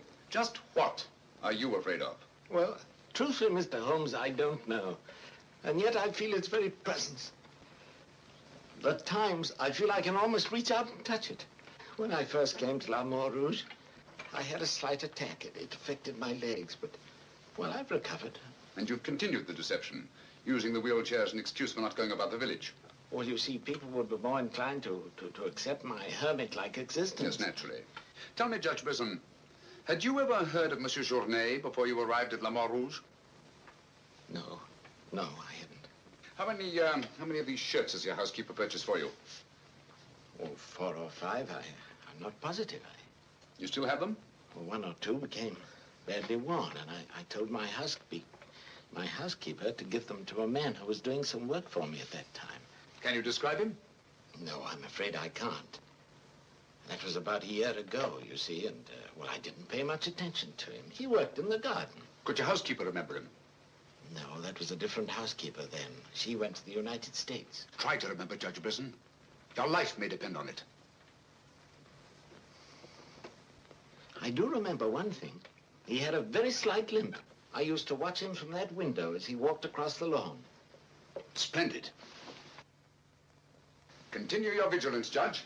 And under no circumstances allow anyone to enter the house, even someone you may know well. What's that mean, Holmes? It may mean nothing, Watson, and it may mean everything. I'm quite sure that Sergeant Thompson will have observed a man with a limp in a village the size of La Rouge. Good day, Judge, and thank you. Good day, sir.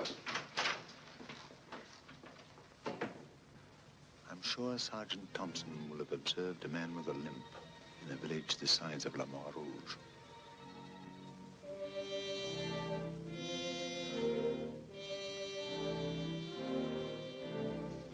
This is what's left of the Delaport Hotel, Mr. Holmes. Dana sleeps here when he's in La Rouge. Spooky old place. The villagers call it the ghost house. It's been deserted for years.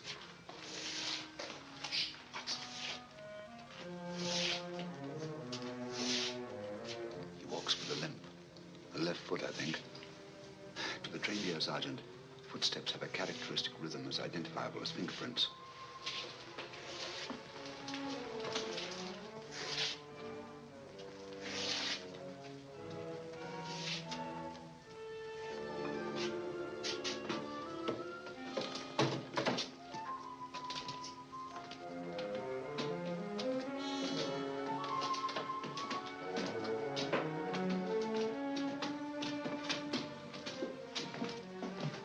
What do you want? Come to have a talk with you, Tanner. I've done nothing. Then you won't mind answering a few questions. What do you want to know? Tell me, Tanner, where were you 2 nights ago? Down the river. And last night? I just got back tonight. You're lying. You can't frighten me. But now I got a job to do. It's quite evident that you haven't been on the river within the last 48 hours. Are you trying to make me out the murderer of Lady Penrose? How do you know she was murdered? I'll tell you how you know she was murdered. Because you murdered her. Holmes, look! In there! The monster! That's right, Watson. One of Brisson's shirts, which Tanner here treated with phosphorus. Take him, Sergeant. I'll give you all the evidence later. Look out!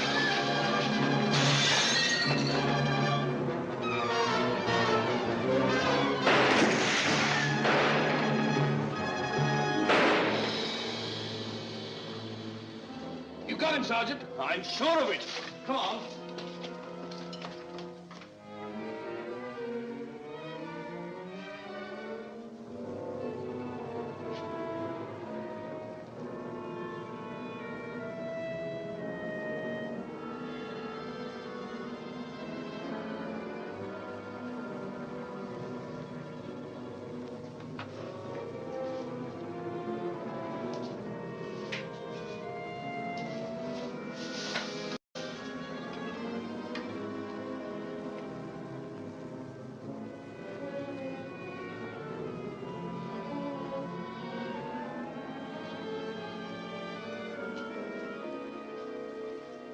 I see no reason why we shouldn't leave for home tomorrow.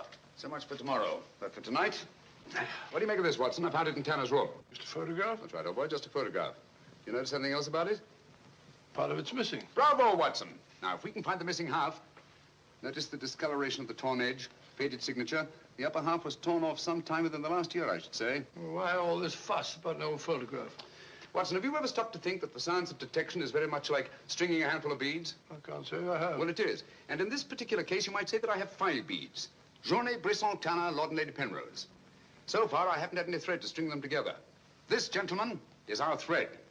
And I think I shall start with Lady Penrose. But Lady Penrose is dead. The dead can tell us many things, Sergeant. You and Dr. Watson remain here at the hotel. I'll meet you later. I'm sure you got Tanner, Sergeant. But Mr. Holmes is never satisfied with a dead criminal. He has to sit in on the post-mortem. Come along. Let's go downstairs and celebrate the death of the monster. That's a good idea, Doctor.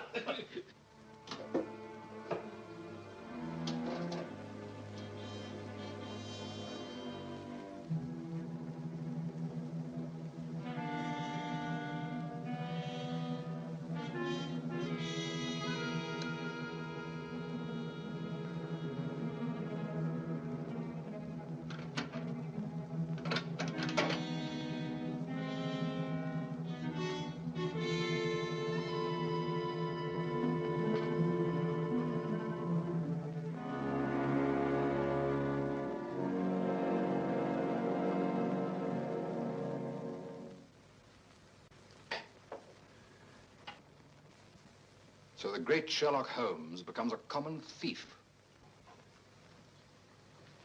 You realize, of course, that I might have shot you.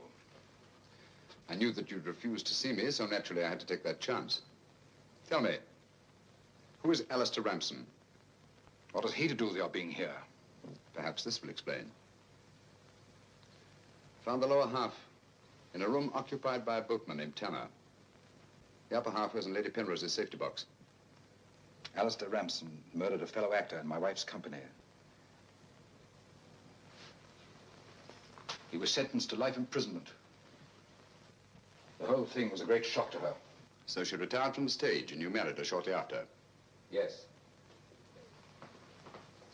Where and when was this murder committed? In Quebec, 5 years ago. Ramson was shot 3 years later trying to escape from Talon prison. His body disappeared in the St. Lawrence. Was it ever recovered?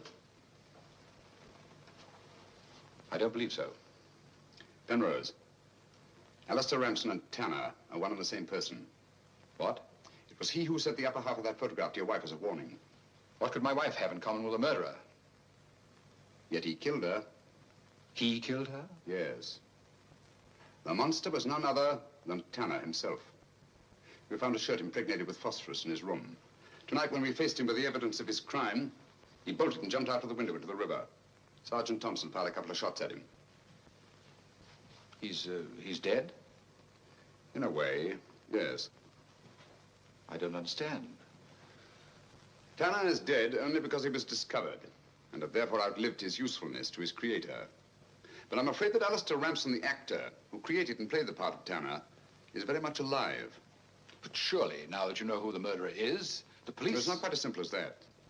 During the time he's lived here, Ramson has undoubtedly established another character for himself, perhaps several others, who are by now familiar to the people of the town of Le Mans Rouge and quite above suspicion.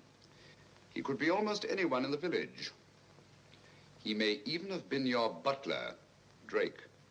This is fantastic. Yes. Yet Lady Penrose's death is only the beginning. There's no saying where this madman will strike next. Tell me, is there anyone else in Le Mans Rouge who may have been connected in any way with the case of Alistair Ramson? Judge Brisson was the magistrate who tried and sentenced him.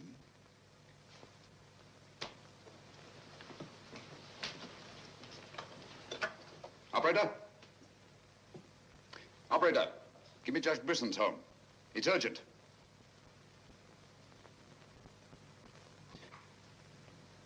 Judge Brisson, this is Sherlock Holmes. Oh, yes, Mr. Holmes. Oh, I'm quite all right, thank you. I've chained up the dog, as you asked. As I asked? I haven't telephoned you before. Somebody's obviously imitated my voice in order to gain access to the house. Well, certainly, Mr. Holmes. I'll lock all the doors and await your arrival. Yes.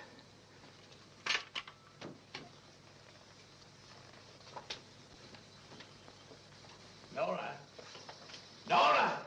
If I can be of any assistance, Mr. Holmes... Thank you, but I'm afraid... You think Judge Brisson's life's in danger? I only hope I'm in time to prevent a second murder.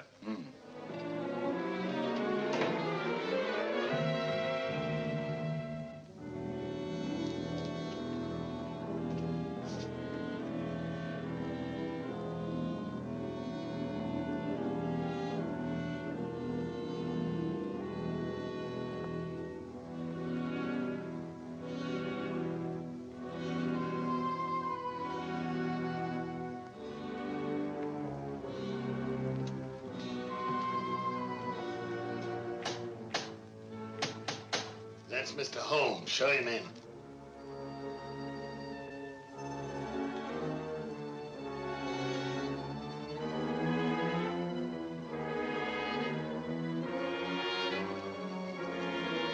Hurry up, hurry up.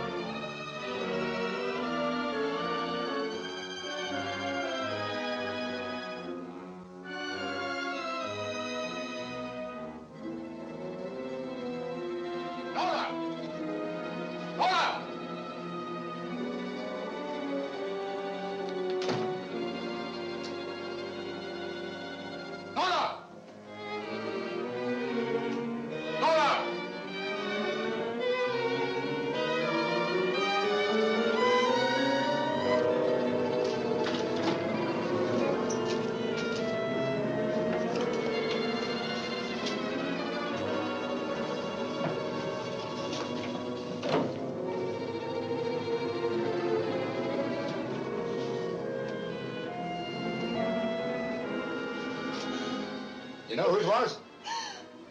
I don't know. I don't know.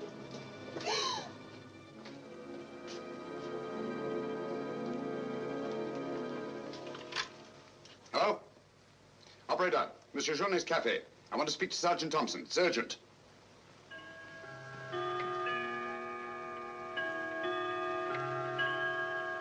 Sergeant Thompson, this is Sherlock Holmes. I'm at Judge Brisson's. He's been murdered. Judge Brisson's been murdered. Judge Brisson? The murderer gained access to the house, gagged and bound the housekeeper, then disguised as Nora, murdered Judge Brisson. I'm returning to the old Jelaport Hotel on the chance that he'll go there to change his clothes and assume another disguise. Ask Dr. Watson to meet me there as quickly as he can, will you? You'd better come here at once and take charge. Right.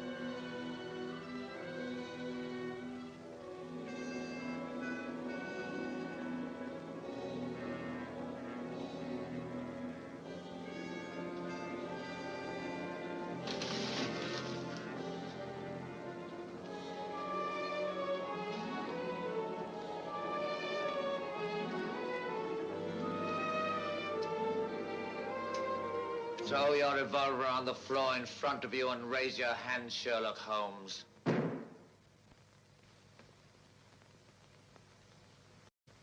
I should have thought you would have felt more at home in the spotlight. I see you finally identified me. You know, Jack Tanner and Nora, the housekeeper, were brilliant.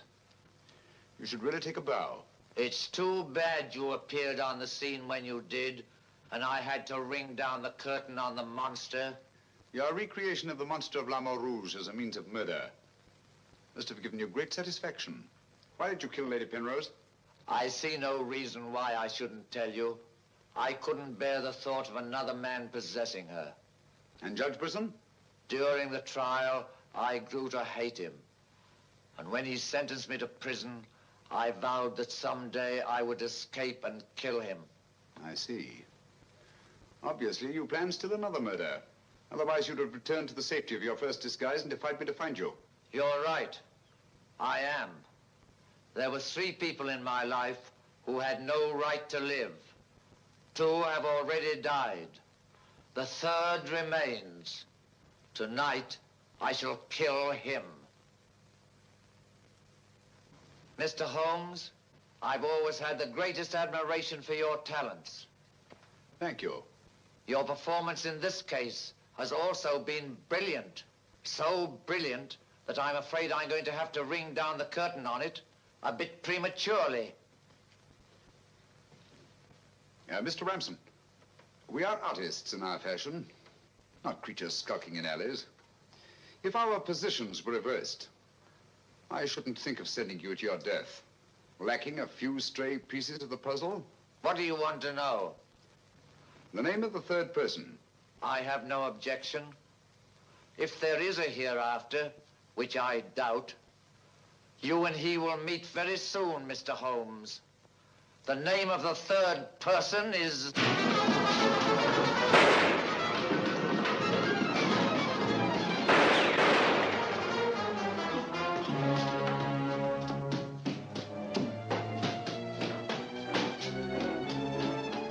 Coming, Holmes! Look out, Watson!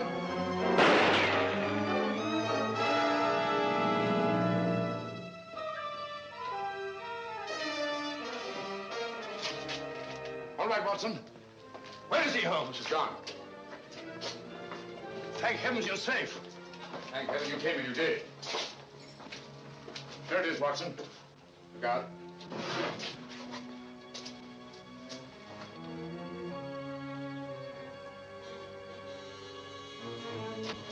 So you got away again? Yes, Watson. Over that warehouse roof, most probably. What a fun little room. Yes. This is obviously the secret room where his disguises were created. Looks like an actor's dressing room. He is an actor, Watson. One of the finest acting talents of our time. Look at this. Nor the housekeeper. His name's Alistair Ransom. Alistair Ransom? Never heard of him. No, that's not important. The important thing is that he murdered Lady Penrose and Judge Brisson. Great Scott, he did it. Yes, Watson. This Ransom is a paranoiac. His orgy of crime is not complete. There's still another. I was just about to learn his name when you so conveniently fell down the stairs. Oh, sorry, old chap. You can be, old boy. You saved my life. Look at this, Watson. Tanner. Tanner? Where do you think he'll strike next? Obviously, Journet is to be his third victim. Journet? Yes, Watson. As in the cases of Lady Penrose and Judge Brisson, Journet also felt his presence. But in each case, it was vague and unexplainable. Well, what connection can he have with Judge Brisson or Lady Penrose?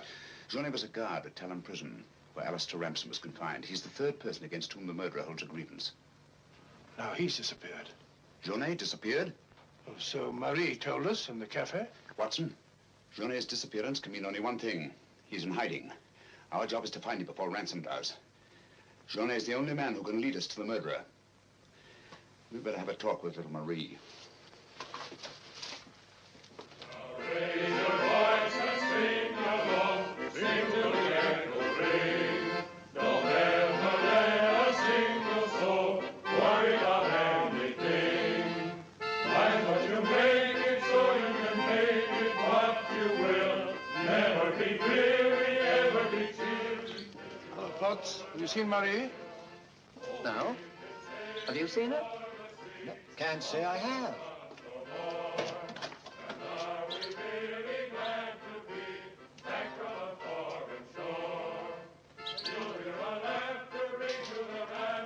Marie? Watson.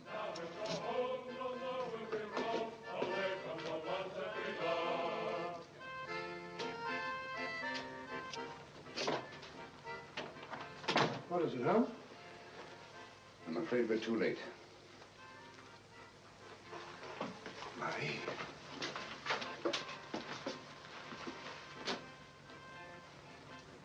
Don't touch anything, Watson.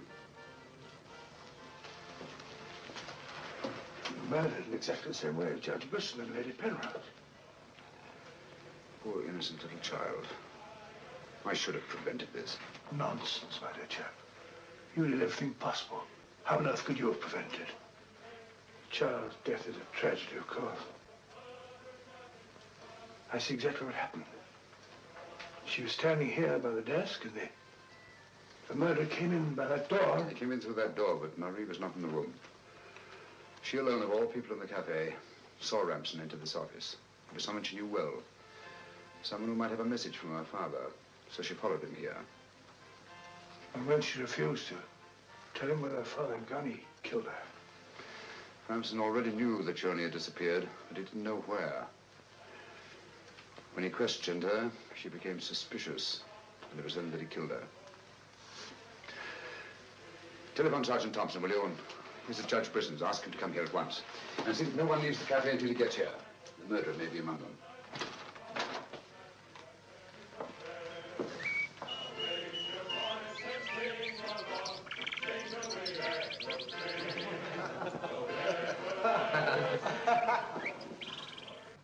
What could have happened to Holmes? He's been away all day. It's very unfair of him keeping me in suspense like this.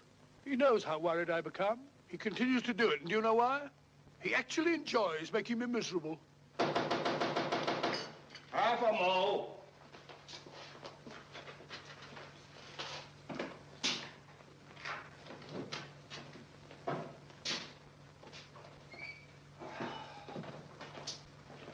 No good, Watson. It won't work. What won't work? I've been to every place where Journey could possibly be in hiding. That's where you've been all day. Yes, Watson, and I must admit that I'm completely baffled. We've got to find Journey before it's too late. But how? I've been everywhere within a radius of 5 miles of this village. I've even been to the church.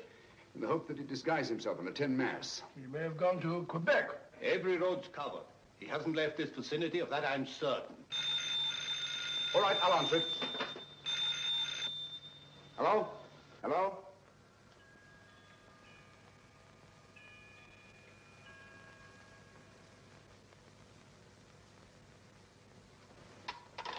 Who was it, Holmes? Watson, get your hat and coat. You're very rude, Holmes. You leave me all day long with that very dull inspector. I ask you a perfect polite question, and all you say is, Watson, get your hat and coat. We're going to find Journey. Sergeant, you wait here till I call. Watson, do this. Watson, do that. Watson, get your hat and coat. Watson, speak up. Watson, Brisson's house. Watson, this, Watson. It's my opinion that Judge Brisson's house is the last place that you'll find Journey. Put yourself in Journey's position, Watson. Where's the most likely place that Ransom would look for you? Certainly not in the very house in which he's just killed one of his victims.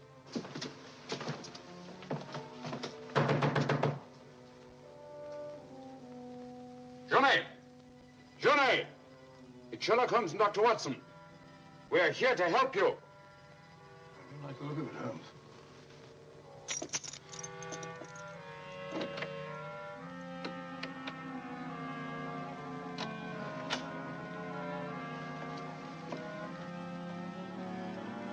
Holmes! Holmes! Where are you? Here I am, Watson.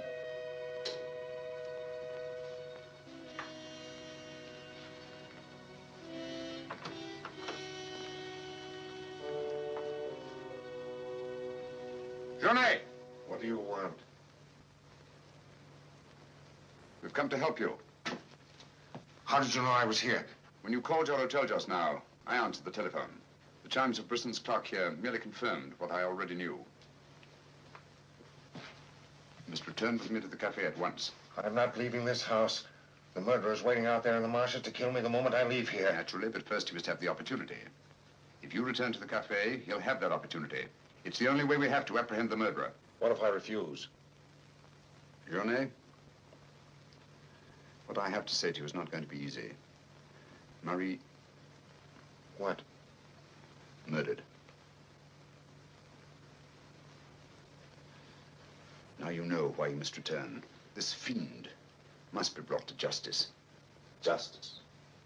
This monster kills my poor innocent child, and you talk of bringing him to justice. Will that compensate me for the death of Marie? If it's the last thing I do, I'll kill him with my own hands. You can't take the law into your own hands. Once you've returned to the hotel, he'll make an attempt on your life. Then we'll get him. How will we know who he is? We already know. It's his disguise that we haven't penetrated. Who is he? Alistair Ransom. Recognize the name? He attempted to escape from Talon prison when I was a guard there. Journey, if you don't want to remain in hiding for the rest of your life, you must return to the hotel and help me to put an end to this monster for all time. Come. Let's go. Good. Put an end to him. How are you going to do that, Holmes? I'll tell you both about it on the way to the hotel. So you're really leaving, Doctor? Yes, Sergeant. Gentlemen, Mr. Sherlock Holmes and I are leaving immediately for London. It's extremely regrettable that the murderer has escaped us, but all our cases cannot be crowned with success. I'm extremely sorry, gentlemen. Have you no idea where this fiend has gone? Mr. Holmes is of the opinion that he's escaped across the border to the United States. It may be years before we can trace him, if ever. Oh, Jenny, just a minute. Our bill, please. Bill? Yes, Mr. Sherlock Holmes and I are leaving immediately. Oh, I'm sorry, Dr. Watson. I'm just on my way to the church to offer a prayer for Marie. I'll forward your bill to you. Yes, of course, my dear fellow. I understand. We'll leave our address at the desk. Goodbye, Mr. Potts. It's been a great pleasure knowing a man of your intelligence. Thank you, Dr. Watson. It has been most stimulating talking to one of your vast experience. Oh, thank you. Let's hope that we shall meet again someday and continue our little chats on crime. It would be most exciting. Oh, by the way, Mr. Holmes would like to see you for a minute in his room. Yes. I'll show you where it is. It's the second room on the right up there. Thanks. Emile, it's me. But, do you mind if I walk part of the way with you? It's a bit frightening out here. It's these marshes. This is almost the very spot where Lady Penrose was attacked. 3 deaths in 3 days. It's a pity Marie had to be killed. She was such a sweet child. 3 deaths in 3 days. And still one more to be accounted for. You were frightened, Emile. It's strange to see you showing fear. The man I hated to tell in prison? Ramson!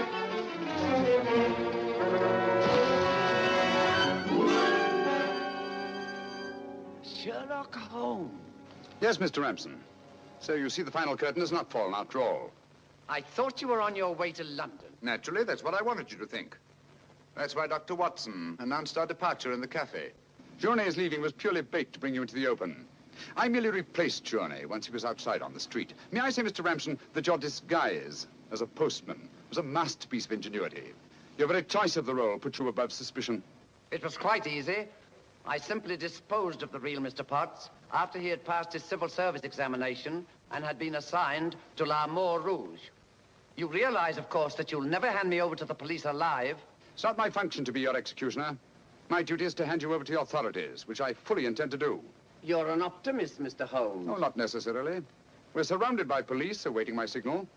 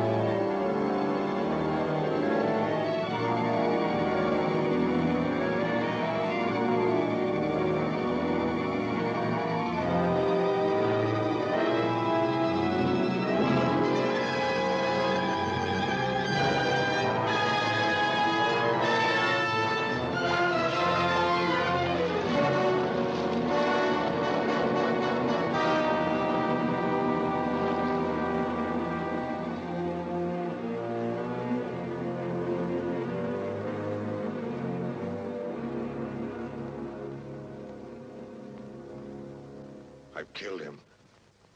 With this. Ransom's instrument of death has been his own executioner. Well, gentlemen, our search for the monster has ended where it began, on the marshes. Eh, Watson? Watson, where are you? Why isn't he here? He was with us a minute ago. Watson! Here I am, Holmes. Where are you? I've fallen in another hole.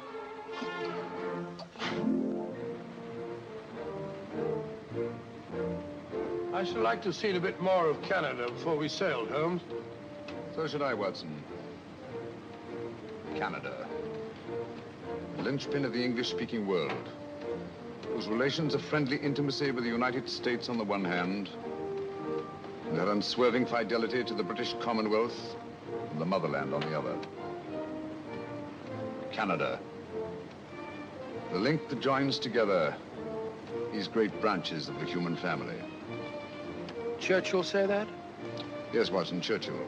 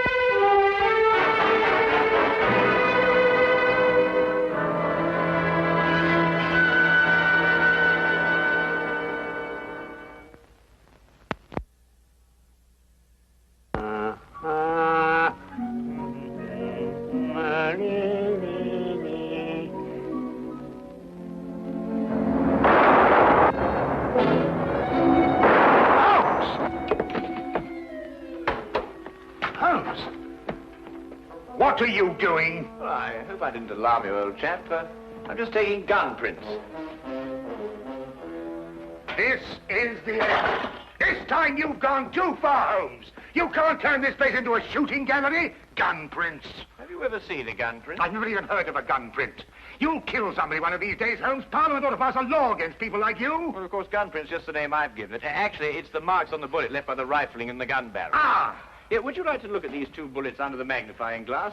You'll observe that they have different markings, because they were fired by different guns.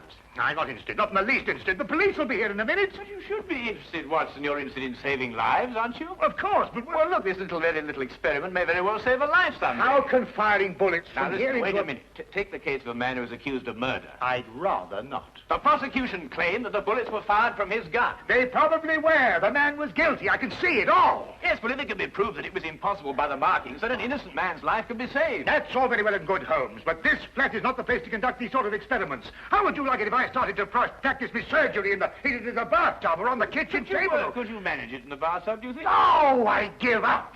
And now, if you're not keeping this appalling smell for experimental purposes, I will, with your permission, open the door. Holmes, I told you. I knew you'd gone too far. Now you have shot somebody. Well, if I have, I shall have to certainly correct those guns for drift. Oh, that's fantastic. He seems to have some breath in him still. No fault of yours if he has. Now, help me with him before somebody sees him. Really, firing off revolvers, brewing poison, frightening people. It's more than a man can stand, Holmes. Really, more than a man can stand. Am I wounded badly, please?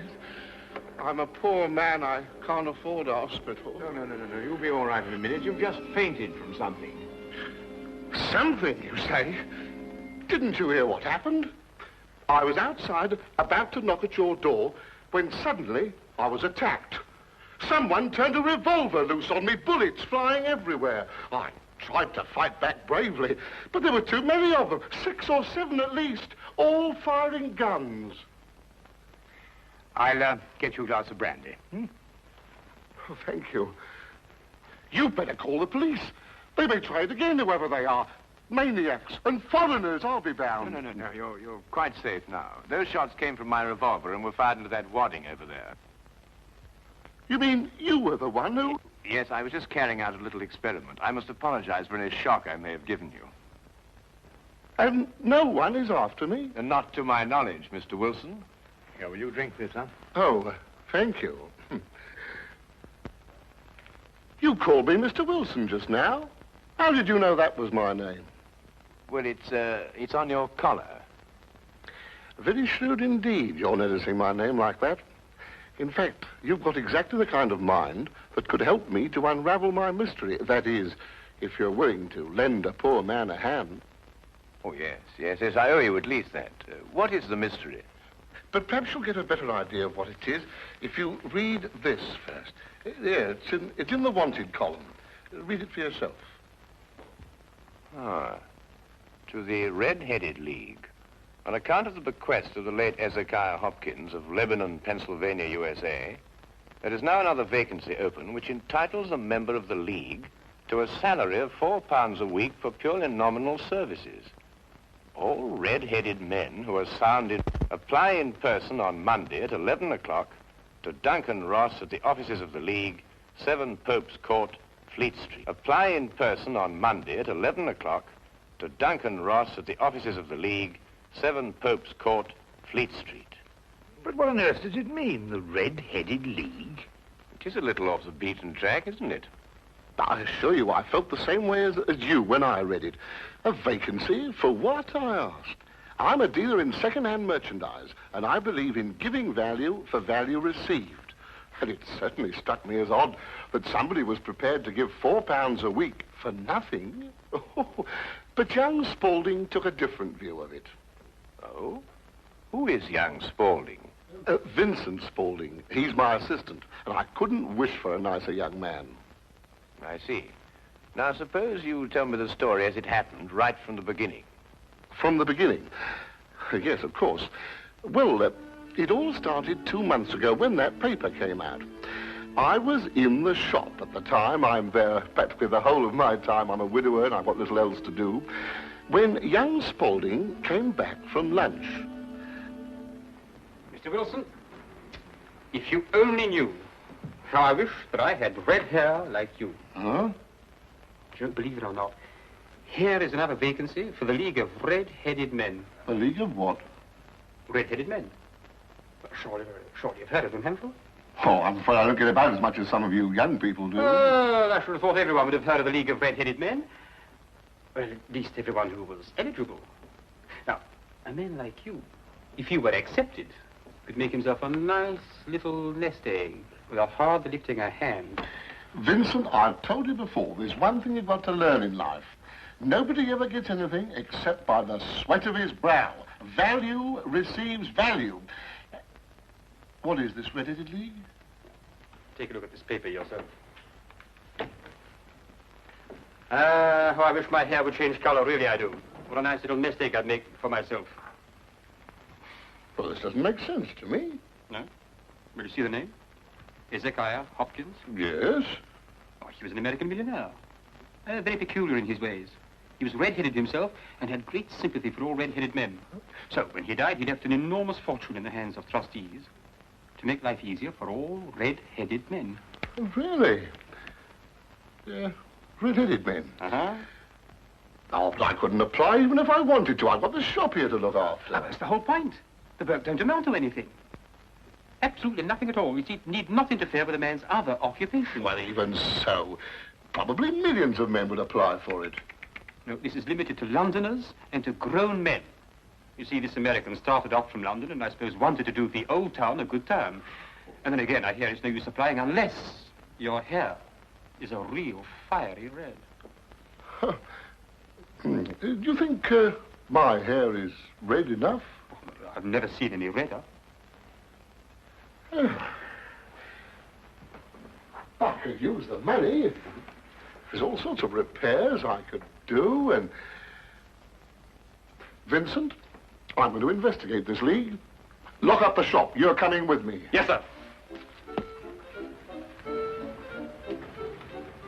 You're right. It is fiery red, isn't it?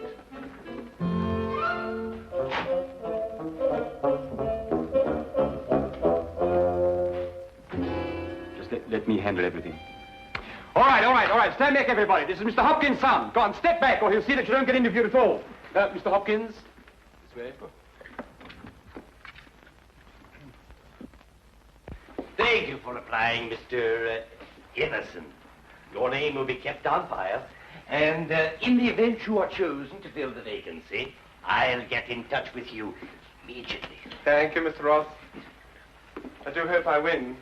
My family and me could do with the money. We shall see what we shall see, Mr. Iverson. Thank you so much.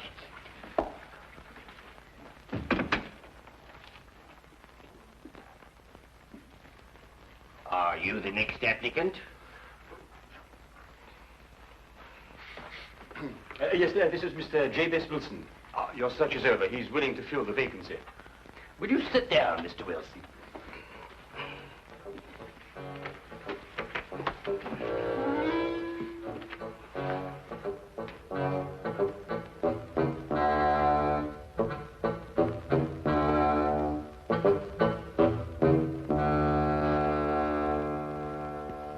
I've never seen anything like it. I told you, Mr. Wilson. It's extraordinary, beyond belief.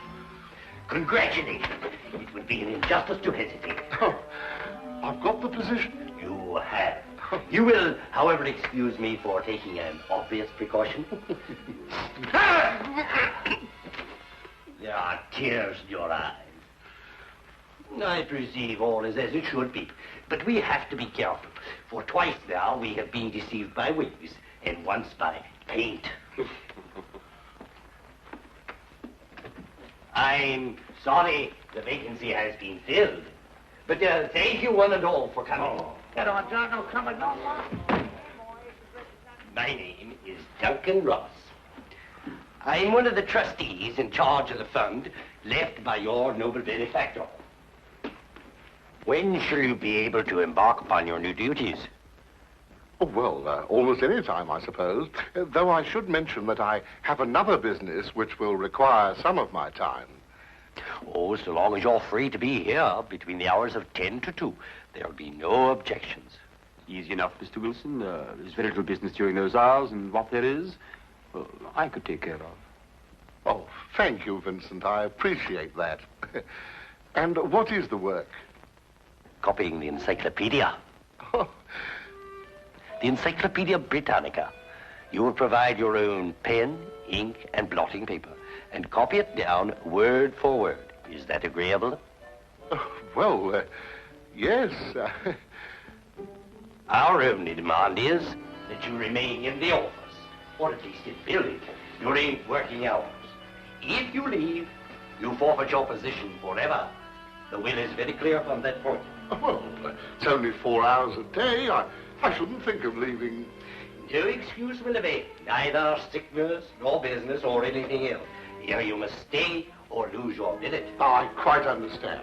Then, goodbye, Mr. Wilson. And again, let me congratulate you. Oh, thank you, sir. Thank you. The Encyclopedia Britannica. Oh, you'll do a wonderful job of it, Mr. Wilson. I'm sure you will.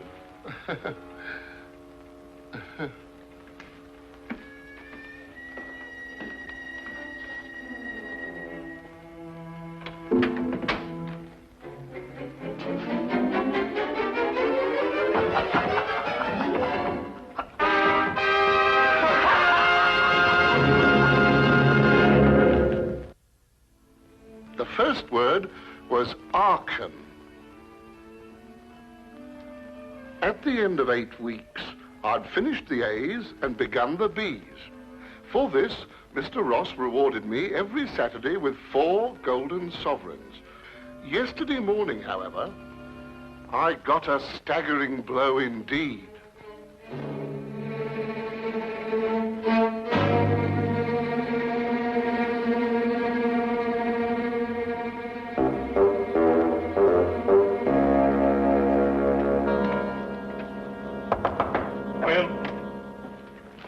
Mr. Milford? Yes, what can I do for you?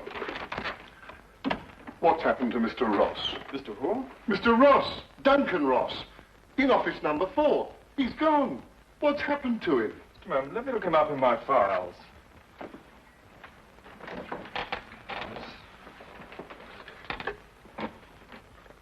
Are you a customer of this, Mr. Ross? I work for him. That is, I did up until this morning. What did you do? I copied the encyclopedia. You copied? The Encyclopedia Britannica.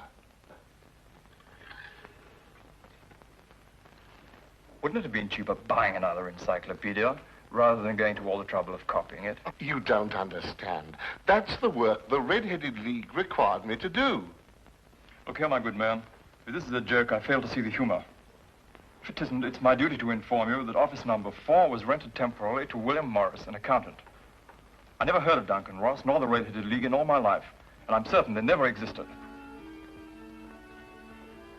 I got the home address of William Morris, but when I arrived there, it turned out to be a factory making ladies' unmentionables. No one had ever heard of William Morris or Duncan Ross. My word, you really were on a wild goose chase, weren't you? After that, I didn't know quite what to do. The whole experience was so embarrassing, I could hardly make myself tell it to Spaulding. Then, quite naturally, you thought of me. Oh, as I said before, I'm not a rich man. If I don't locate the League or find out what happened to them, I stand to lose £4 a week. You don't stand to lose anything, Mr. Wilson. You can't lose something you didn't possess in the first place. And the story is probably a pack of lies in any case. Holmes. And if it isn't, you've no reason to complain. You're £30 richer by your experience, not to mention the invaluable knowledge you've gained on every subject under the letter A. If I were you, Mr. Wilson, I'd be quite grateful and forget about the whole affair. Good day to you, sir. Well, I hardly expected this kind of treatment. If you should discover a corpse at your second-hand shop in an old cello case, you're perfectly welcome to return. In the meantime, I have an experiment to conclude. I'm going to find out if firing a gun in a house is illegal. If it is, you can rely on me to report you. Holmes, what on earth persuaded you to behave like that? Yes, it was rather unseemly behavior, wasn't it, Watson? Right. But absolutely necessary, I assure you. But why? Well, if I told him I was willing to take on his case, he'd have probably given it away to the wrong party. Why burden him with the necessity of having to keep a secret? Then you mean you're going to take the case? I wouldn't miss finding out about the Red-Headed League for all the tea in India. China, Holmes. Do you think it could be a prank, some sort of wild practical joke on Mr. Wilson? Well, at £4 a week for 8 weeks, the joke would be on someone else. It is a considerable sum, isn't it? The case, as I see it, breaks down into two whys. I think I know the first why, but the second why eludes me. Well, which is the why you know and which is the why you don't know? Well, why was the League formed? Now, that's obvious. To keep Wilson out of the shop for a certain number of hours a day. But why is the why that I want to know? Well, why is the why that you want to... I see. You mean somebody tried to get Wilson out of his shop in order to steal something from him? No. The case is too elaborate to justify stealing from so small a shop as Wilson's. No, the reason is bigger than that. Bigger than any of us might imagine. Now, you're not going to start shooting again, Holmes. No, but I'm going to take this with us. Us? Yes, you're interested in the case, aren't you? I'm a doctor, Holmes. Well, all the better if someone should get hurt. This started out to be such a peaceful morning, and an old friend of mine was coming from India, and we were going to spend the day together. And now look what you've talked us into, the Red-Headed League. Yes, exciting, isn't it?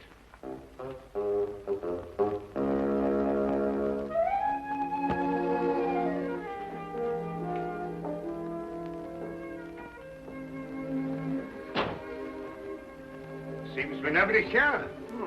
I wonder where it could be. I'll be right with you, gentlemen.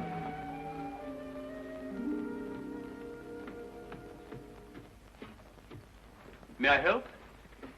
I'm sorry, I was occupied in the cellar. I hope I haven't kept you waiting. Not at all. My friend here is interested in making a purchase. Mm-hmm. Anything in particular? Anything in, well, you never know what you might, oh, what's that? That? Yeah. That is a, oh, yes, this is fascinating. This is it's the essential part of the structure of a wild boar trap. No, really? Yes. By Jove, a wild boar trap, eh? How very interesting. Now, and a very fine specimen as wild boar traps go. Yes, yes, oh, indeed. yes, a very fine. Oh, indeed, reminds me of my day.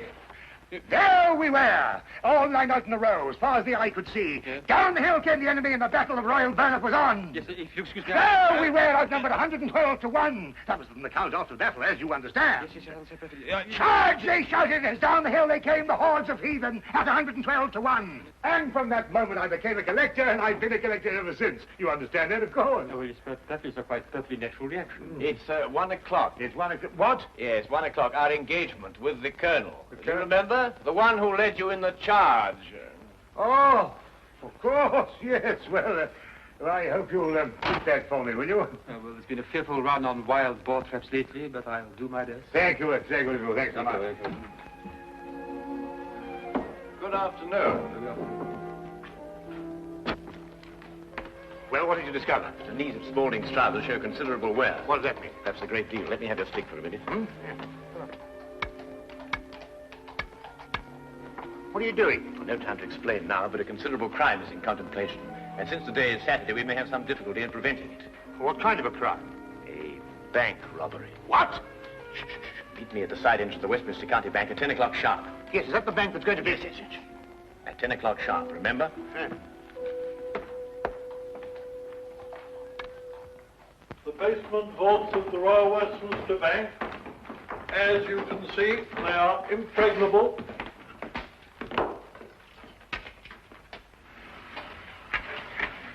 Why are you so sure that the bank's going to be robbed, Holmes? Because the knees of a man's trousers were badly worn.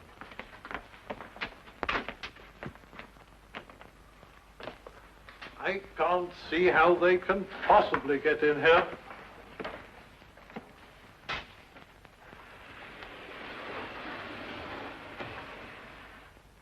Is that the gold? Yes. We had occasion some months ago to strengthen our reserves, and so we borrowed 30,000 Napoleons from the Bank of France. Word must have leaked out, if Mr. Holmes' deductions are correct. Gentlemen, we must prepare ourselves. As soon as Mr. Wilson goes to sleep, they will make attempts to get in. Who are they?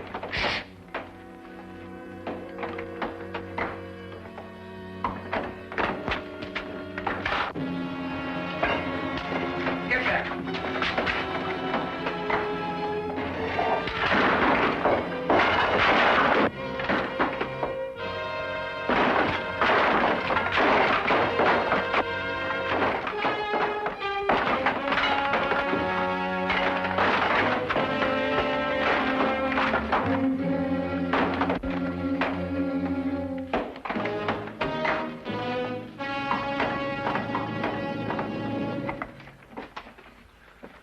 It's all right.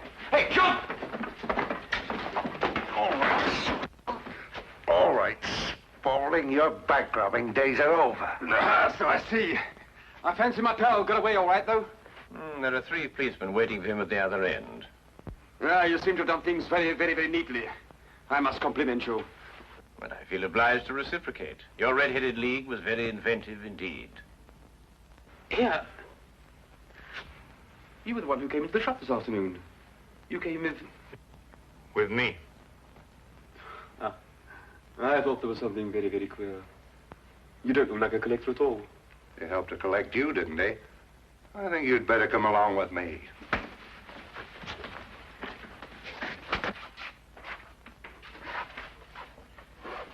I don't know how the bank can repay you, Mr. Holmes. I've been more than amply repaid, Mr. Merriweather, by having one of the most unique experiences of my career. However, there is one thing you could do for me. Name it. Well, it's... Anything, Mr. Holmes? I'm a regular depositor at your bank, Mr. Merriweather, and I should be eternally grateful if you could do something about your pens. I've yet to find one of them that worked. Come along, Watson.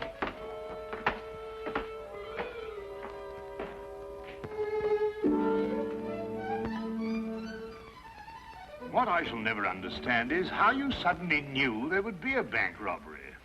Well, if you remember, when we visited the second-hand shop, Spaulding was in the cellar. I didn't pay much attention to it at the time, but later on I noticed that the knees of his trousers were badly worn, as if he'd spent some time kneeling, doing some sort of burrowing work. But burrowing where? Perhaps from the cellar to the next building. The moment the thought occurred to me, I whisked you outside and surprised you by tapping on the pavement with your stick. You certainly did. Oh, I'll just go and see who it is.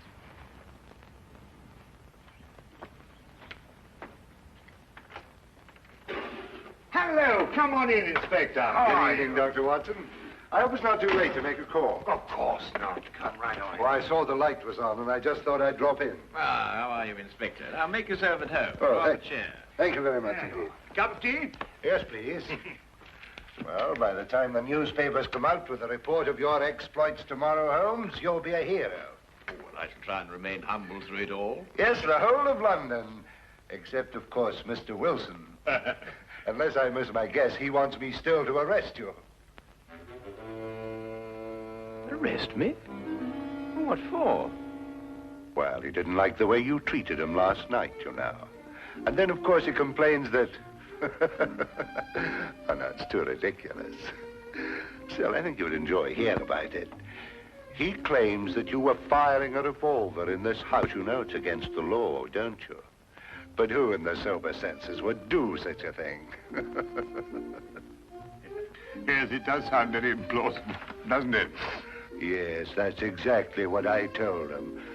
I mean, people just don't do things like that, do they? No.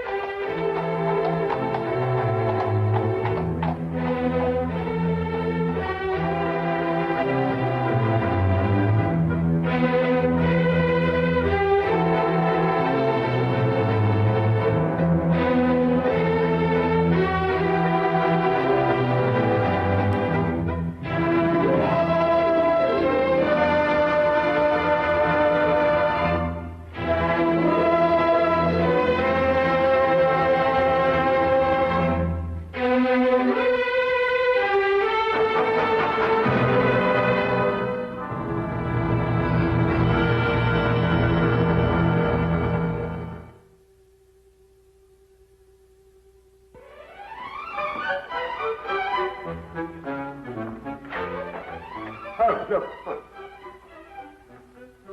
There's been an accident at the house. Please, miss, please give me the key so I can unlock you. Be sensible, Doreen. This nonsense is getting you nowhere. I demand to be arrested. Now, just what's going on here? This young lady, Doctor. Oh, hello, Mr. Holmes. Oh, good day, Wilkins. She's a Suffragette. We demand that women be given the right to vote. Yes. She and some other suffragettes invaded the home of the Honourable Chauncey Pimpleton and started a demonstration. Pimpleton? Why, he's the Member of Parliament, lives just round the corner. That's him, sir.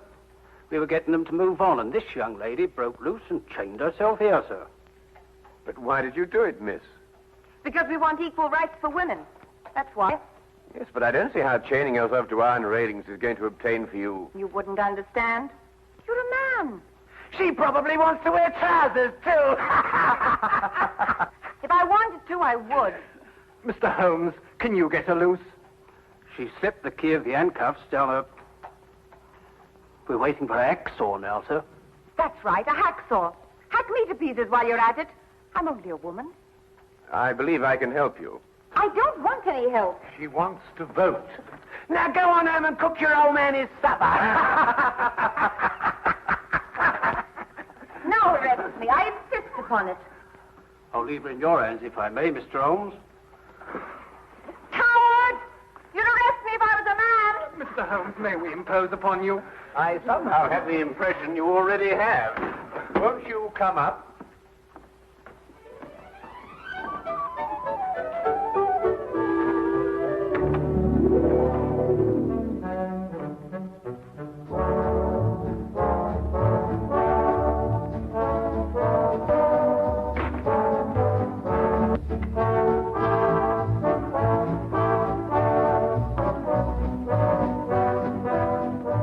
Permit me to introduce ourselves.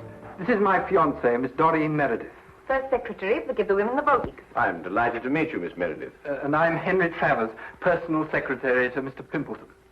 Oh, yes. I seem to remember that it was Mr. Pimpleton who led the attack on the suffragette bill in the House the other day when it was defeated. And very, very resoundingly defeated. Yes, that old stuffed shirt. He'll be sorry. I wish you'd get out of this Give Women the Vote League, Doreen. It's dangerous. Yes, I can see that it has its inconveniences, Mr. Travers, but I don't really believe that it's dangerous. Would you call bombs dangerous, Mr. Holmes? Good heavens, are they using bombs now? Oh, just a teeny one. Boris and I made it to blow up a lion. My dear young lady, you don't blow up a lion, you shoot it. Who is Boris? An anarchist. An anarchist. He's an old dear who wouldn't hurt a fly. Blowing up lions, anarchists. Sometimes I don't know where modern England's going. Well, perhaps Miss Meredith might be good enough to indicate that direction for us. Well, it all began at the meeting of the Give the Women the Vote League. Miss Agatha Axton, our president, was presiding. Quiet, ladies, quiet. I've called this meeting of the council in order to consider our next step in view of the defeat we suffered last week. As you know, the Honourable... Honourable... Bosh. Even if he is my cousin. Well, anyway, Chauncey Pimpleton rallied the anti-women forces in Parliament and defeated our bill by the narrow margin of 347 to 1. Boo! Down Pimpleton! Boo! Pimpleton! We've got to do something, ladies. We're not making enough noise in the world. What would Joan of Arc do? What would Catherine of Russia do? They would attack. They would blow up something. Blow up something? How do you do that? I don't know, but they would do it. Don't bombs blow up things? I think they do. Let's buy a bomb. Where can you buy one? I've never heard of a bomb shop. We could make one. I'll make one. Can you? I don't know. I've never tried. I'll get a book. Good. But, What shall we explode? Let's explode a lion. Wonderful. We'll explode a lion. A very small one, of course. Well, anyway, I didn't know how to make a bomb. So she advertised in the Times. Wanted, a person who knows how to make a bomb. Oh, yes, yes. Dr. Watson and I read the advertisement. We tried to decipher it under the impression that it was a code. Never occurred to us for a moment that it meant what it said. Well, anyway, Boris answered it. Yes, that's right. I am the person who makes a bomb. Sit down.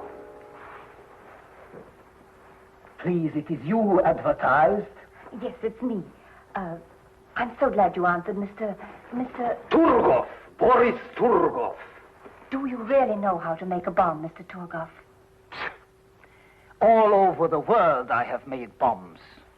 Big ones and little ones. Bombs that go... and bombs that go... Well, you must understand, we don't want to hurt anyone. We just want to blow up one of the lions in Trafalgar Square. I think a little bomb would do, one that goes... One that goes... Do your bombs make a lot of noise? Not those that go... Oh, I must ask you just another question. It's a matter of principle. Do you believe in the equality of the sexes? Please, I'm an anarchist. All I believe in is nothing. Oh, excuse me. That sounded funny. Have you the ingredients for the bomb, please? Oh, well, I'm afraid you'll think me an awful amateur, but I don't know what ingredients go into a bomb. Is nothing. We will go to the chemist and buy them.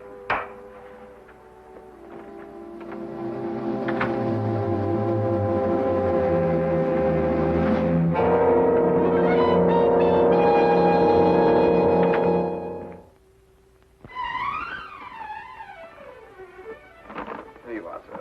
Everything you ordered. Glycerol, toluene, nitrate, and sulfuric acid. Oh, yes, and gun cotton. Yes, ma'am. Be careful, though. You could make a bomb with what you have here. Good day. Good day.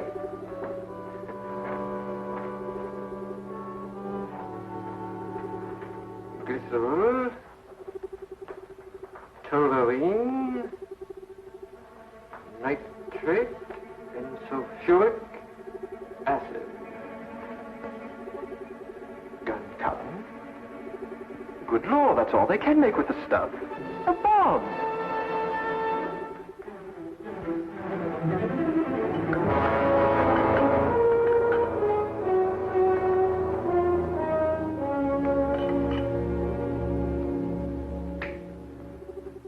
It's clever, no? A green croquet ball. Who would suspect a green croquet ball? Well, I'm sure I wouldn't. Like this, it unscrews in half. Are you sure it'll work? With a trigger, yes.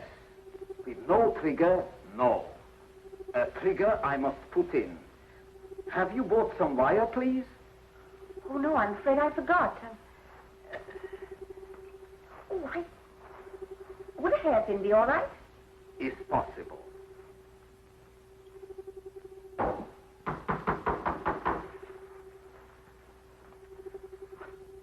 Darling?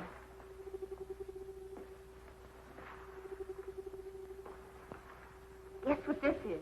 Well, croquet ball, of course. No, it isn't. Here, let's put it back into the garden. But, darling...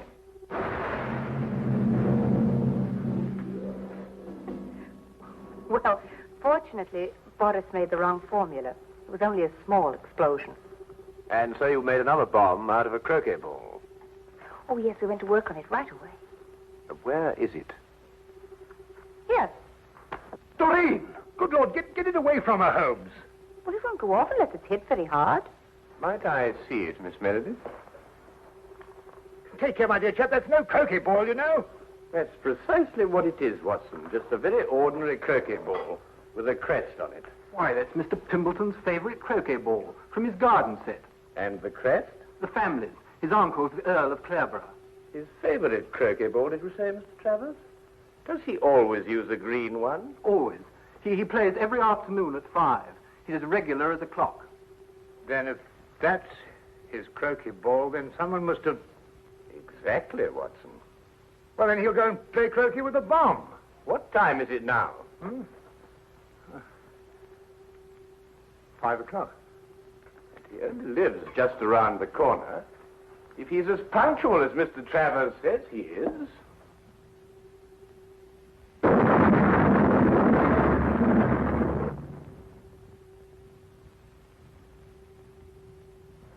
He is.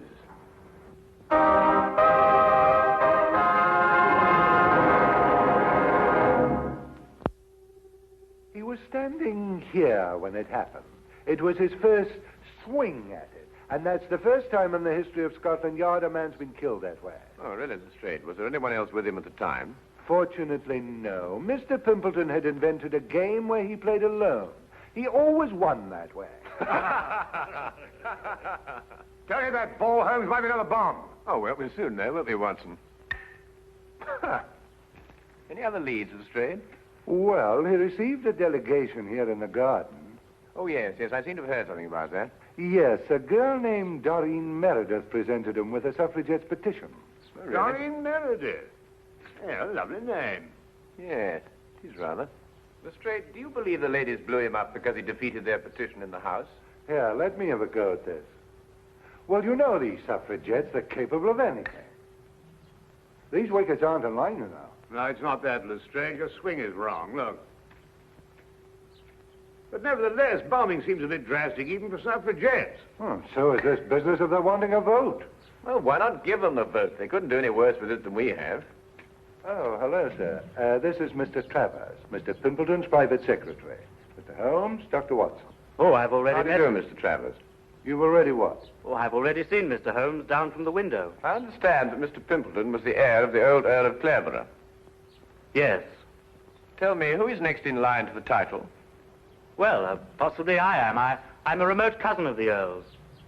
Yes. I understand that you were in the garden with Mr. Pimpleton when the delegation from the suffragette movement called on him. Yes, I was. Interesting. Do you play croquet, Mr. Travers? No, I prefer lawn tennis. Quite so, quite so. But you really ought to try croquet, you know. Under normal circumstances, it's a fascinating and completely harmless game. From the Pimpleton, Holmes suggested a stroll in Hyde Park. I suspected what he hoped to find there. Here in Hyde Park, where vast multitudes of people can gather to hear us, under the banner of free speech, I call on the women of England to demand equal rights with men. We cook, we sew, we scrub. Why shouldn't we vote? Throughout the ages, women have been the pawns of men. Men of England, hold your ground. Keep women where they belong, in the kitchen. Women of England, keep out of the kitchen. Give them the vote now, and in 5 years' time, they'll be running the country. Sir, I ask you, are women slaves? Sir, I ask you, are they capable of voting? I no speak English.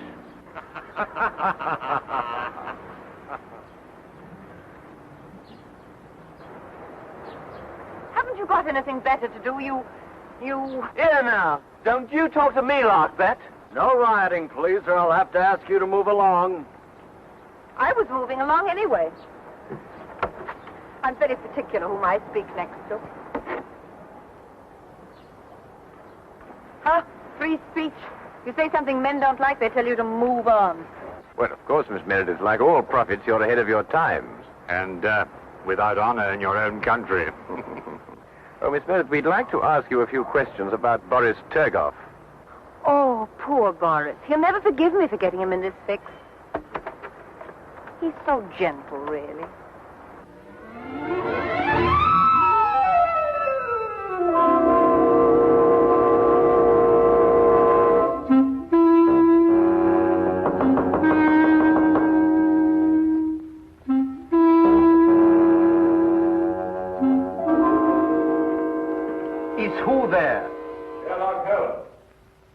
want what?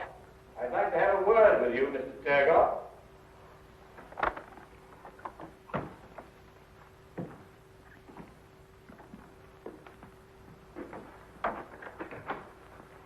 This is my good friend, Dr. Watson. I'm told you manufacture bombs, Mr. Turgot. All kinds. Long fuse, short fuse. Did you make only one bomb for Miss Meredith? Oh, you know of that one. Well? 2 bombs I make for her, but one her young man sets off. Accidentally, he says. Do you know where this other bomb blew up? Yes, in Mr. Pimpleton's garden. Not the first time that the Turgov bomb goes off in the wrong place. Can you explain how the bomb became substituted for the croquet ball? No, I do not go inside the house.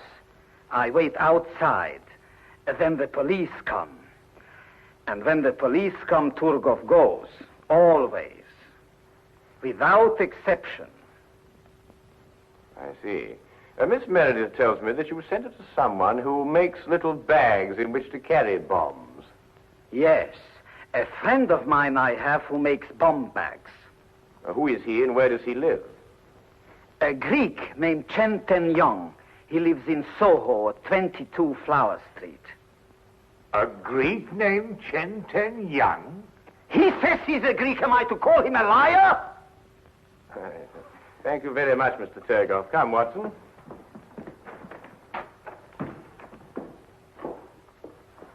Mr. Turgot, I wouldn't manufacture any more bombs if I were you. Scotland Yard's looking for you.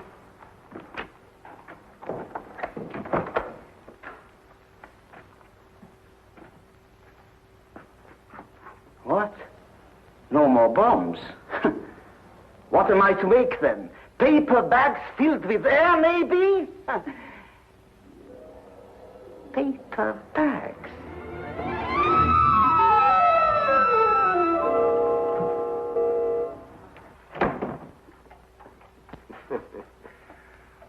Now where, Holmes?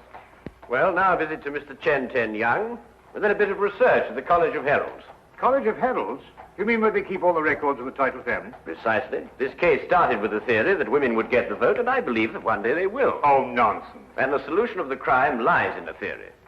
You mean some hidden factor we may have overlooked? Some subtle factor, Watson. Like a bomb?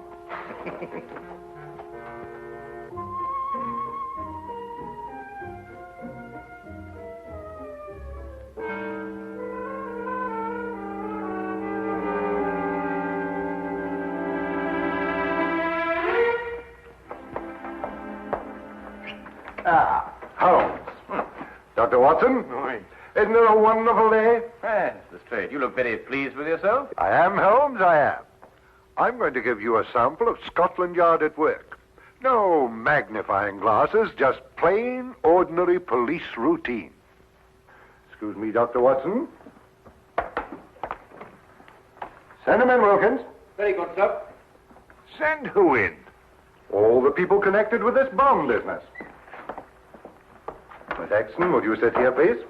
Miss Meredith, will you sit over there? Mr. Tooker? This, Mr. Holmes, is Miss Doreen Meredith, the young lady who presented the suffragettes' petition to Mr. Pimpleton. We found set up in her kitchen a laboratory. She's been making bombs. I do not deny it. I told you we were going to blow up a lion. A liar? Oh, come now, Miss Meredith. We were also able to nab her confederate, this man, Boris Turgov, an anarchist. He makes bombs, too. The Turgov bomb, it is famous. Wilkins, send in Chen Ten Yang, will you? Very good, sir. Chen Ten Yang is a naturalized Greek, born in Brazil, of Chinese parents. He makes little bags for carrying bombs. Fascinating occupation. Ah, Chen. Tell me, Chen, did this young lady order a bag from you? Yes, mister.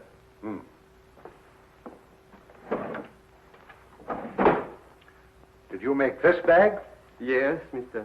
5 shillings 6 pence. That is so, but on price. I see. Well, there it is, Holmes. There you are. An open and shut case. Miss Meredith killed Pimpleton because he was anti-suffragette. Ingenious, Lestrade. Really quite ingenious. You know there's only one thing wrong with it. What? Neither Miss Meredith nor Mr. Torgoff are guilty. Oh, I didn't expect you to agree with me. You never have. Well, not always, Lestrade, but sometimes, you know, sometimes. However, in this case, the real murderer killed Pimpleton for one reason, and one reason only.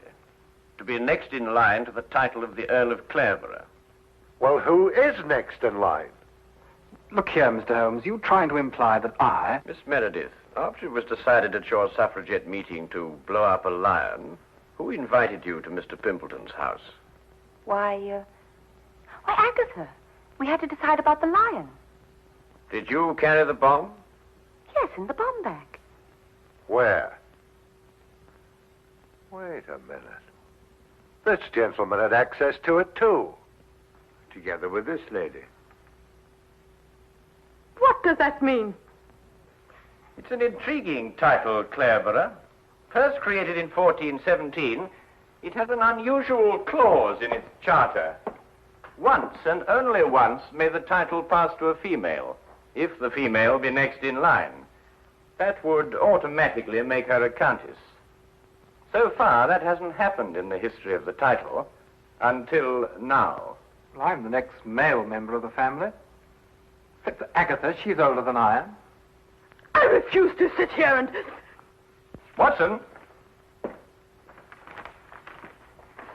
Thank you. You'll notice, Lestrade, that this bag is identical to Miss Meredith's. Chen, who ordered this second bag from you? This woman, mister. Uh-huh. Chen, why didn't you tell me this? You know ask me, mister. This man, he asked me. And you see, the switch was simple and premeditated, of course. Why, Miss Axton, how could you? Preposterous!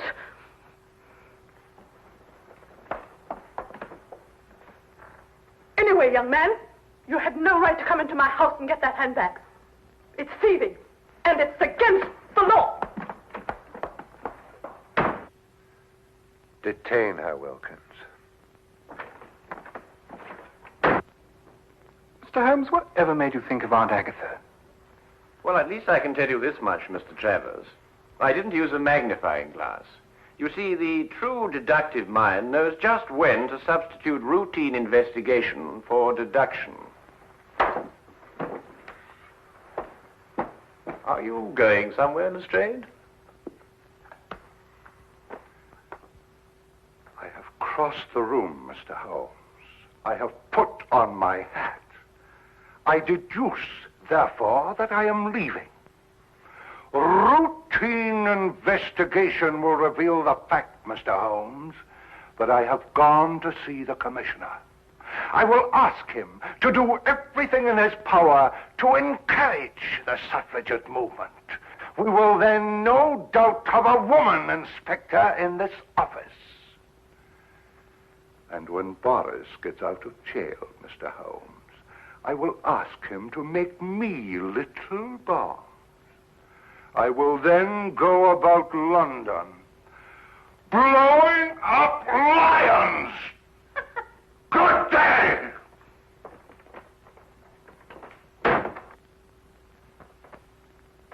You know, Holmes, I've been worried about his complexion lately. I think Lestrade needs a rest. Yes, Watson, yes, I'm inclined to agree.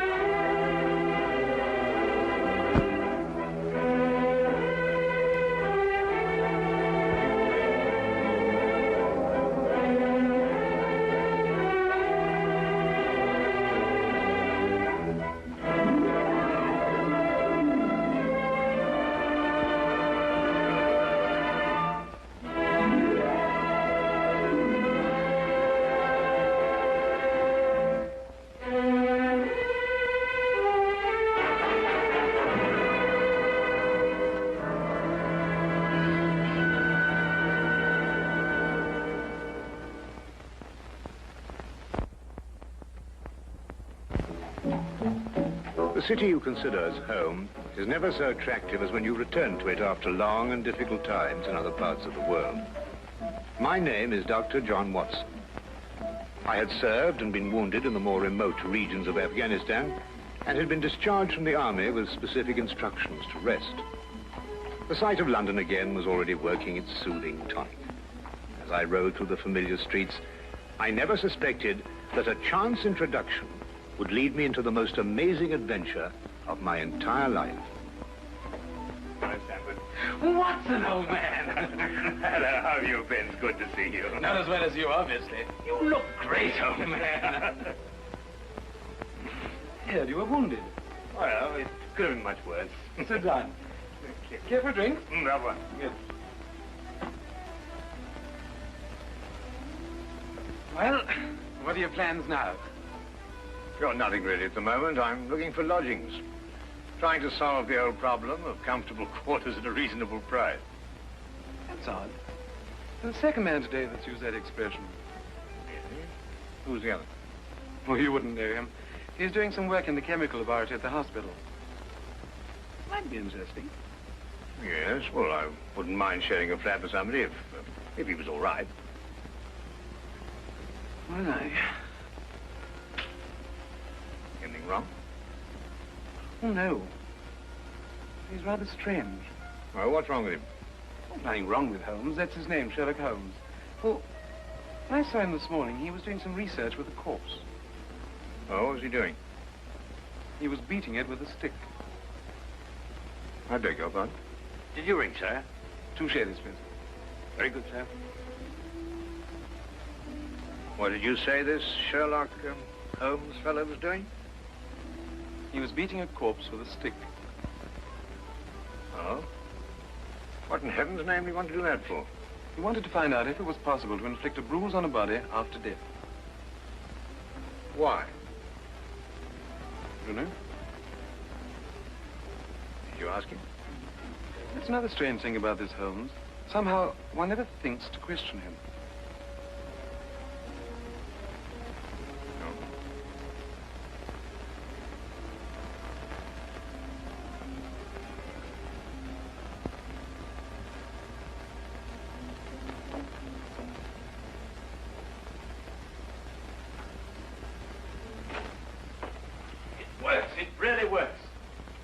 You've just entered the greatest chapter in the history of forensic medicine.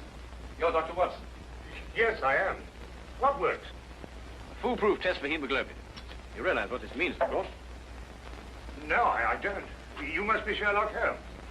It will create a revolution in criminal investigation. Yes, I'm Holmes. How did you know I was Watson?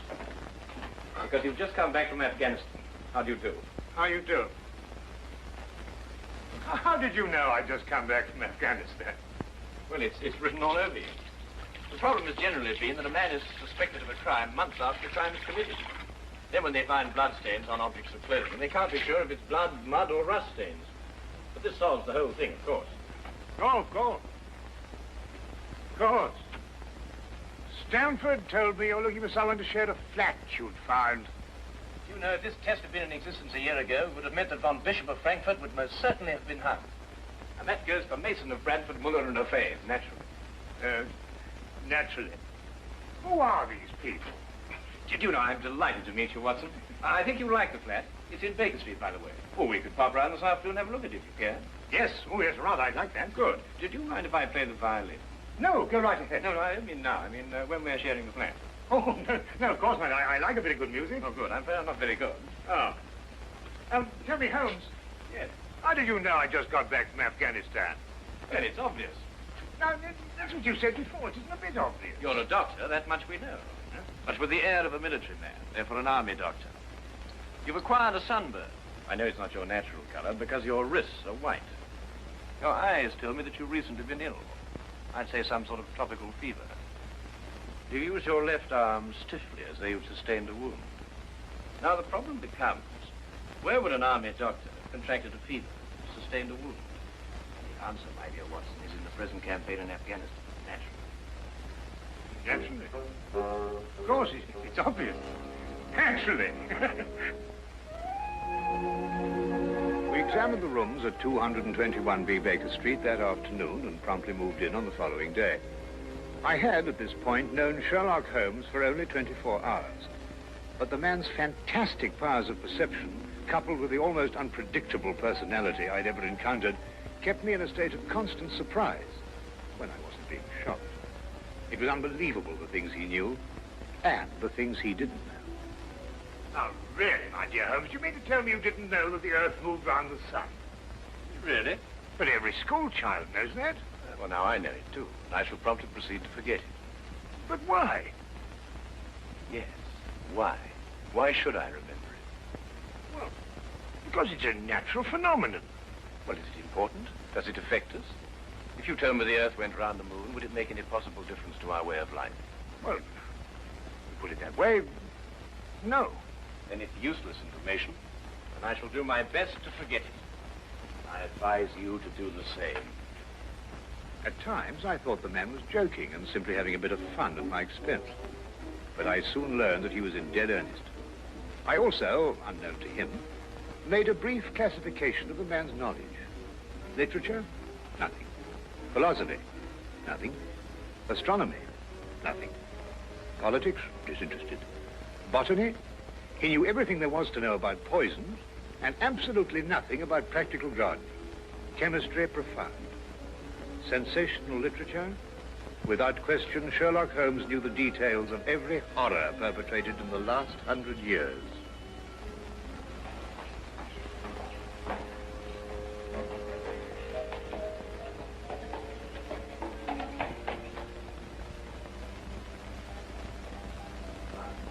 I believe we have a visitor. Really? Who's coming here? I believe so. I would also say he's a retired sergeant of Marines. Oh, you know the man? I've never clapped eyes on him before in my life.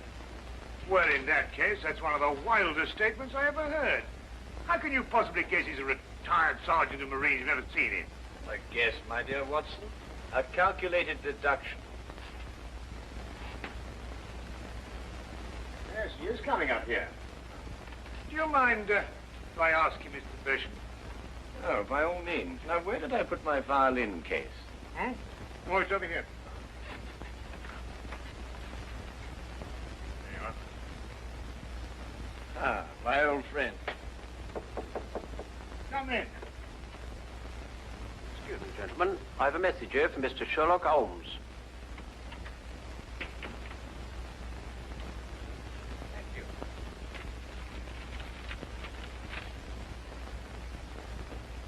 Excuse me. Sir? Do you mind telling me your occupation? Not at all, sir. I'm a civil servant employed by the police department. Thank you. I just wondered. Not at all, sir. How long have you been with the police department? Just a year, sir. Before that, I was a sergeant in the Marines. Good day, gentlemen. How did you know? An interesting letter, Watson. A very interesting letter. Perhaps you'd like to come with me. Where? To catch a murderer, of course. Of course.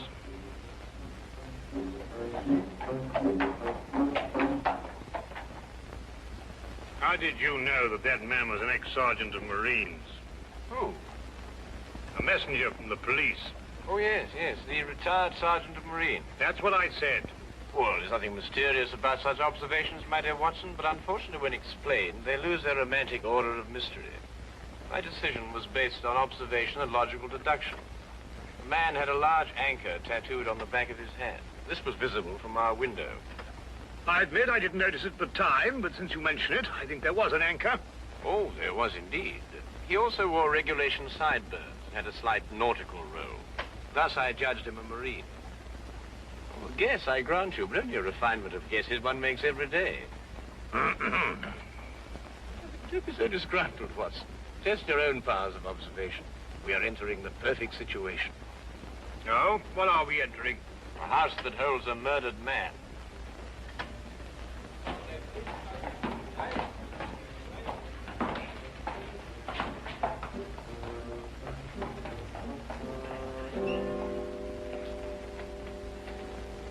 Is Inspector Lestrade inside? Yes, sir. May I have your name, please? Yes, Sherlock Holmes. This is Dr. Watson. Oh, that's quite all right, sir. Inspector Lestrade gave instructions to admit you. Oh, good. Oh, by the way, has the body been removed? No, sir, but the medical examiner's just gone. Oh, thank you. Let's hope they haven't moved things about too much. The police forces of the world seem to have an organized science of messing things about. Oh, I wouldn't say that, Holmes.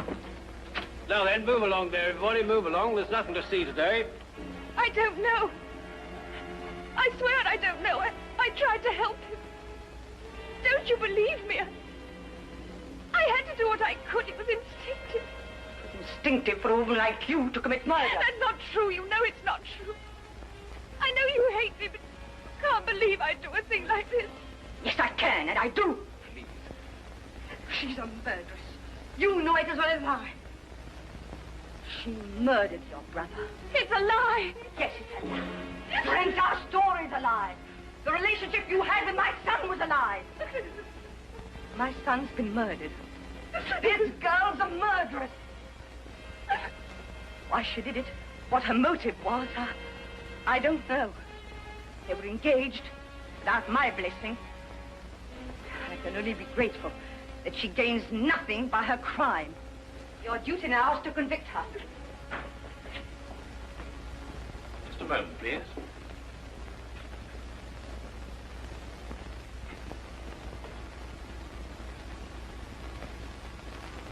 Notice the angle of incision, Watson. Yes. Well, the force of the blow and the general penetration of the upper region of the chest. How long would you estimate before loss of consciousness? Well, it's difficult to say. 30 seconds. Minutes? Oh, between the two. I see. And death? Shortly thereafter. 2 minutes? 3? 3 or 4, I'd say. Thank you, Watson. All right, take him out. Ah, forgive the interruption. I would prefer to have been invited before the body had been moved. I thought you'd be interested, Holmes. Oh, thank you, Lestrade. Well, may I introduce my friend, Dr. Watson, Inspector Lestrade of Scotland Yard? How do you do? How do you know? So you're completely stuck, eh, Lestrade? What do you mean? Well, you thought I'd be interested. Why don't you admit it? You're in a jam. Magnificent cabinet work, don't you think? What you say isn't exactly true, Holmes. I've done you a favor. This is an interesting case. Of course, there are 1 or 2 unexplained details, but I don't believe it'll be long before we're What's clear. your principal problem? There's no motive. I found this girl with a knife in her hand. My brother lying dead on the floor. I found Peter on the floor. I tried to help him By stabbing him? by removing the knife. Anybody would have done the same thing. I loved him. Oh, my dear young lady, there's no cause for you to alarm yourself. No one's accusing you of, well, of what happened. This would be a clear-cut case if only she had a reason for murdering him. There happened to be a policeman outside the house during the murder, and he said that no one came in except her. Well, what about the others? Who benefits by her death? Well, no one. The estate was left in such a way that if he died before he married, everything went to charity. My dear Inspector Lestrade, he didn't die before he married. This young lady and the man whose body was carried out of here have been married for at least a week. In the event of his death, I imagine everything passes to her.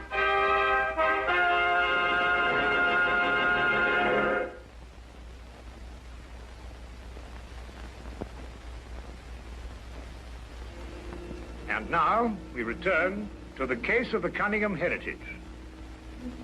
How did you know they were married? Weren't you?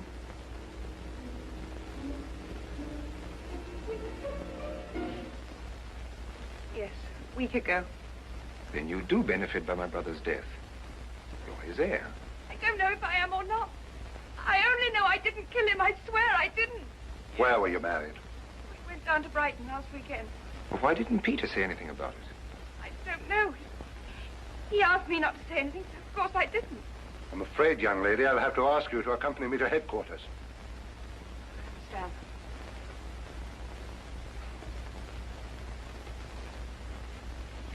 Excuse me, Inspector. I think I should tell my mother. Oh, yes, of course. Tell me, Holmes, how did you know they were married? Well, the man's hands had the remains of a sunburn and the fading marks of a narrow ring, but not as yet that indentation of the finger a ring generally leaves. A weekend in the sun at Brighton explains the whole thing perfectly. I didn't notice these things. Yes, I know. The young lady's hands were also sunburned, and to the same degree. Then the case is solved. Yes, it would appear so, wouldn't it? What are you looking for? Now, do you see that? What? Here, use this. Why, that's only the cut in the carpet. Yes, but it's a fresh one. Yes, but what does it mean? That's a good question. We'll stop looking for clues now, Holmes. Oh, you've solved the case then? Completely. Oh, splendid. Seems this girl had a record. 9 months in the woman's prison in Holloway, from the 21st of February 1892 to the 21st of November 1892. She was employed as a governess and convicted for stealing £300 from her employer. It's quite true. I knew you'd find out sometime. I made a mistake 5 years ago, but I paid for it. But Peter knew all about it before we were married. I never tried to hide it from him. You didn't know what else you had in mind. I had nothing else in mind except that I loved him. I'm afraid I must ask you to go with the office on this. Well, madam.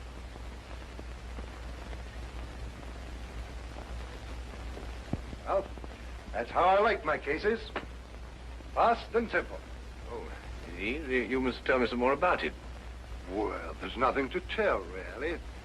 Her story was that Peter asked her to call here at 10 sharp. She arrived, found the door open for her, came in here and found him writhing on the floor with a knife in his chest. She screamed, pulled it out, and just then Brother Ralph walked in. Peter died without saying another word. So she stabbed him for the inheritance and was caught in the act. Simple. Well, falling off a log. Couldn't be simpler, could it, Watson? Oh, I still think it's a tragedy. Yes, but in my job, Dr. Watson, we run up against it all the time. Scar? No, thank you. Well, I suppose you've had some amazing adventures. Yes, but one learns to have a real philosophy of life and get a good perspective. Yes, I suppose. But just the same, I think it's a pity. Just another case of a clever girl being too clever. The clever girl who intended to murder her husband, she certainly chose the most stupid possible way to commit the crime. What was that? Well, what's this? Checkbook. Oh, amazing deduction, Lestrade. Look. So Peter Cunningham drew a check for £1,000. 6 weeks ago, and 5 weeks ago, and 4, and 3, and 2, and that's all. Well? They're drawn to cash. Well, I don't get your point. He was a very rich man.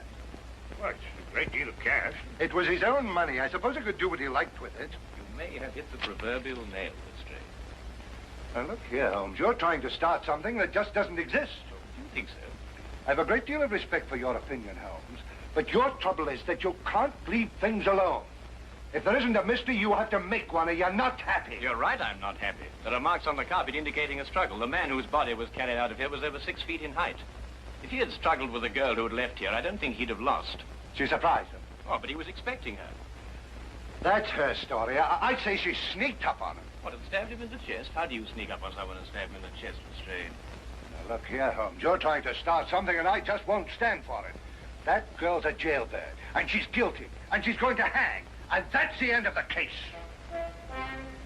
I see Inspector Lestrade is up to his usual mental gymnastics, trying to hammer square pegs into round holes. Well, Lord, it's been a great pleasure meeting you, Inspector. I warn you to keep away from that man, Holmes, or you'll be insane in less than a week.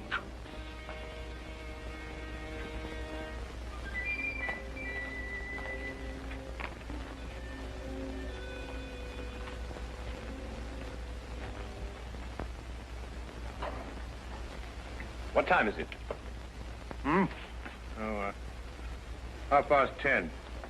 Perhaps you'd like to take a little stroll with me. Why? I'd like to investigate this afternoon's affair a bit further. Oh, yes. I'd like that. I thought you'd forgotten about it. Not at all. I've been thinking about it all evening. Shall we go? Then we must exchange our thoughts en route. Where are we going? To the Cunningham house. I didn't know you'd made an appointment there. I didn't. Oh, well, who do you expect to see? No one, I hope. Well, I'm terribly sorry, Holmes. I'm afraid I don't understand what you mean when you say you want to go to the Cunningham house and you just... You can't do that. What? Well, you can't break into the house. Why not? It's against the law, that's why not. Why, if we're caught... That's it. What is? If we're caught. But that makes no difference. It makes no difference at all. The thing is, if we're caught, it's against the law.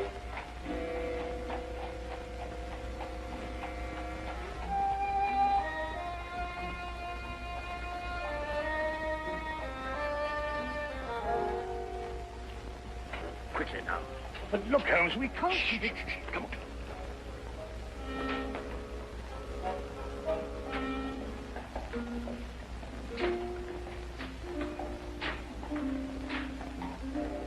Good evening, Inspector. Good evening, Sergeant. Everything all right? Yes, sir. I just thought Sherlock Holmes might have dropped by. Where'd you get the key? The key's a burglar's too. A burglar's too? Street clear? Yeah.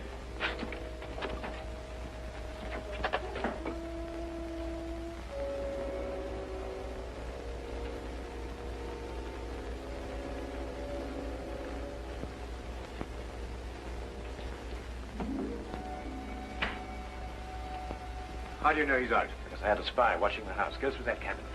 What am I looking for? Oh, papers, bank statements, anything to indicate passage of money from Peter Cunningham's account. Go on.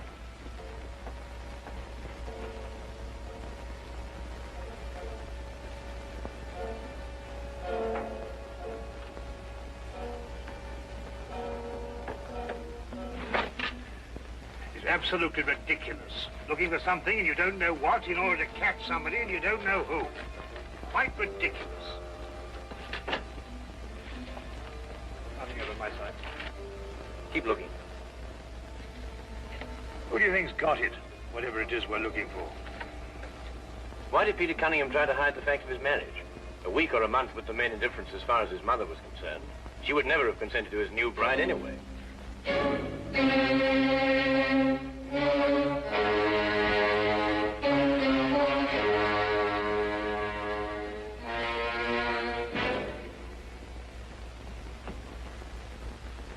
He married her to prove to me that my blackmail wouldn't stop him. And then he withheld the fact in order to give me 1 week to clear out of the country before he exposed me. The money he paid you went to buying up your promissory notes. I was being pressed, Mr. Holmes. My brother's engagement to a jailbird gave me a perfect opportunity to extract a little money from him. In fact, if he hadn't been such a bullhead, it would have gone on for quite some time. A jailbird, as you put it, makes the perfect murder suspect. Perfect, Mr. Holmes. And you and Dr. Watson make perfect burglary suspects. When I report your death to the police, they can't possibly blame me for defending the sanctity of my home.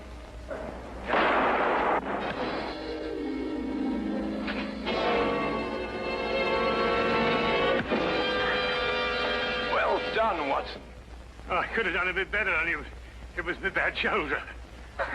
Quite all right, Watson. Think no more about it. So that's our murderer? Yes, the only possible one, of course. Only a man could have struck that blow. Peter died, as you say, within 3 or 4 minutes. And there was a bobby outside the whole time? Yes. Crystal clear. No, it's completely obvious. Well, what do we do now? What's going on here? Who fired that shot? We will sit with the good inspector, and with the aid of our evidence, a bit of logic, and a few simple diagrams, we will endeavor to convince him that night follows day and that 1 and 1 inevitably makes 2. How did you two get in here anyway? Now, Inspector, calm yourself, calm yourself. Come, sit down. Now, there's a good fellow. Sit right here. Now, you see, we have a great deal to talk about.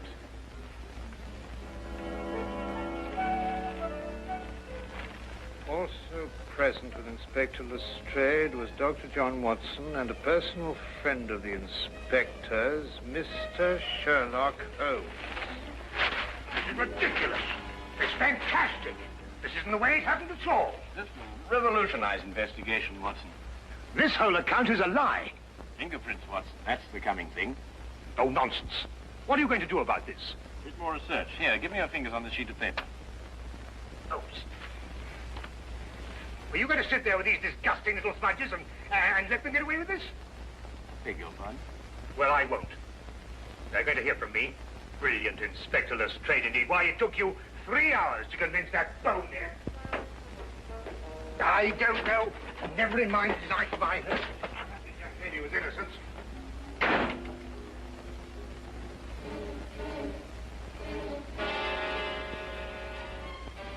Oh. I wonder if he got more than a shoulder wound in Afghanistan. Oh.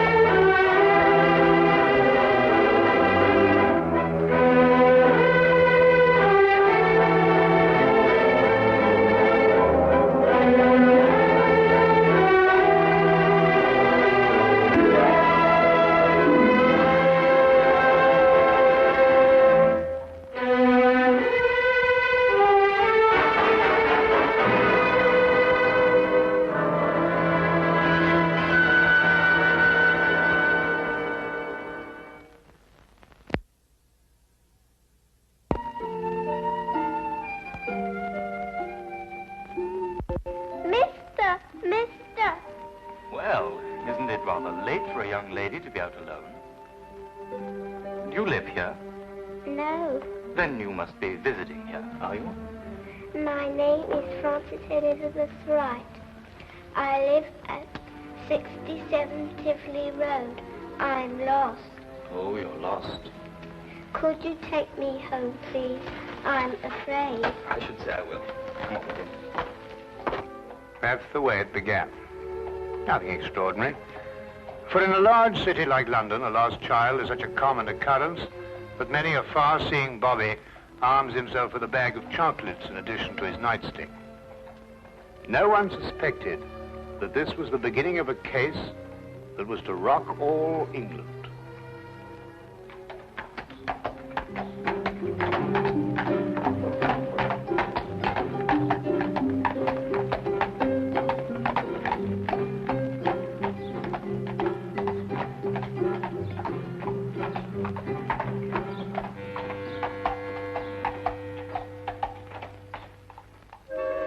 All right, if you insist. I know this man isn't going to do us any good. But what's the use of talking to you? Just as stubborn as your mother. I suspect we're having visitors. Oh, really? 23 and 27.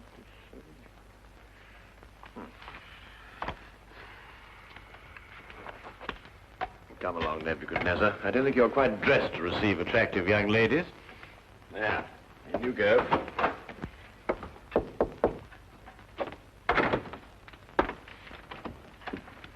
Won't you come in? Mr. Holmes, Sherlock Holmes. At your service, sir. Martini. George Martini is my name. This is my daughter, Margaret, who is of the stubborn opinion that you can help her. It will be a privilege, sir. Oh, may I introduce my very good friend, Dr. Watson? How do you do? How do you do, sir?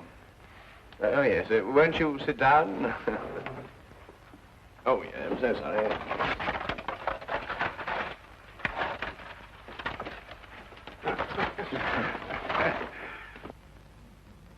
How can I be of any assistance to you? This is rather a confidential matter. Oh, yes, yes. Dr. Watson is both the soul of discretion and my invaluable colleague in all my cases, especially the more delicate ones. I see. Well, there's this fellow, Richard Trevor is his name, who's been courting Margaret here. A sly one, if I ever saw one. I could tell by the shape of his ears, and the fact that he belonged to that upstart Shield and Castle club. There was nothing wrong with his ears. They were beautiful, both of them. Nevertheless, he gave her the impression that he was going to see me last night and ask for her hand in marriage. Instead, the scoundrel sent me some fantastic note about being detained and then never appeared at all. I want you to find out what happened to him. What did Mr. Trevor say in his note? That he would be detained because he had run into a little girl who was lost and was taking her home. Have you made any inquiries at his home? Yes, with Father, of course. I don't think it's genteel to go to a man's rooms, even if he is your fiancé. Quite right. Quite right. There was no sign of him, but his clothes were all there. He wouldn't run off without his clothes, would he? No, hardly. The pure guess. A deduction. Just as I deduced that you have a scar on the left side of your head, which you received in a naval battle. I'll be bound. How did you know that? Well, a right-handed man normally parts his hair on the left. Your parting is on the right, thereby indicating that you've changed it at some time or another to hide a mark. As to how you got it, that's obvious to me by the fact that you carry on your watch chain the insignia of His Majesty's ship Assault, which everyone remembers distinguished herself heroically off the coast of Africa. Well done, Holmes. I declare, well done. Will you investigate, Mr. Holmes? We'll look into the case immediately, Miss Martini. And as soon as we have any information for you, we'll let you know. I shall be forever in your debt. Mm-hmm. Or I will be after I see his bill. Here's our address. Oh, that won't be necessary, sir. I saw it marked on your hatband when you came in. If you'll forgive me, sir, a rather extraordinary precaution against the loss of a bowler only worth 2 guineas. Come, dear.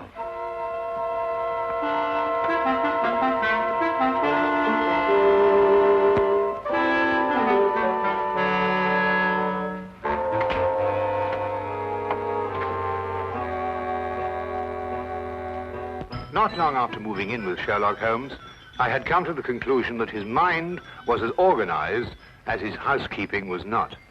He was, without a doubt, the most perfect reasoning, observing machine I had ever encountered. And just watching him think had become sheer fascination. I tried to put myself into his brain now and deduce what had happened to the missing Mr. Trevor. Did it occur to you he might have had an accident and even now be lying in a hospital at this very moment?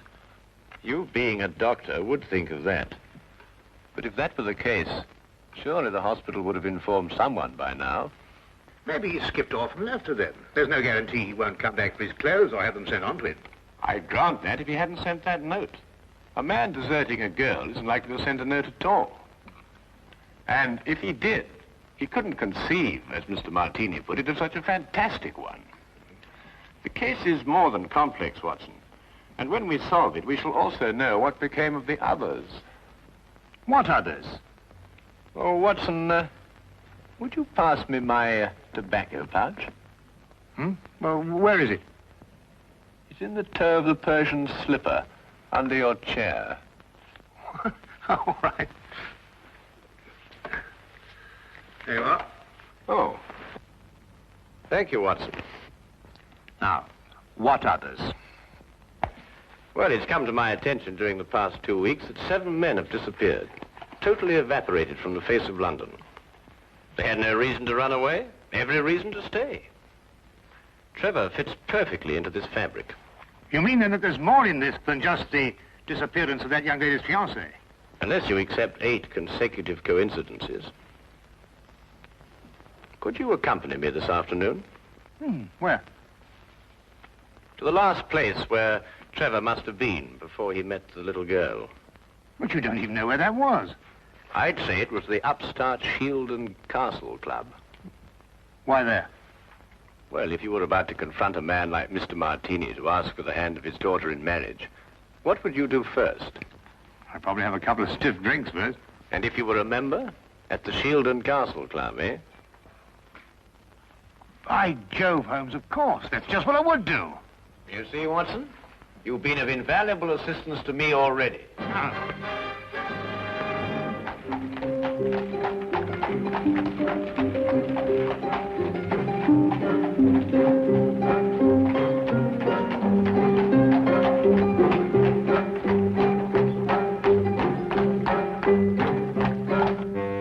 But you must tell us if he was here last night. He's missing. We're trying to find him. It's no use, sir. You'll have to do without my help. This is a gentleman's club. What has that got to do with it? He may not want to be found, if you know what I mean, sir. Now, look here. That's the way it is, sir. I'm sworn to preserve the privacy of our members. And having 2 little tots to feed, I'm not one to invite getting the sack.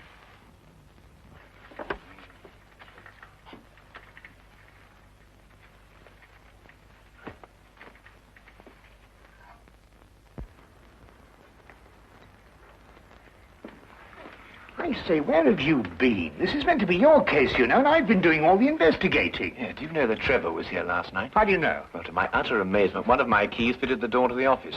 I went through all the chits and found one signed by him. It's just as you thought. He boasted his courage with the aid of stimulants from the bar. Do you mean you've broken into the office? Do you want to have us arrested? Us? Yes, by keeping the barman occupied, you served as my accomplice. Now, really, Holmes, you've gone too far.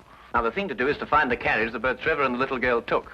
How do you know they didn't walk? Well, if she lived near enough to walk home, is it likely that Trevor would have sent a message saying he was going to be detained? What extraordinary reasoning. Not extraordinary at all, my dear fellow. Really quite ordinary. Oh, what on earth do you think you're doing, mate?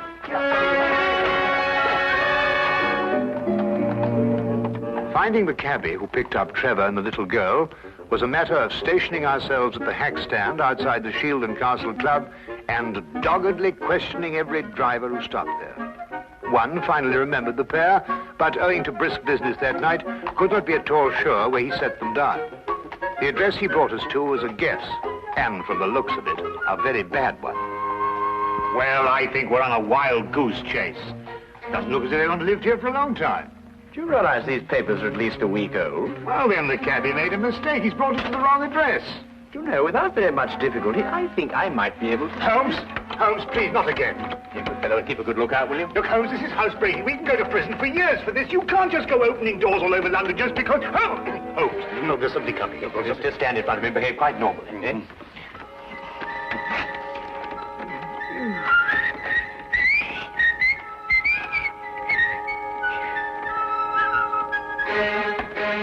What's the normal behavior for housebreaking? You coming? Look here, Holmes, a doctor doesn't do this sort of thing. I'm sure it's unethical. You can't expect me to... Oh!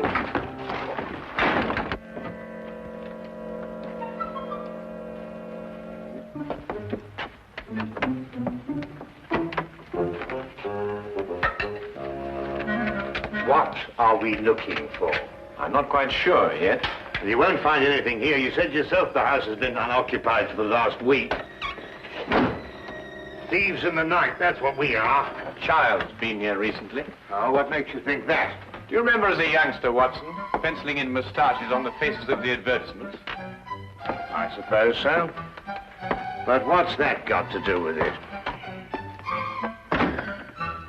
When I looked at those newspapers outside, I noticed that someone had penciled in a handlebar moustache on a woman advertising headache powder.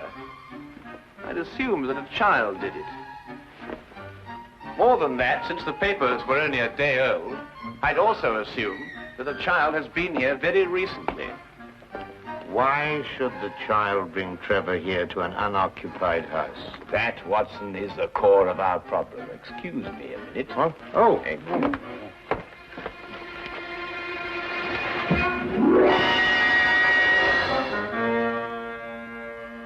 Good heavens!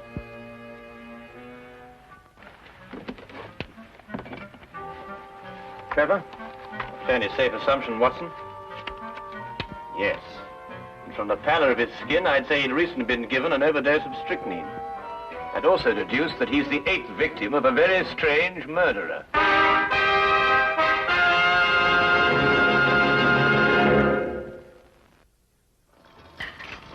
Dash the tea, Holmes.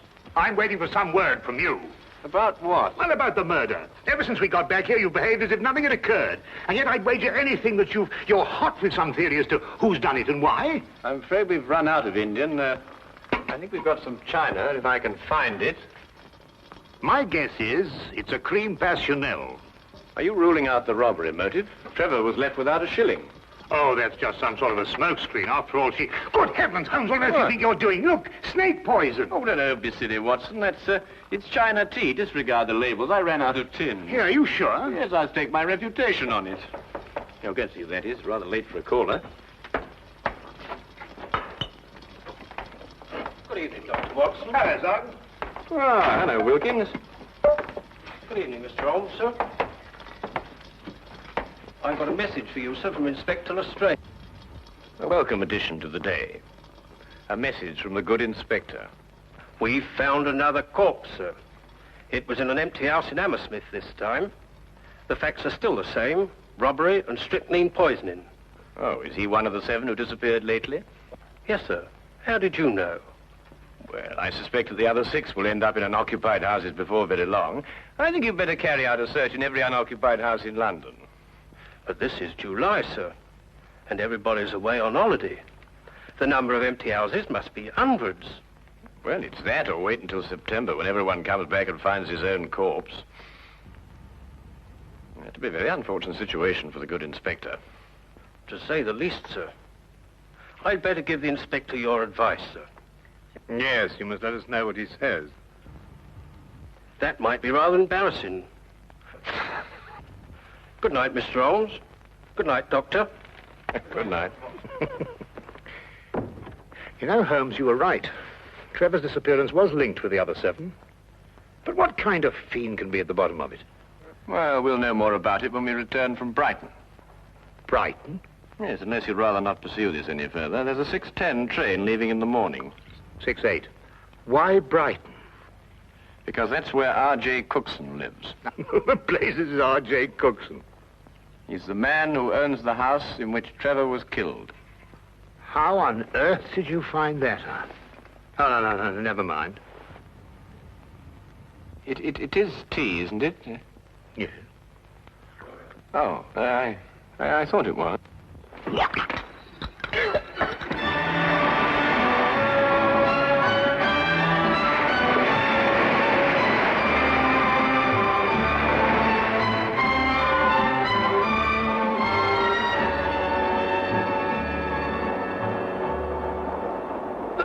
Have you ever heard anything so incredible?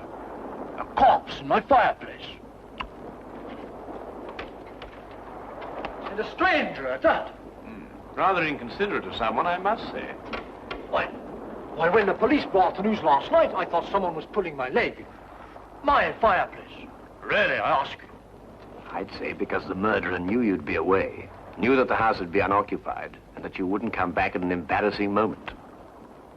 You're right, Mr. Holmes. Absolutely right. The culprit was acquainted with all my plans, and not wanting the corpse to be found in his own fireplace, chose mine. Precisely. But who could that be? I vouched that a full regiment of people knew of my plans to leave London. Then our task is to narrow down that regiment. How? You have me breathless. First of all, has anyone else the key to your house? No, not that I know of. Yes. I once gave my key to the greengrocer to deliver a parcel. Aha. But he gave it back. Oh. But bosh and bother, supposing a key wasn't used at all. Whoever did it could have used a tool or something and jimmied his way into my house. I've heard of those things being done. Mm-hmm. Oh, really? We found all the windows and doors locked. I'm afraid you've escaped me. Now again, Mr. Cookson, are you quite sure that no one else has a key to your house? Well, now, really, after all, I don't hand them out like calling cards to every... Wait. There's this charwoman who comes to my house once a week to clean up. But, oh, no, she couldn't hurt a fly. Well, what's her name? Mrs. Enid.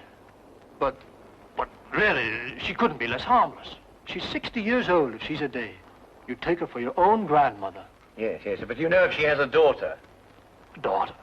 Well, now, really, a woman of 60 isn't bound to have a little girl. Well, what about a niece or a granddaughter? Granddaughter? Now that I think of it, she does have one. About 7 years old. She recently came to live with her. Where does Mrs. Enid live? I have her address for... If you please. Sorry. Right here in my trousers.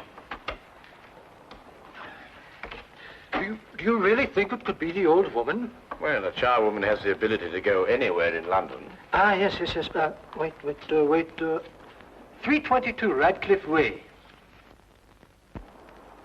322 Radcliffe Way. To look at her, you'd never think she could hurt a fly. You'd take her for your own grandmother. Poison murders? No. Impossible, Mr. Holmes, impossible. Oh. Grandma, must we play the game tonight? Of course. Don't you like playing it? I don't like staying on the street alone. It'll only be for a little while. You'll find someone to bring you back, and Grandma'll have company again. What happened to the last company we had? Oh, he went home after a while. But come on, let's say it. Where do you live? At 67 Tivoli Road. No, that was the last place. Your address is now 120 Claridge Street. I forgot. All right. Now, come on. Let's say it again. Where do you live? 120 Claridge Street. And again? 120. What do you think, Holmes? Well, we'll know definitely in an hour's time. Come on.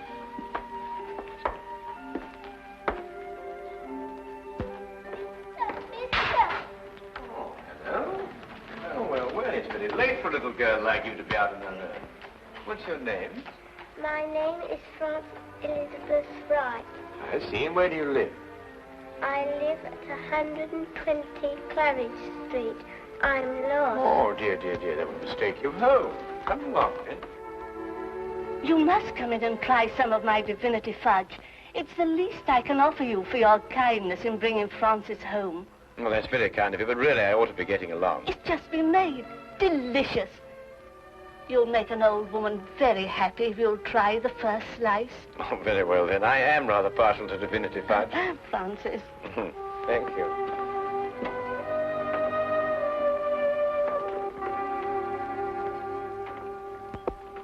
Now, come and sit right here at the table. Thank you. Now, say good night to the kind gentleman, then off to bed. Grandma, you never let me stay up with the company. That's because little girls must have their sleep. But now we've met the gentleman, perhaps he'll come again in the daytime. Will you? I should love to. Good night. Good night. Good night, birdies. Isn't she a lovely girl? And she'll grow up into a beautiful woman and have a life of ease. Yes, that's the important thing. A life of ease. Time to enjoy the world and... Here, you're waiting for some fudge, and I'm prattling away.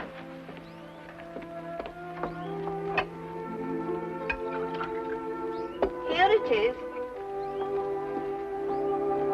And a glass of cold milk to go with it.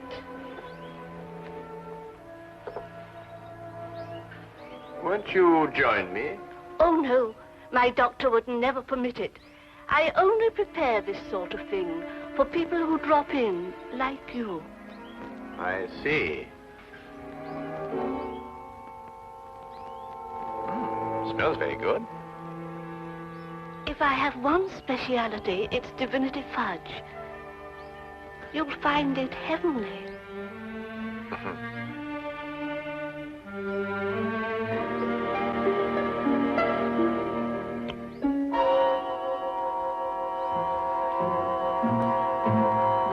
What's the matter? Nothing. I just wanted to give the birds a bit first. Don't. Birds don't eat fudge. Oh, yes, they do. They love it. Come on, old chap. Have a... No, you can't. Who are you?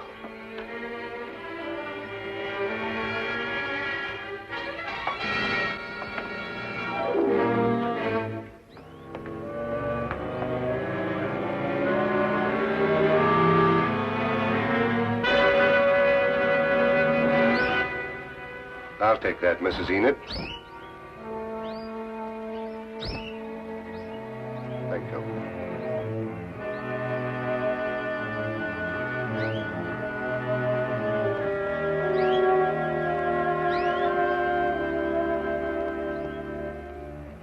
I needed money for the child. That's why I did it. I didn't want her to grow up into a tired rag of a charwoman. I wanted her to have a life of ease and the things I've seen other people have. You understand? Yes. Will she be taken care of? You need worry, Mrs. Enid.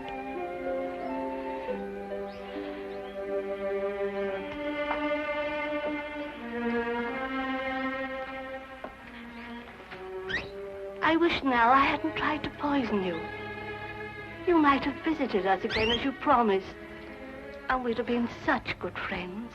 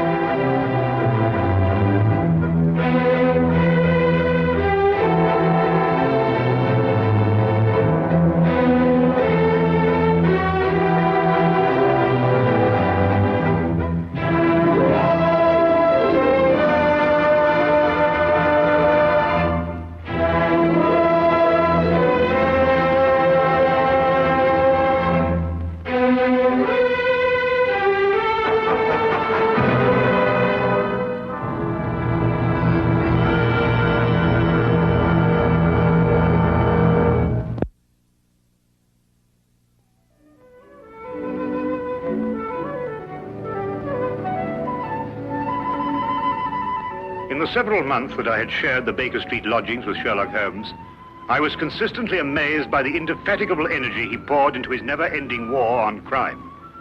But my physician's eye could see the strain that perhaps another wouldn't have noticed. Thus it was one morning that I prevailed upon him to join me for a day in the country.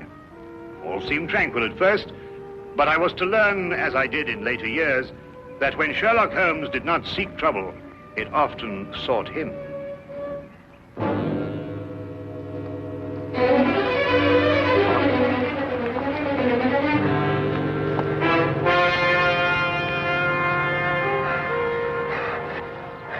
Help her.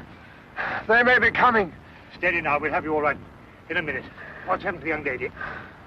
Who are you running from? Stark. Carroll. They tried to kill me. Out now, Holmes. Perhaps we'd better get them to London, eh? My very thought. The young lady is uninjured, but she's suffering from a deep state of shock. Come along. Oh.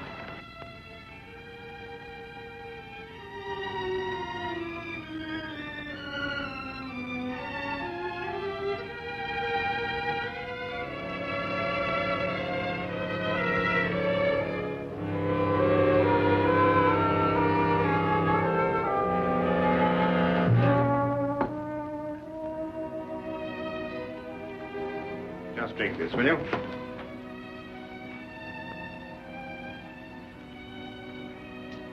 Better now? Much, thank you, sir. Will she be all right, Doctor? Oh, yes, I think so. Twice last night she saved my life. Who is she? I don't know. We only met last night. I'm afraid she's mute. What, deaf mute? No, she hears and understands perfectly. How did you meet her? Well, it all started yesterday afternoon. Seems an eternity since then. I was in my office, facing the realities of my professional situation. I suppose that everyone finds his first venture into independent business to be a dreary experience. After a year of it, I'd about decided to admit failure and seek employment with some recognized firm. It was at that point that I received a client. Mr. Hatherley?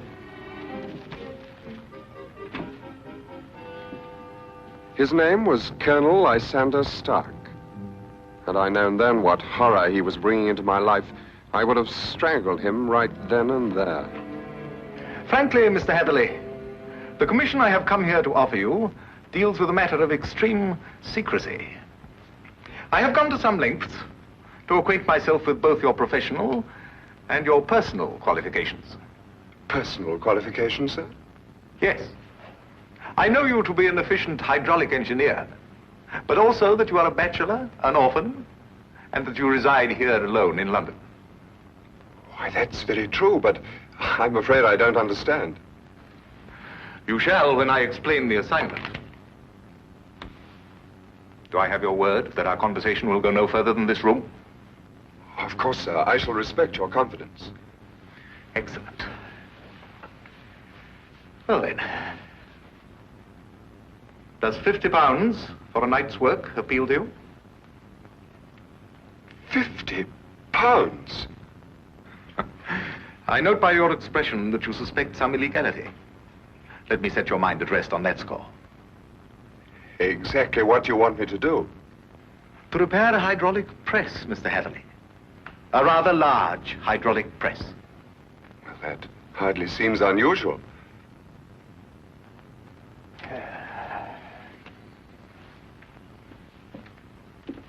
For some years, I have owned a small place in the country just outside London.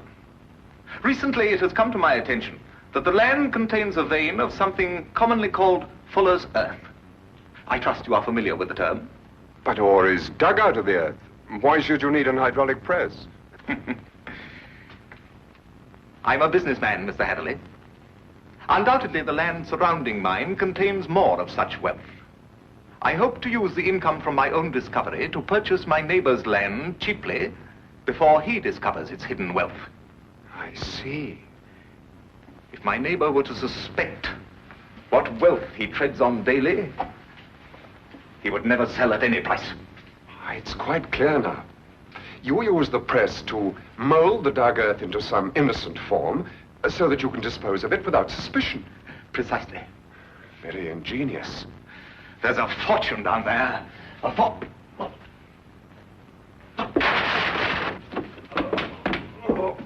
Is anything wrong? What is it, Colonel Stark? Can I get you something?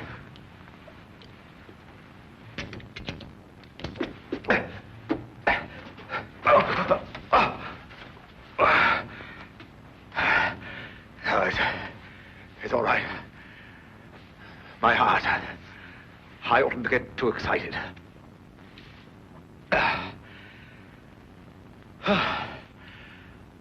Well, I've put my trust in you, Mr. Hatherley. Do you accept the commission? When do I begin, sir? I promised to meet him that night. Last night, at Ayford Station. The time he suggested was quite late, 11:30. But he insisted that it would be less conspicuous. I freely admit that the money kept me from exercising a more natural curiosity at such bizarre proceedings. One point, sir. When we encountered you, admittedly you were in a highly nervous state, but you kept repeating that they were after you. Did this man Stark have a confederate? Yes, a foreigner, a man named Carrow. I was to meet him later that night. Go on. Last night I boarded the train to Ayford and arrived there a little past 11 as ordered. And Colonel Stark was waiting? He was. We drove for almost an hour, and then we stopped suddenly, and he almost pulled me into a darkened house. Stark muttered under his breath as he fumbled to strike a match. But suddenly a light appeared at the top of the stairs.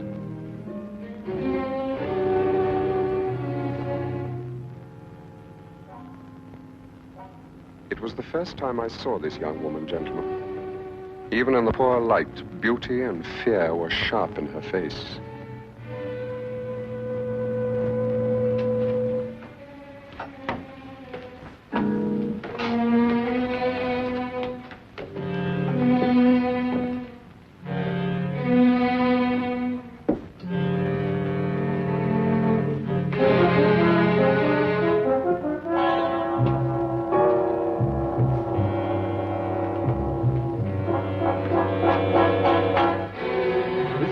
Is our housekeeper.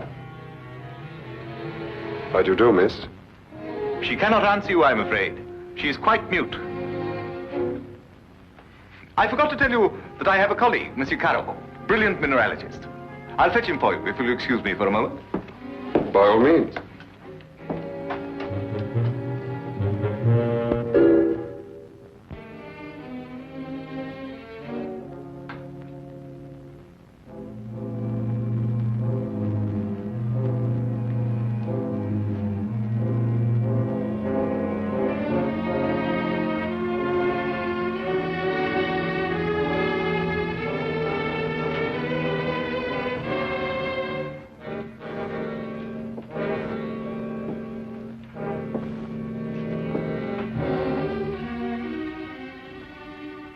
Is there anything wrong?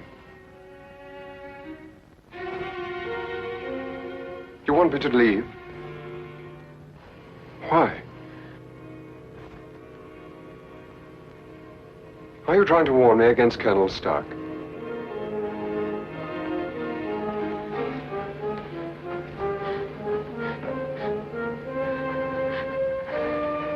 But why should I fear Colonel Stark? I only met him this afternoon.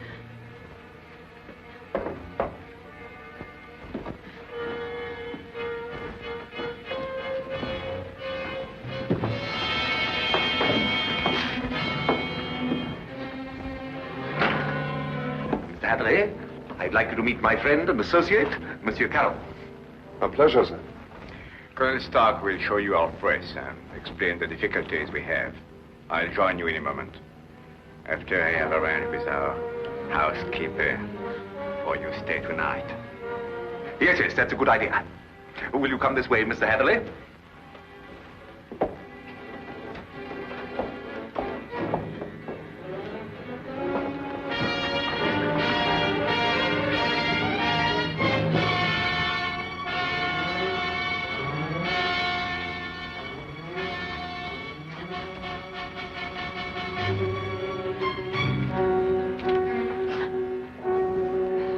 I thought you have learned better, my dear. Perhaps I'll have to send you back to school.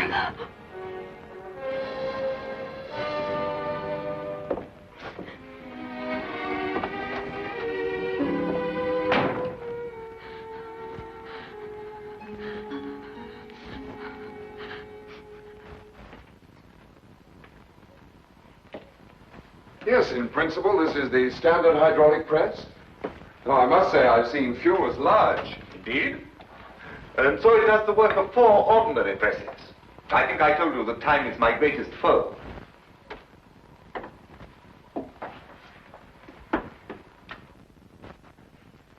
Would you bring more light, please?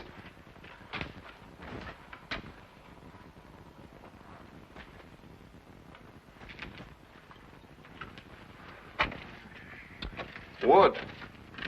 Concrete would have given you more support. Are these walls reinforced from the outside? Ah, Bruno. I was just about to explain to Mr. Hatherley that all the walls except the one he is examining are reinforced. However, there's no trouble with the walls. It's in the machinery. You'll hear it. Good. Just wanted to check up first.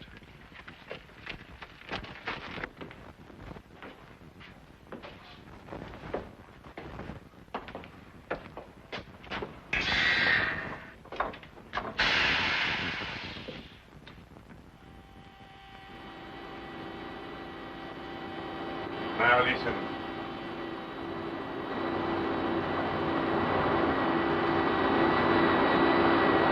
Know what it is?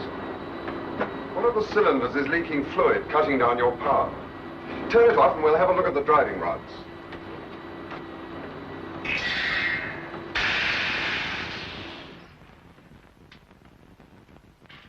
I knew what I was after, and the rest proved to be no problem. Of course. You knew by then the true purpose of the press. Not quite. Although I was sure it was not for making dirt brick molds. Much too large for that. But they'd lied to me so blatantly, I thought it best not to call them on it right off. Well, what were they using the press for? Fairly obvious. They are counterfeiters. They use the press to form the amalgam that takes the place of silver. So I learned during the night. It was naive of me to assume that everyone but myself was asleep, but I did.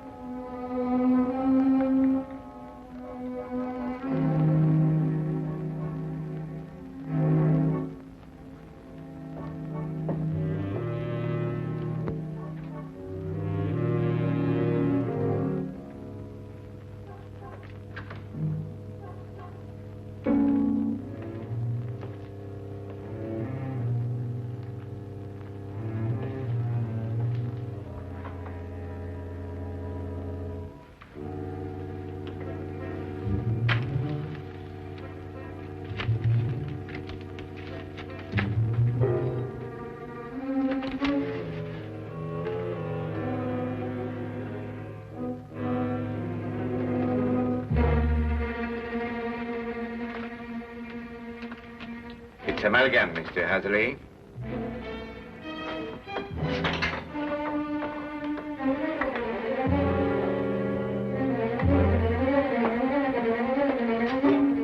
Carol, open up! Let me out of here, Carol!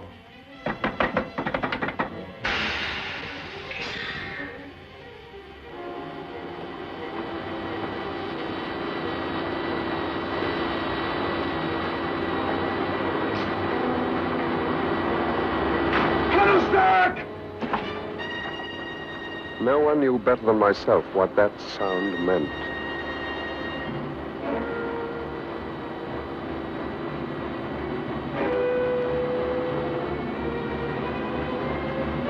Caro had started the press.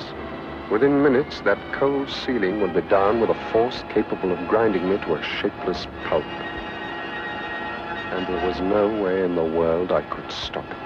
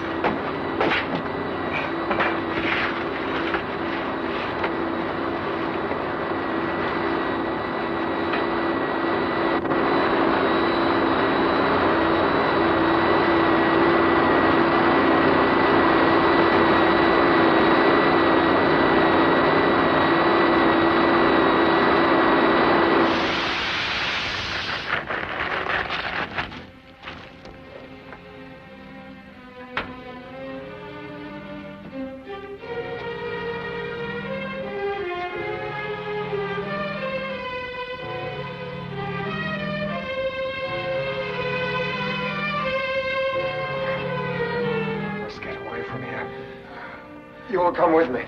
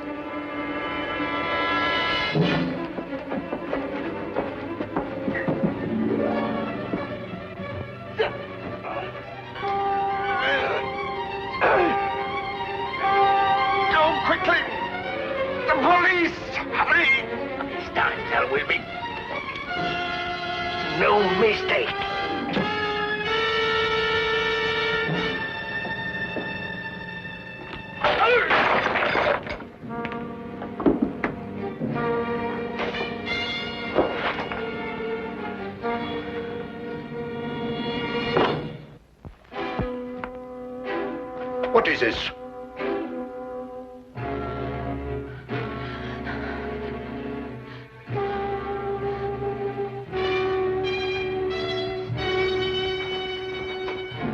What's happened here? Bruno!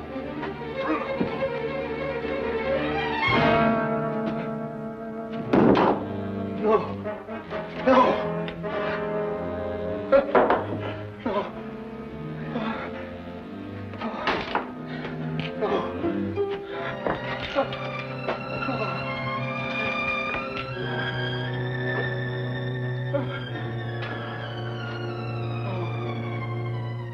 That's almost the last lucid recollection I have.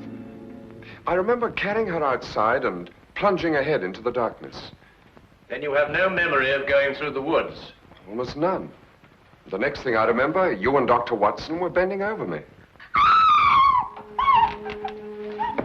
Are you all right? She screamed. Did you hear her? Yes, quite clearly. Please, don't let them send me back. I can't bear it. There now. Brandy, Holmes, will you? That's right. You'll be all right. Here, drink this, will you? Now, Spencer. Now, tell me, do you know this gentleman? Yes, Mr. Hatherley. Oh, you can speak. Oh, why last night did you pretend? I wasn't pretending. I've been unable to speak for a year. Excuse me, Miss, Connors. Ruth Connors. Now, Miss Connors, I gather that the events of last night gave you a shock, rather like a shock you received a year ago. Yes. When I saw the gun in Colonel Stark's hand, and it was pointed directly at me, a year ago, another young man visited us to fix the hydraulic press. I see. What do you know about this other young man? I was standing there, watching, when all of a sudden Colonel Stark fired his gun straight into the other young man's face. Why didn't you go to the police? I did. But first I must tell you that Mr. Carew is my uncle and guardian. He's my only living relation. And when I witnessed the murder, he fell upon me, repeating over and over, "You must never say a word. You must never say a word." But the first opportunity I had, I ran to the police. What did they do? Nothing. Because from that moment to this, I've been unable to utter a sound or speak a word. It was as though my throat was frozen up. Incredible. I have heard of this before. The worst of it was, my uncle learnt of my attempt to inform on him and had me committed to Bedlam. The insane asylum? I spent 6 long months there, 6 horrible, unforgettable months before they released me in his custody. After that, he forced me to do his bidding by threatening to send me back. Send me back to school was the expression he used. Why, that's horrible. Very. And I think it's time we called in our old friend, Inspector Lestrade. If only to deal with this man, Carew. You're not forgetting Stark, are you? Oh, I expect we'll find his remains, Watson. The loss of his medicine undoubtedly saved England the cost of executing him. Well, come along.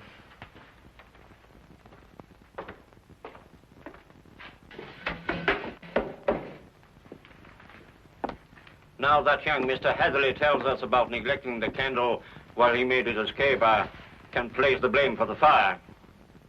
You sure it was Colonel Lysander Stark whose remains you found here? No doubt. Several articles of authentic identification, no doubt. Anything else? No, Inspector. Sorry. All right, thank you, Constable. Now where's Holmes got himself to? He just went down to the station. He said he'd be back in a minute. Look here, if Holmes thinks he can do... I'm sorry to keep you all waiting. Well, everything's settled, Lestrade? About as settled as it's likely to be. Stark's dead. Carter's escaped. The only thing now is to go back to London and put out an alarm for him. Oh, dear. Well, tell me, what about the money? What money? Well, you know, the money they were making, the counterfeit. Have you found any? Well, no. Oh, I suppose Carter took it with him. Well, the man would have to be pretty desperate indeed to even bother with real money, let alone counterfeit. What are you suggesting, Holmes? Miss Connors, the only carriage used here is the carriage that Mr. Hatherley rode in. Is that right? Why, yes, I think so. I see. And that carriage has been in the livery stable since last night. Thanks to an obliging constable, I found one of Mr. Carrier's footprints. But there was no trail of similar prints leading away from the house. Mark you, I didn't imagine that he would try and make his escape on foot. How did he get away, then? He didn't, my dear fellow. He's still in this house, hiding somewhere. What? Mr. Holmes, there's a cellar where... I examined that cellar myself. No, I mean the special cave they dug under the house to hide the money. Then there must be an entrance from the house itself. Well, I wasn't permitted to know exactly where, but I'm sure it was in this room somewhere. Thank you. Well, let's try and see, shall we? I beg your pardon.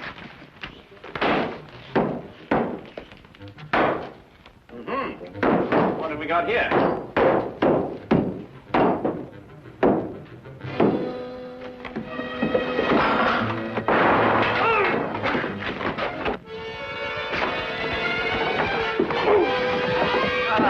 Very neat, Watson. Oh, there wasn't anything to it. Now then, what have we got here?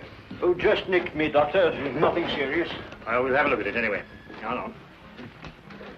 Some of you may lend a hand in here. That's that. I don't believe you'll have any more trouble with Mr. Carew. This has been a nasty business all round. I've lost my £50 fee, been roughed up, but it could have been worse, I suppose. A good deal worse, my friend. For example, I believe this is yours. Mine? Yes. What is it? Your shoe, I believe. I recovered it from the press. Yes, it makes one think, doesn't it? Well, Watson, you were quite right. A day in the country can be quite relaxing.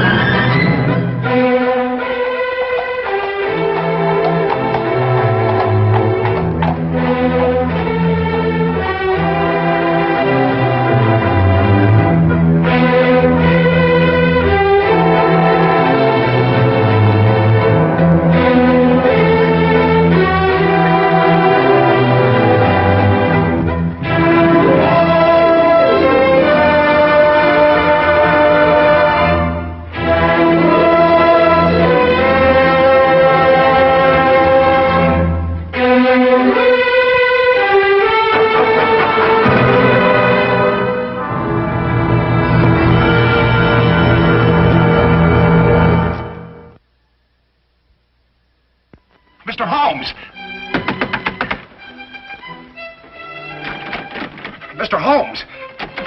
Mr. Holmes!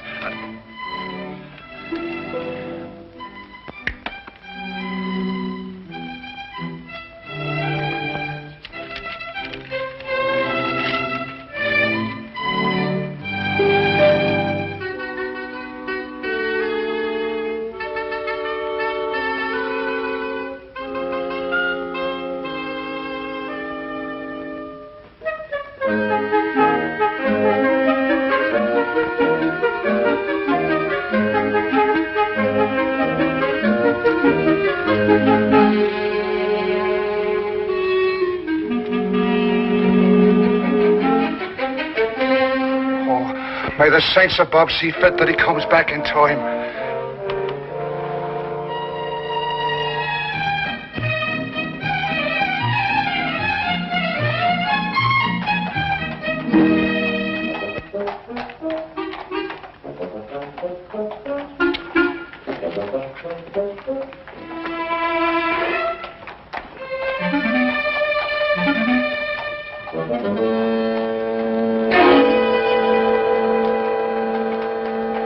Watson, look.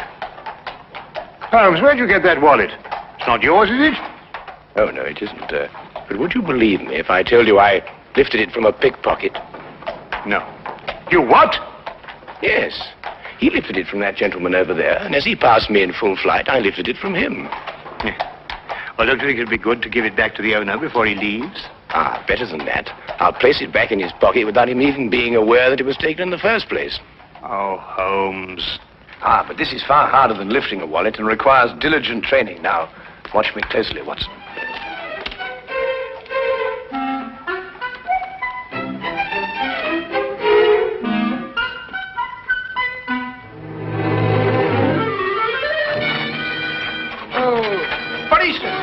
Hey, Watson! Watson! Hold on, Tim, I'll take the police! Hey, Watson! Police! Police! Hey, Watson! Hold on, Sure. I'll take the police! Police! Watson! Hold on, Sure. You were very lucky. If Lestrade hadn't come into the office at that moment, you'd still be in prison. Well, I got understand what went wrong.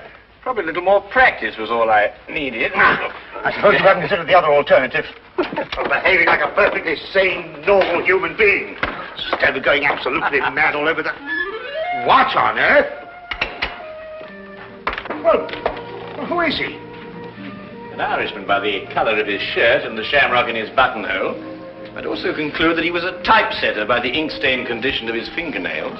Look, Holmes, that's neither here nor there. The man is in our flat. Do you know him? I've never clapped eyes on him before in my life. Hey! Hey! I don't like to disturb you, but... Hey, what time is it? 4 o'clock. Oh, good. We've still got 8 hours. Look, if you're a human being at all, you'll be helping me, Mr. Holmes. My name is Watson. Oh. Yes, Mr. Holmes. Mr. Holmes, my name's Brian O'Casey, a man of propriety, poor as I am. Oh, and Mother, forgive me. I wouldn't be breaking in here this way at all, only I'm the most desperate of men. Yes, so I gathered from your note, Mr. O'Casey. You obviously shoved it under the door, ran away, and then returned, fearing I might have overlooked it, eh? Oh, well, the cat might have run off with it. Or a wee mouse. Oh, we haven't got a wee mouse here. Oh, well, you know what I mean. I didn't want to be missing you. Not with £8,000 at stake. So I came back here and I let myself in so that I'd be waiting for you. Yes, well, that's most understandable, Mr. O'Casey. Now, perhaps you'd like to sit down and have a rest. Oh, thank you very much. Do you know something? My heart's beating like a trip hammer. Yes, I expect it is. You were saying something about £8,000. Well, that's the amount that's due to me. But unless I can get hold of Mr. Snowby midnight tonight, I'll not get a penny of it.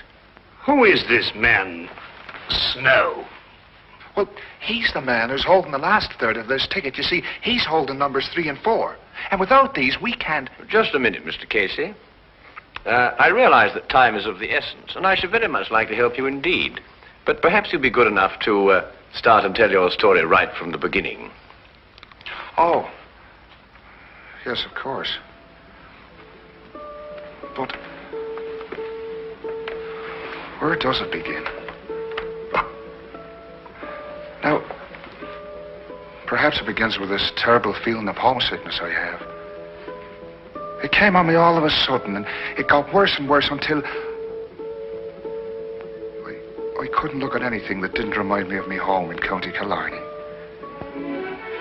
Well, anyway, I was walking along this lunchtime, and I saw this woman, Belle Rogers. And, well, you might have seen her yourself. In the Marylebone Road. May the saints punish me if I'm lying. She didn't know me at all. But she smiled at me. I wasn't taught to be a fool. I lit off as fast as me feet could carry me.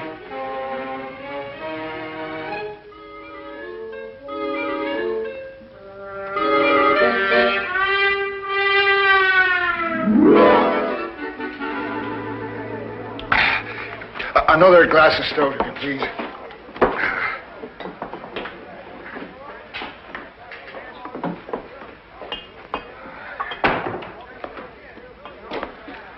Brian O'Casey.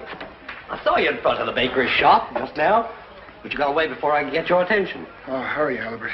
What was the big rush? Oh, I'm telling you, Albert, a man has to look out for himself in this city. What do you mean? Look, as plain as I'm standing here, she smiled at me. Right out in public. Who? That's Irene in the bakery window. No.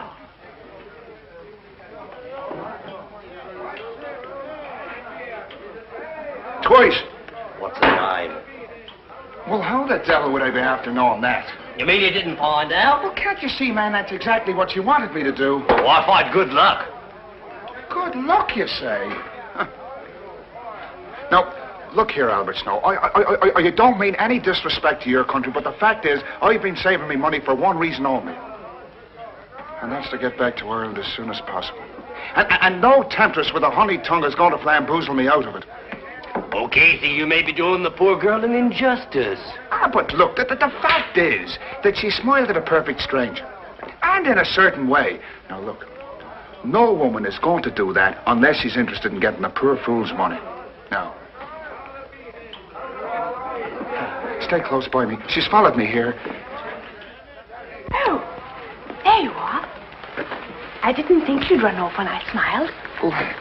What do you want? What do you want with me? It's in the window you belong. I only want to talk to you. Ask her to sit down. But look, this is no place for a woman. This is a tavern, you know. You'll ruin your reputation here. People won't buy the cakes you make. I'll only be a moment.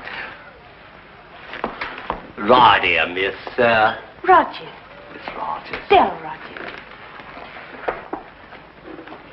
Now, there's a name for you. Beautiful. My name is Snow. Albert Snow. This here's my friend, Mr. Brian O'Casey. How'd you do? Come on, Brian, sit down. Oh. All right.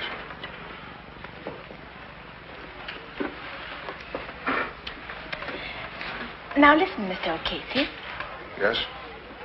Would you be willing to give me £1? You see, I told you so. No, wait, let me finish. Yes, let the little lady finish. It's an investment. I'd like you to be my partner in something. What kind of something? A sweepstake ticket. A sweepstake ticket? Yes. I've got one, and I'd like you to buy half of it from me. I don't understand any of this at all. Call it superstition, Mr. O'Casey. You see, I noticed you were an Irishman from the bakery window. That four-leaf clover in your buttonhole. And since everybody knows the Irish are lucky, I'd like an Irishman to be my partner. Well, it isn't for a woman to be gambling. Oh, perhaps not. But think if we win, we'll divide £24,000. Aye, and if we lose, which is much more likely, I'll be out £1, which is half a week's pay. Now, wait a minute.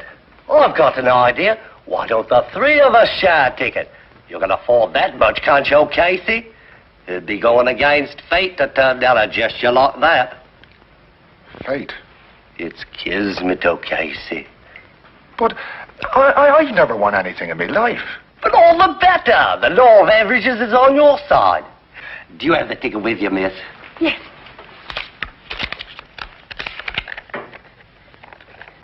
16634. Does that sound like a lucky number, or doesn't it? Well, I suppose I could chance 13 shillings. That's the spirit. Now, wait a minute. Who's going to keep this ticket? We could tear it up 3 ways, and each one of us keep a piece. That way, no one person would hold the ticket and be able to desert the rest. Now, that's fair. In order to cash in, we've all 3 got to come together again. Here, Casey, tear it in 3 parts. Well, now, look. We'll all have to keep our stubs in a safe place because if one of us loses his, all 3 of us would suffer. Right. Now, shall we seal the partnership? 1, 6, 6, 3, 4. No extra sweepstake tickets drawn. Lucky numbers listed. Extra sweepstake tickets drawn. Paper, sir. Lucky numbers listed. Extra sweep. You want a paper, sir? Yes, I think so. Extra sweepstakes tickets drawn. Lucky numbers listed. Get your midday paper. Please be here. I know other people want to win as much as I do, but I'm hoping so much to see the Swords of Ireland again.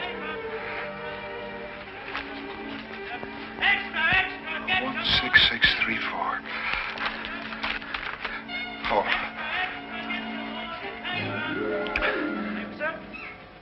One, 6, 4. Oh, well, it's not the first one. Oh, well, maybe it'll be the second.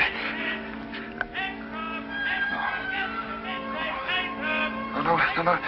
Take it easy, Brian boy. There's still 5 more numbers.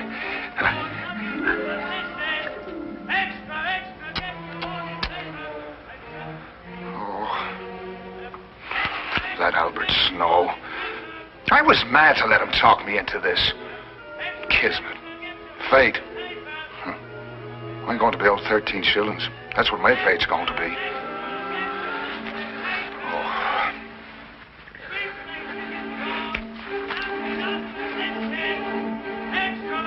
1, 6, 6, 3, 4. That's the number.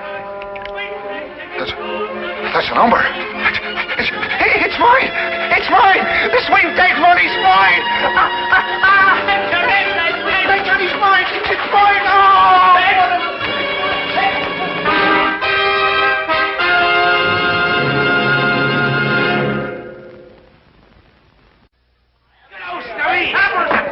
Albert Snow, look! Our ticket's been drawn! Oh! Why do you think I'm treated? Hey, what are we going to do? Shall we sell it? Come on with the table. We'll have a meeting of the stockholders to decide. Right, wait till I get people here. I knew it, Mr. O'Casey. I knew we'd be lucky. Dunno, I was a fool not to be listening to you right off. It was like I said, O'Casey. Kismet. Yeah. But sit down, everybody. Let's decide what our next step's going to be. The question which confronts us now is, shall we sell the ticket or hold on to it and go all the way? Vernon Dream, our horse, is a 20-to-1 shot, but he could win. I say, let's go all the way. Oh, well, I'm not that much of a gambling man myself. But, Mr. O'Casey, you just admitted you were lucky. You can't desert us now. Us? What do you mean by us? Do you mean you both decided already? Well, Belle and I have been seeing a bit of each other. Naturally, we speculated on what we would do if our ticket was drawn. Oh, Casey, wouldn't you like to be rich? Oh, well, sure, and I would, but... Let's put it to the vote. Majority wins. Now, wait a minute, Belle. Of course, we'd outvote him. But I think in a case like this, since we're all friends, a decision like this should be made unanimously. How about it, Casey? Come in with us.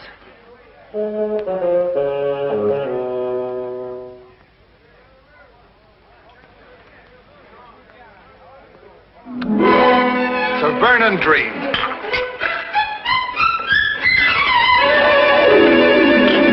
Hey, waiter, I'll have another beer, as long as he's paying for it.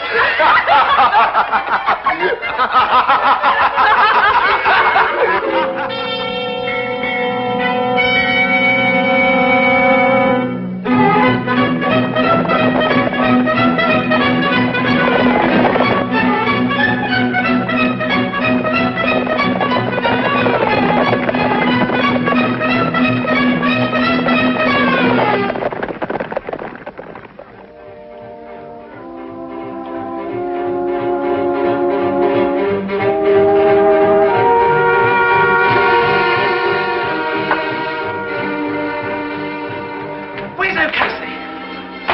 Burning Dream 1. Burning Dream 1. It's fainting.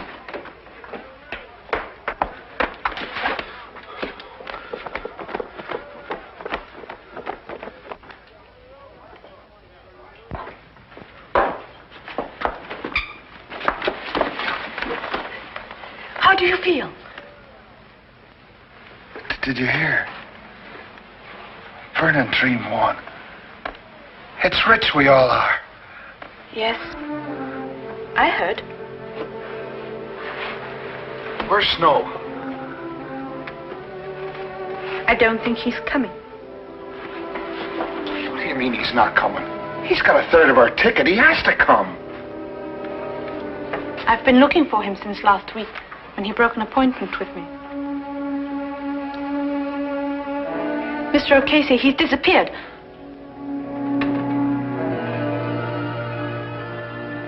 Disappeared? Well, that was 10 days ago, Mr. Holmes. And disappear he has. Right off the face of the earth. And a third of the ticket along with him. I see. And now you only have until midnight to find him, eh? Well, that's when the ticket becomes invalid. At midnight tonight. On the dot. Yes, yes. Well, that's serious indeed. I should say so. Well, look, do you think you can do something to help us? Oh, I was told if anyone could perform a miracle, 'twas you. Well, that's a little exaggerated, but I'll do my best. Where can I get in touch with you, Mr. Casey? Well, you'll be finding me at the Golden Coach Inn tonight. Miss Rogers and I decided to stay there until closing time, in case Albert should turn up. Oh, good, good. Well, I'll look for you there, then. Right, thank you very much.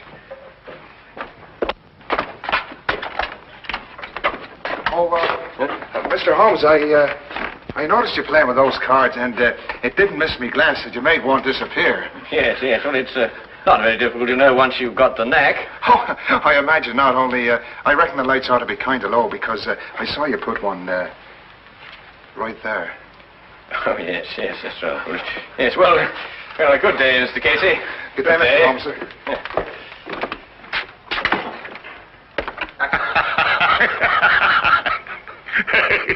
Yes, well, I'll work it out in time. Why don't you give it up altogether? I was referring to the disappearance of Mr. Snow. Oh. Where are you going? We are going to the baker's shop to see Miss Rogers, Watson. About what? It's almost 5 o'clock, Watson. We have just 7 hours until midnight.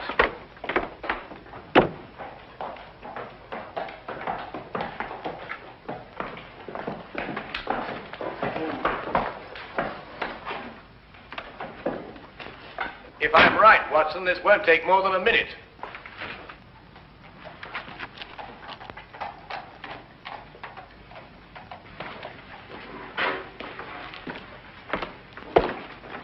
Good afternoon. I'd like to speak to Miss Rogers. Is she here? She left this morning. Oh? Why? Don't ask me. When I arrived, she was gone. There was only a note from her saying she'd taken one of the 12-layer cakes, which she would pay for in the morning. Aha. Was it by any chance a white cake? One of my very best. Thank you very much for the information. Good afternoon.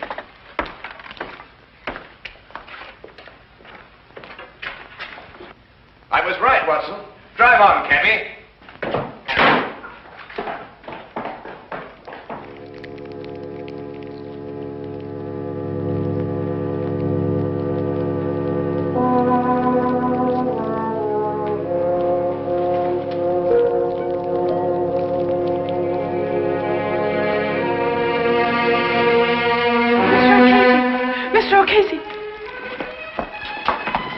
Here, no, take it easy. Come on, sit yourself down. It's all right. Oh, what's the matter? What's happened? The police. They found his coat in the river. Albert? Yes, it was all bloodstained and there was a bullet hole in it. Oh, no. And the ticket's somewhere at the bottom of the river.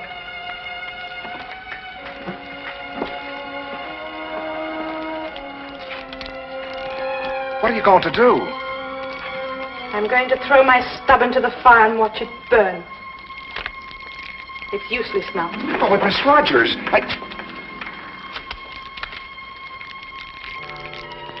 There. Now give me your stub. It was my idea to split up the ticket. I deserve to see my mistake all the way through. You may as well, Mr. O'Casey. With Miss Rogers' stub destroyed, yours, I'm afraid, has no value. But you told me there was hope. Yes, I know. I'm sorry. I was mistaken. You may destroy it now, Miss Rogers, if you wish.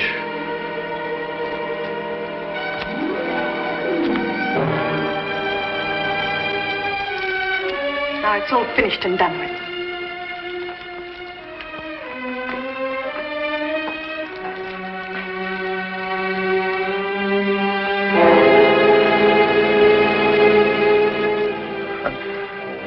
My hopes were so high of seeing the shores of Ireland soon again. But now...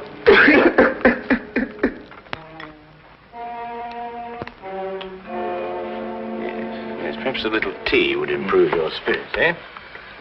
I can still see the picture of those two at that inn. Take me a long time to get over that, Holmes. Oh, I think you'll get over it sooner than you imagine.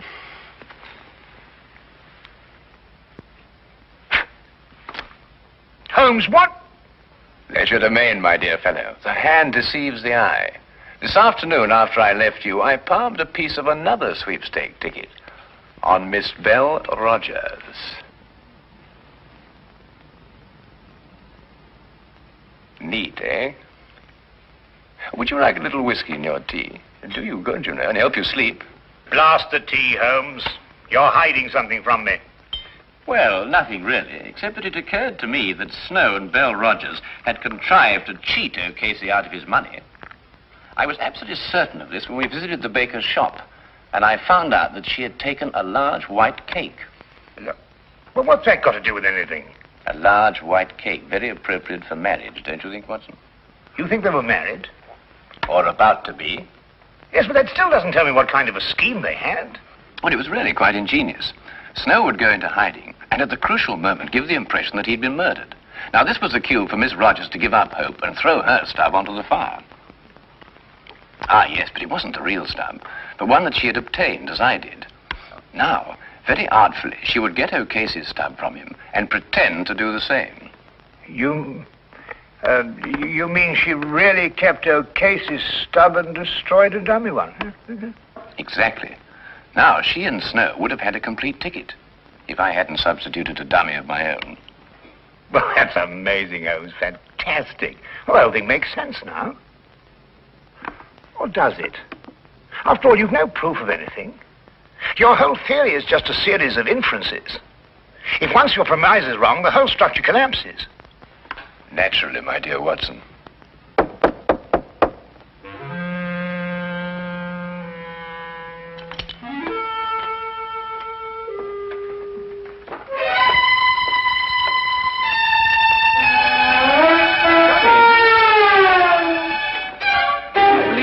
Miss Rogers, and this is the missing Mr. Snow. I think you'd better fetch O'Casey now, Watson. I can't predict what his feelings will be when he sees you, but you know what Irish tempers are. Why, say, Holmes? Yes? Don't you think that Mr. O'Casey's third share is worth at least half? Oh, yes. Yes, quite right, Watson. At least a half.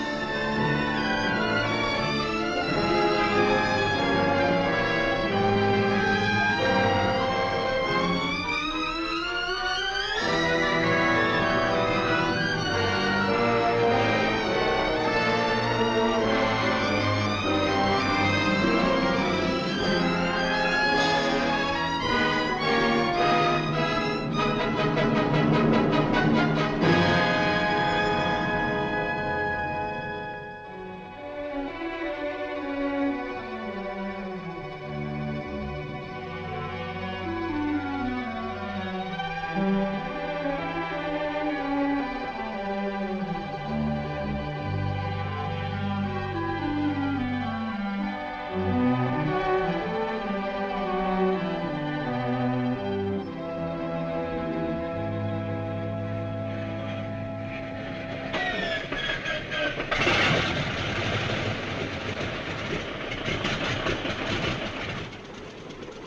name, please? William Easter. Mr. William Easter. Right. Your passport, please. Do I have to go through this rigmarole every time? Regulation, sir. Beastly nuisance, I call it.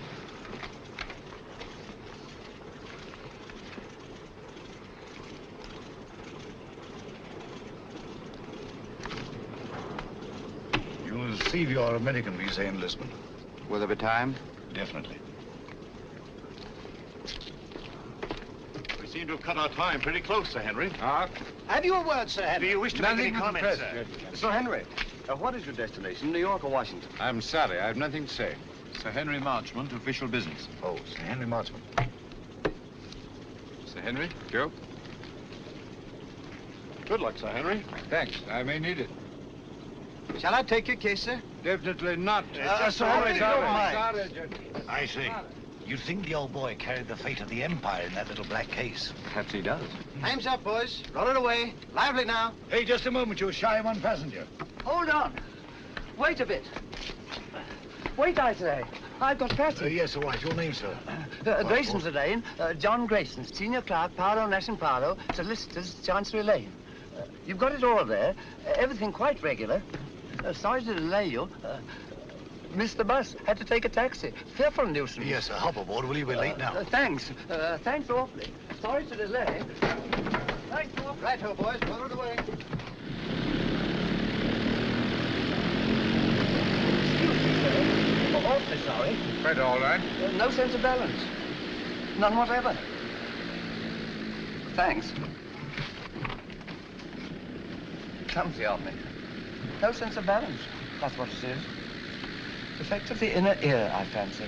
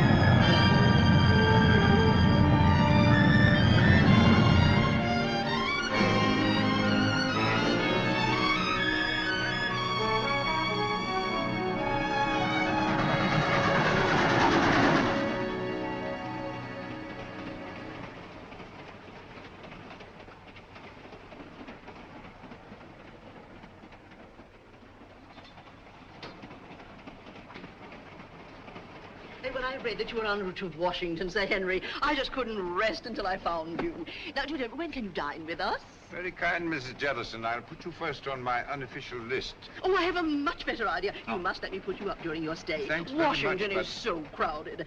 I'll put you in the blue room. Come in.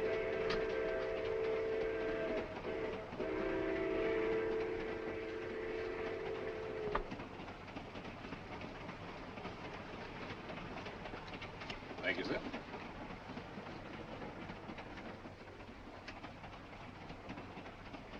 But if Sir Henry isn't the one, who is? I don't know. But the head received a cable from London tipping him off. It's up to us to find the real British agent before this train reaches Washington. Yeah. Whoever's got the document will be protected there. If Sir Henry isn't carrying it, I've got it. Besides Sir Henry and myself, only one man has come all the way from London. A chap called Grayson, John Grayson. Well, then Grayson's our man. Grayson's carrying the document, while Sir Henry's being used as a decoy. It's so old, it's new. When Grayson leaves the club car and goes to get his luggage, that's our cue. We know what to do, Easter. Good. That's Grayson standing at the bar. The little fellow.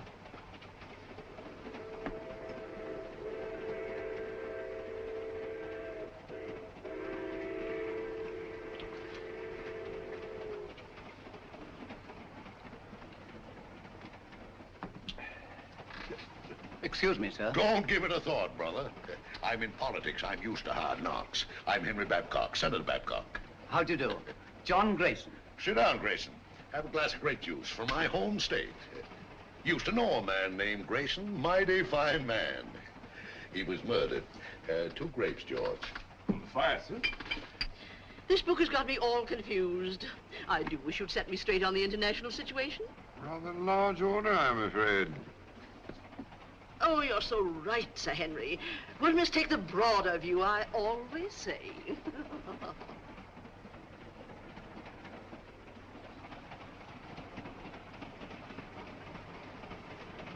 Another grape juice, Grayson. You can't have too many vitamins, I always say. Thanks, Senator. But if you don't mind, I'll have a whiskey and soda. Why, sure. George, bring them over, will you? Yes, Let's get a chair. I was built for comfort.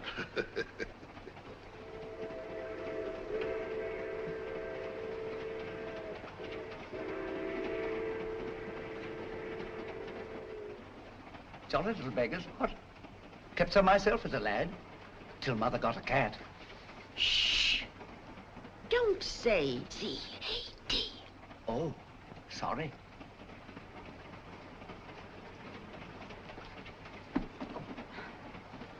Permit me, ma'am. Oh, thank you. You're very kind, I'm sure. Pardon me, sir. Here we are. Porter. Yes, sir?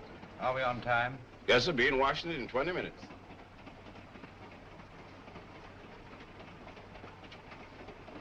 By the way, Grayson, what's your line? Line? Yeah, what business you in? What's your racket? Oh, I represent a London legal firm, Paolo, Nash & Paolo. Paolo? I used to know a man named Paolo. No, it was Marlowe. Couldn't have been the same fella. No, I suppose not. I've been making the tour of my state, getting the opinions of the home folks, taking a lot of their ideas back to Washington. I'd like to hear more of your activities, Senator. Give me your address, sir, and I'll have all my speeches mailed to you. You're quite too kind, sir. Sorry I have no card.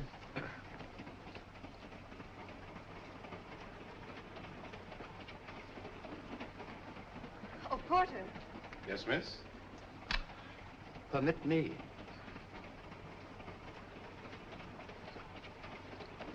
Thank you very much. Not at all. I'll be at this address for the next week or so. I hope. Thank you. I'll get my papers together. Pleasant meeting, my friend. Better look me up in Washington. I'll just get my bag. Thank you, thank you. Oh, I forgot to pay George. Excuse me, sir. What's the matter with the lights? Everybody be quiet. Just a little blackout. Keep your seat. Just a little blackout. Keep your seat. Mice! Oh, dear. All gone.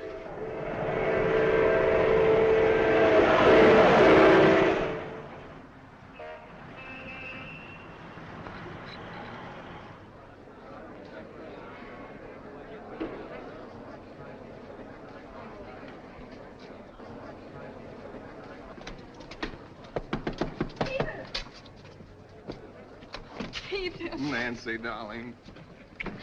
I didn't dream you'd be able to meet me. I got leave. Oh, darling, that's wonderful. Just 3 days. Oh, that's awful. We haven't a second to lose.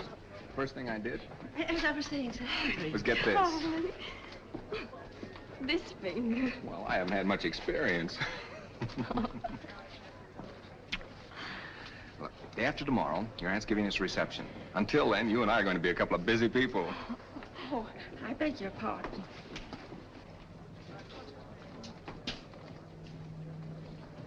Goodbye. Who's your boyfriend? You needn't worry. He just lit a cigarette for me.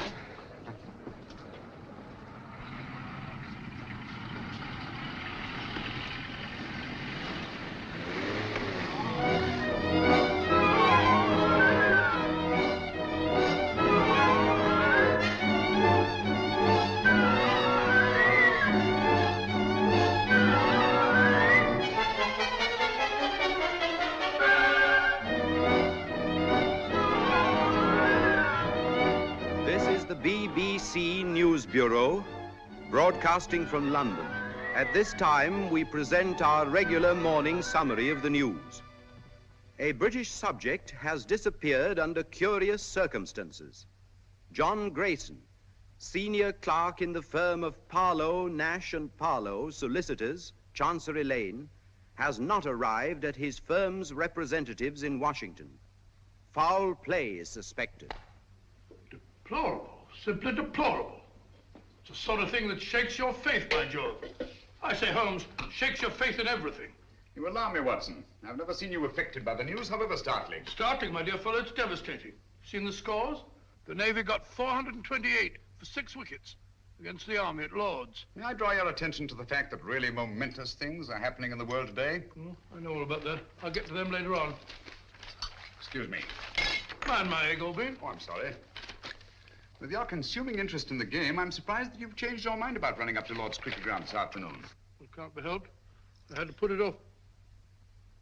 How did you know I changed my mind? Elementary, my dear Watson. Invariably, when you go to a cricket match, you fill your flask with my best whiskey. Just now, I noted in passing that the flask was empty. A single whiff informed me that it had been recently filled. Obviously, after filling it, you would pour the contents back into the bottle. Therefore, you had changed your mind about a cricket match. You amaze me, Holmes. You positively amaze me. Come in, Mrs. Hudson. Oh, excuse me, Mr. Holmes. There's a gentleman, and he's very insistent. Well, I do declare he followed me right up the stairs. Didn't I ask you to wait? My good woman, you may ask me to wait, but not the British Empire. Mr. Holmes, I must talk to you immediately. How are you, Mr. Arons? That will be all now, thank you, Mrs. Hudson. My good woman, indeed. Huh.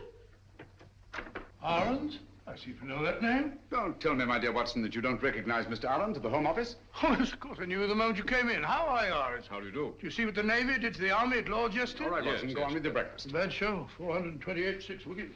Mr. Holmes, I'm here on a matter of the utmost secrecy. Now, I assure you, Mr. Arons, that Dr. Watson is the very soul of discretion. Won't you sit down? By the way, Watson, please be so good as to keep tapping on the table with your knife. Tapping on the table, no? It will break the wavelengths if by any chance there's a dictograph in the walls. Oh, really? Cigarette? No, thank you. You can stop now, Watson. Well, Mr. Arons, I take it you've called on me in connection with the kidnapping of John Grayson in America last night. Oh, yes. Yes, exactly. Grayson was carrying a document of a very confidential nature. Indeed. Its contents are of such great international importance that I am not at liberty to reveal them. But if that document falls into the hands of the enemy, I can only say it will be absolutely disastrous for this government and our allies. For that reason, we did not wish to transport it to Washington in the usual way. So a regular King's messenger, Sir Henry Marchmont, was dispatched. Not carrying the document, of course. That's right. Sir Henry was a sort of... sort of red herring, shall we say? Precisely. Mm-hmm. The document was actually entrusted to a reliable but insignificant man in our Secret Service. On his arrival in Washington, he was to make himself known to Sir Henry and deliver the document. Now, not even Sir Henry knew that this man, Pettibone, who traveled under the name of John Grayson, was the real messenger. Pettibone? Yes. Alfred Pettibone? Yes. Good man. None better. I've worked with him often. I hope you may be able to work with him again. But he's completely disappeared. He's vanished, gone, without leaving a trace. I can see the possibility of serious ramifications in his disappearance. Exactly. So far, we've been able to keep the knowledge of our loss from both the American and British public. Holmes, you must retrieve that document before it can be used against us. Of course, the Washington police have been notified of Grayson's disappearance, but even they don't know that he was carrying the document. Now, that's about all the detail I'm at liberty to give you. Well, if they've got Grayson, that is Pettibone, they must have got the papers. Not necessarily, Watson. It doesn't follow because they've got the man, they've got the document. What form was this document in? It was typed on 2 sheets of legal paper. 2 sheets? That's too bulky to swallow. And dry, Watson. Fearfully dry. Especially legal papers. Well, whatever shape the document was in, I trust Pettibone to get rid of it before anyone could lay hands on him. The document must be found before it falls into the hands of our enemies. I'm here on behalf of His Majesty's government to urge you to find it. That means going to Washington, of course. With all possible speed. A bomber is waiting for you at Croydon. Goodbye, Dr. Watson. Goodbye, sir. Goodbye, Adams. Goodbye, Holmes. Good luck. Thanks very much. We're relying on you. Well, Watson, we're off to Washington at once. America? I say, that's exciting. I've never seen a game of baseball. Let's go and start packing at once. First, I'd like to take a look at the home of Alfred Pettibone. Come along, Watson.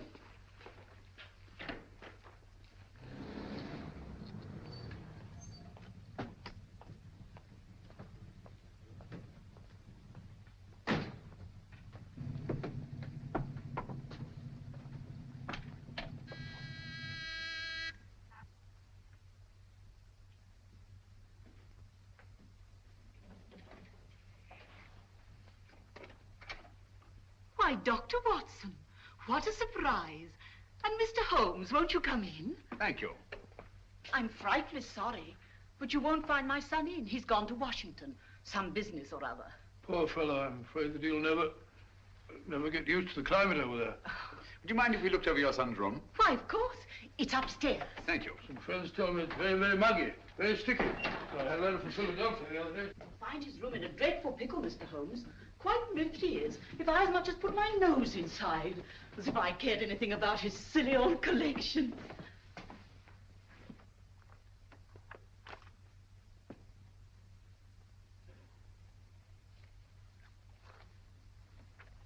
This sort of Pettibone seems a curious sort of fellow. Sort of collector of collections. Postage stamps. Military buttons. Butterfly. I don't know. Bugs, snapshots, all sorts of rubbish. Yes, I shall write a monograph someday on the noxious habit of accumulating useless trivia.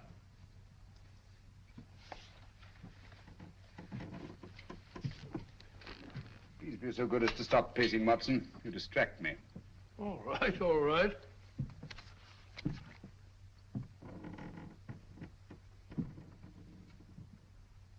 Unless I'm greatly mistaken, our friend Pettibone did not carry 2 pages of legal paper when he left this room. I wouldn't be too sure, Holmes. Ashes are deceptive, you know. On the contrary, my dear Watson, the rag used in our official documents leaves an ash that is unmistakable. Oh, do stop pacing. I'm not pacing. I've moved an inch. I'm sorry, old fellow. My error.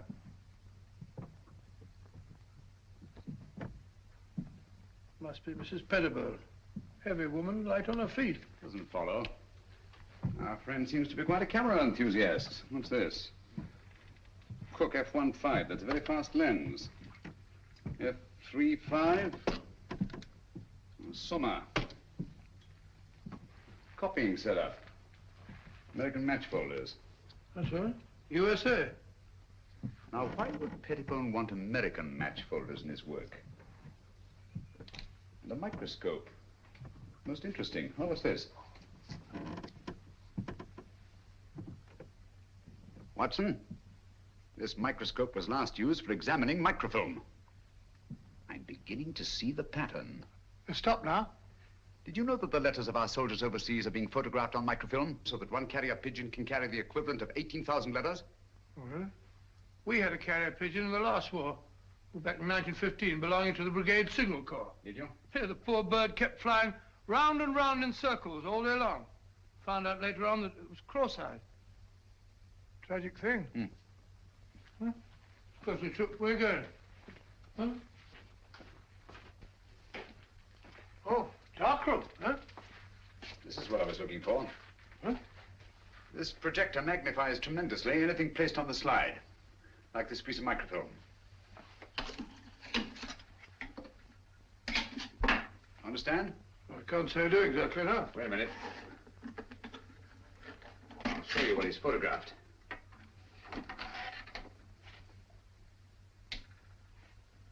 Oh, it's a match folder. What do you want to photograph that for? Probably to line up his equipment before he photographed the document. We've got it, Watson. Over? Yes. Come along. Oh, it's all as clear as mud to me. Just as I thought. This document has been reduced to microfilm to make its concealment possible. Alfred Pettibone is a most ingenious fellow. A bulky document is obviously difficult to conceal. But 2 pages of estate paper, photographed on microfilm, would be reduced to a size no larger than a halfpenny stamp. Slitting a match folder with this razor blade, Pettibone placed the now minute document inside, stuck it together again, and there he had it. An American match folder, rare in London, but completely inconspicuous in the United States. Do you mean to say we're off to America just to look for a match folder? It's a big country. A big country, Watson. And a small match folder. Come along.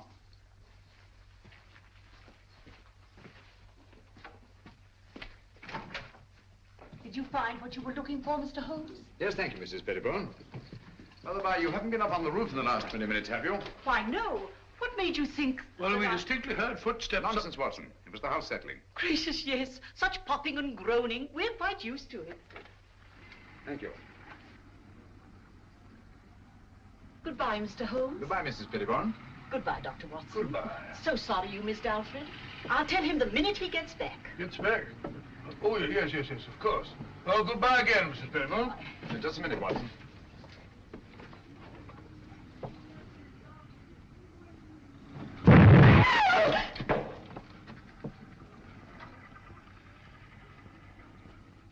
That was no accident, I assure you, Watson. Well, aren't you going to find out who did it?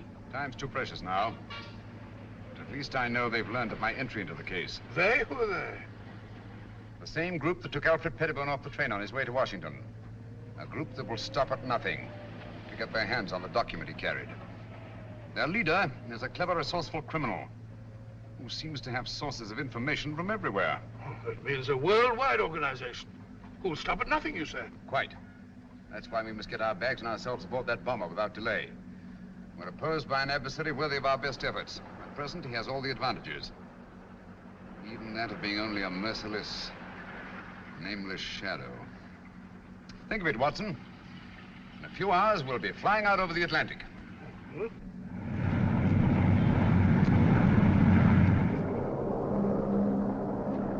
We're flying over New York, sir. New York, eh? Yes, sir. We've been cleared by radio. Non-stop, Washington.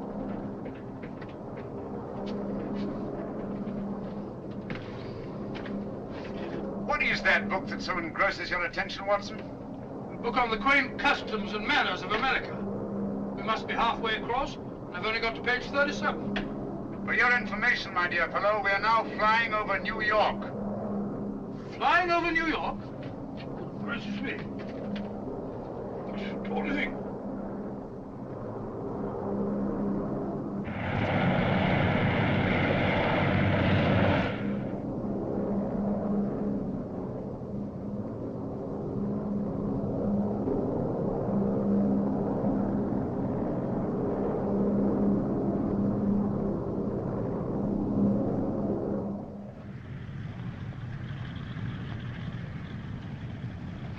Embassy car, Mr. Holmes. You're being very helpful, Mr. Lang. Detective Lieutenant Grogan of the Washington Police. How do you do? Welcome to Washington. Thank you. This is my associate, Dr. Watson. How do you do, sir? How are you? I suppose I should say, how are you, buddy? What's cooking? Oh, come along, Watson. Oh, it says in the book. What's cooking?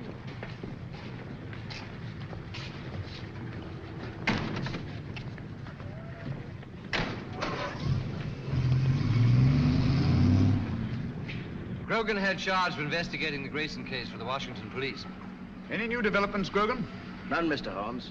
We're glad to let you have our complete file. And, of course, we'll cooperate in every way. Thank you. I shall appreciate your help. Especially as I'm unfamiliar with your country. Oh, yes, of course. This is your first visit. Oh, there's the Lincoln Memorial.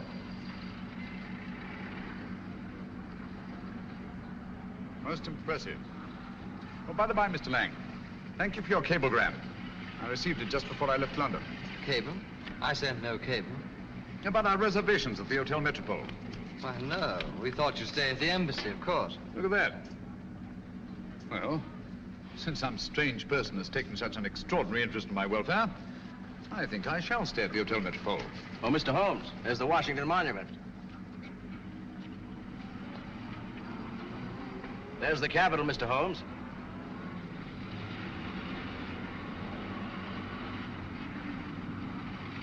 Magnificent.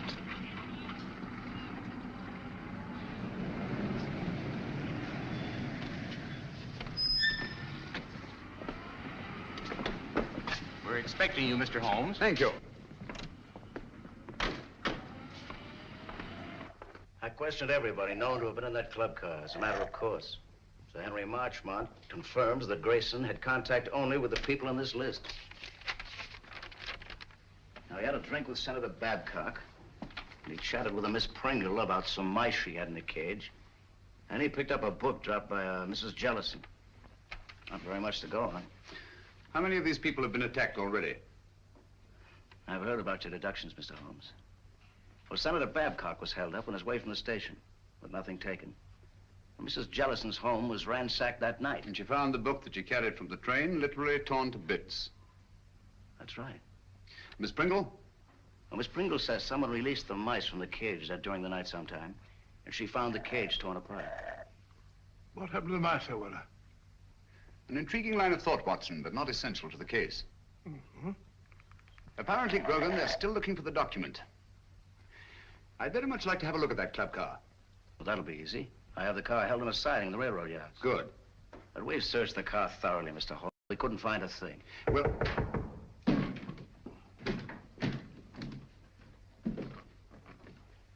What are you doing? What's this? Mr. Holmes, your trunk. Trunk? I have no trunk. It says right there. To Sherlock Holmes, Hotel Metropole. How was this trunk delivered? An expressman brought it, sir. What's the name of the company? Do you remember the license number? Naturally, I didn't notice that. I just signed for it. All right, thank you. That'll do. Well, this trunk's not locked.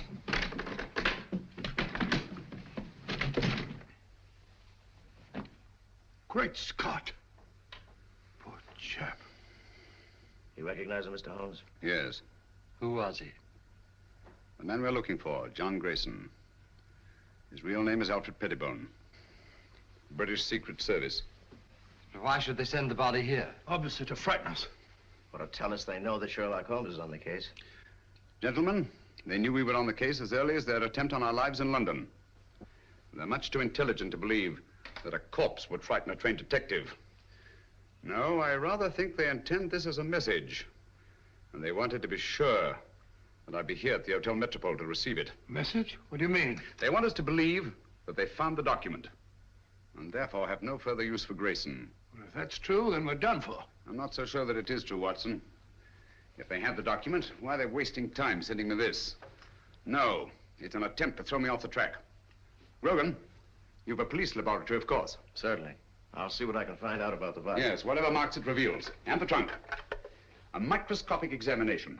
Everything about it. The lining, the blanket in which the body is wrapped, everything. Let nothing escape. We have the best police laboratories in the world, Mr. Holmes. I beg your pardon, Lieutenant Grogan. You see, I'm so accustomed to working quite alone at my lodgings in Baker Street that I sometimes forget the more modern scientific methods so particularly effective here in America. But if there's anything there, they'll find it, Mr. Holmes. While you're doing that, I'll take a look at the club car. Coming, Watson? Here we are, Mr. Holmes. I have the porter, as you asked, and the railroad company sent Mr. Moore to unlock for us. Delighted. How do you do? Very good. Let's go in. This way, gentlemen. Well, it looks as if the police have made a thorough search. Whoever did it, it wasn't the police. There have been visitors here. Since our friend Grogan. My goodness, look at our car. Talk about a blitz. I say, Holmes, if Grayson hid anything in this car, it certainly isn't here now. Not necessarily, Watson. If you'll help me put this place in some kind of order. Yes, sir, boss. This would go about here, I imagine. That's it, boss. Yes, and, yes. wait a minute. Oh, yeah, that's certainly more like it. Yes, sir. Thank you. That'll be all. Watson, will you be Mr. Grayson for the moment? Grayson? Oh, if you want me to, old man. What do you want me to do? You're having a drink at the bar. Oh, drink? Oh, that's not a bad idea. Drink at the bar. Bring me a whiskey and soda, will you, Stuart? Stuart? Sorry, Dr. Watson, but the bar's closed. Oh, says the bar's closed. According to Grogan's reconstruction of the scene, let me see. Yes. Grayson pauses at the bar while Senator Babcock moves across and sits down here. Do you mind being Senator Babcock for the moment, Watson? Oh, going up in the world. Sit down, please. Now, Miss Pringle is seated there. Over there, Watson. Hmm?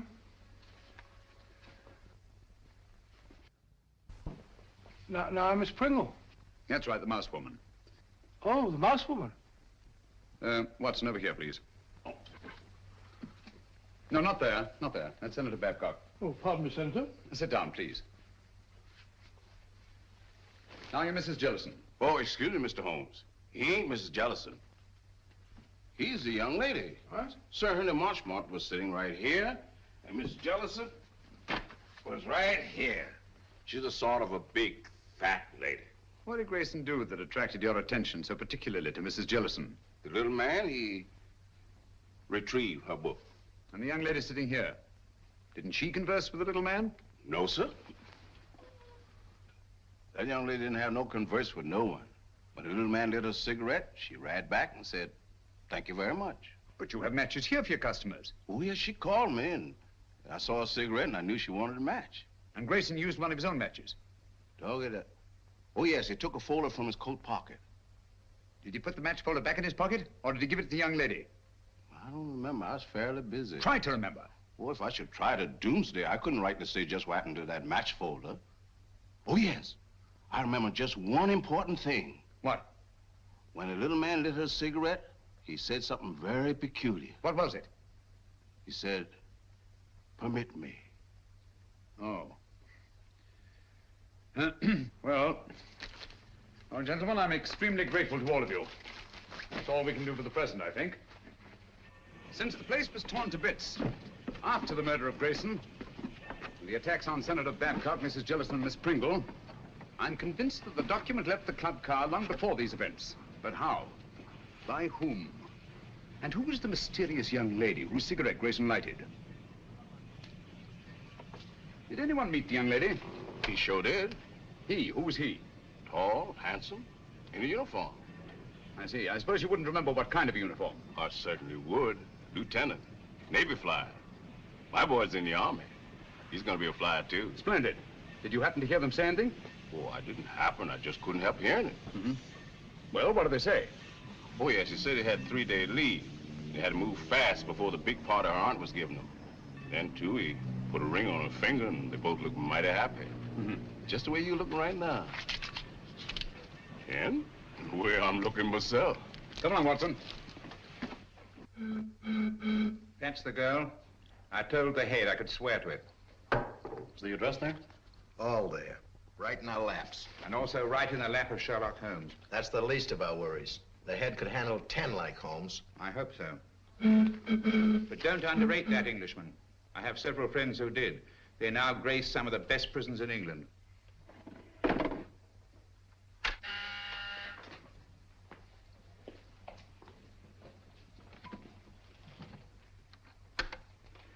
Yes, sir? I talked to the catering company. It's quite all right.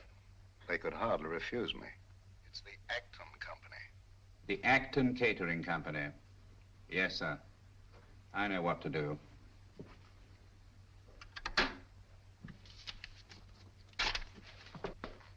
Pop over there. You're going to work for the catering company. Right. When you get in the house, find out all you can. Katie. Yes? You're to go as a guest. Will it be safe? It'll have to be. I'll try and get in the girls' room. Unless you hear from me, carry on as we planned.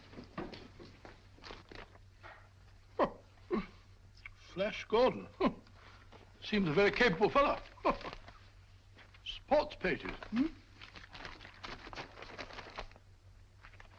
These Brooklyn fellows seem to be arguing with the umpire. Story thing. What are you eating, Watson? Gum? Oh. Put it away.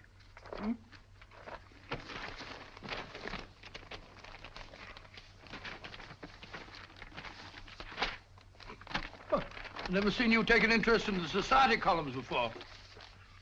It's a concern I'll drop at once, I assure you, Watson.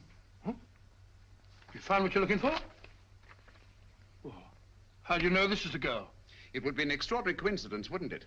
If more than one naval lieutenant in Washington were to become engaged in the last few days to a girl from New York whose aunt was giving them a reception.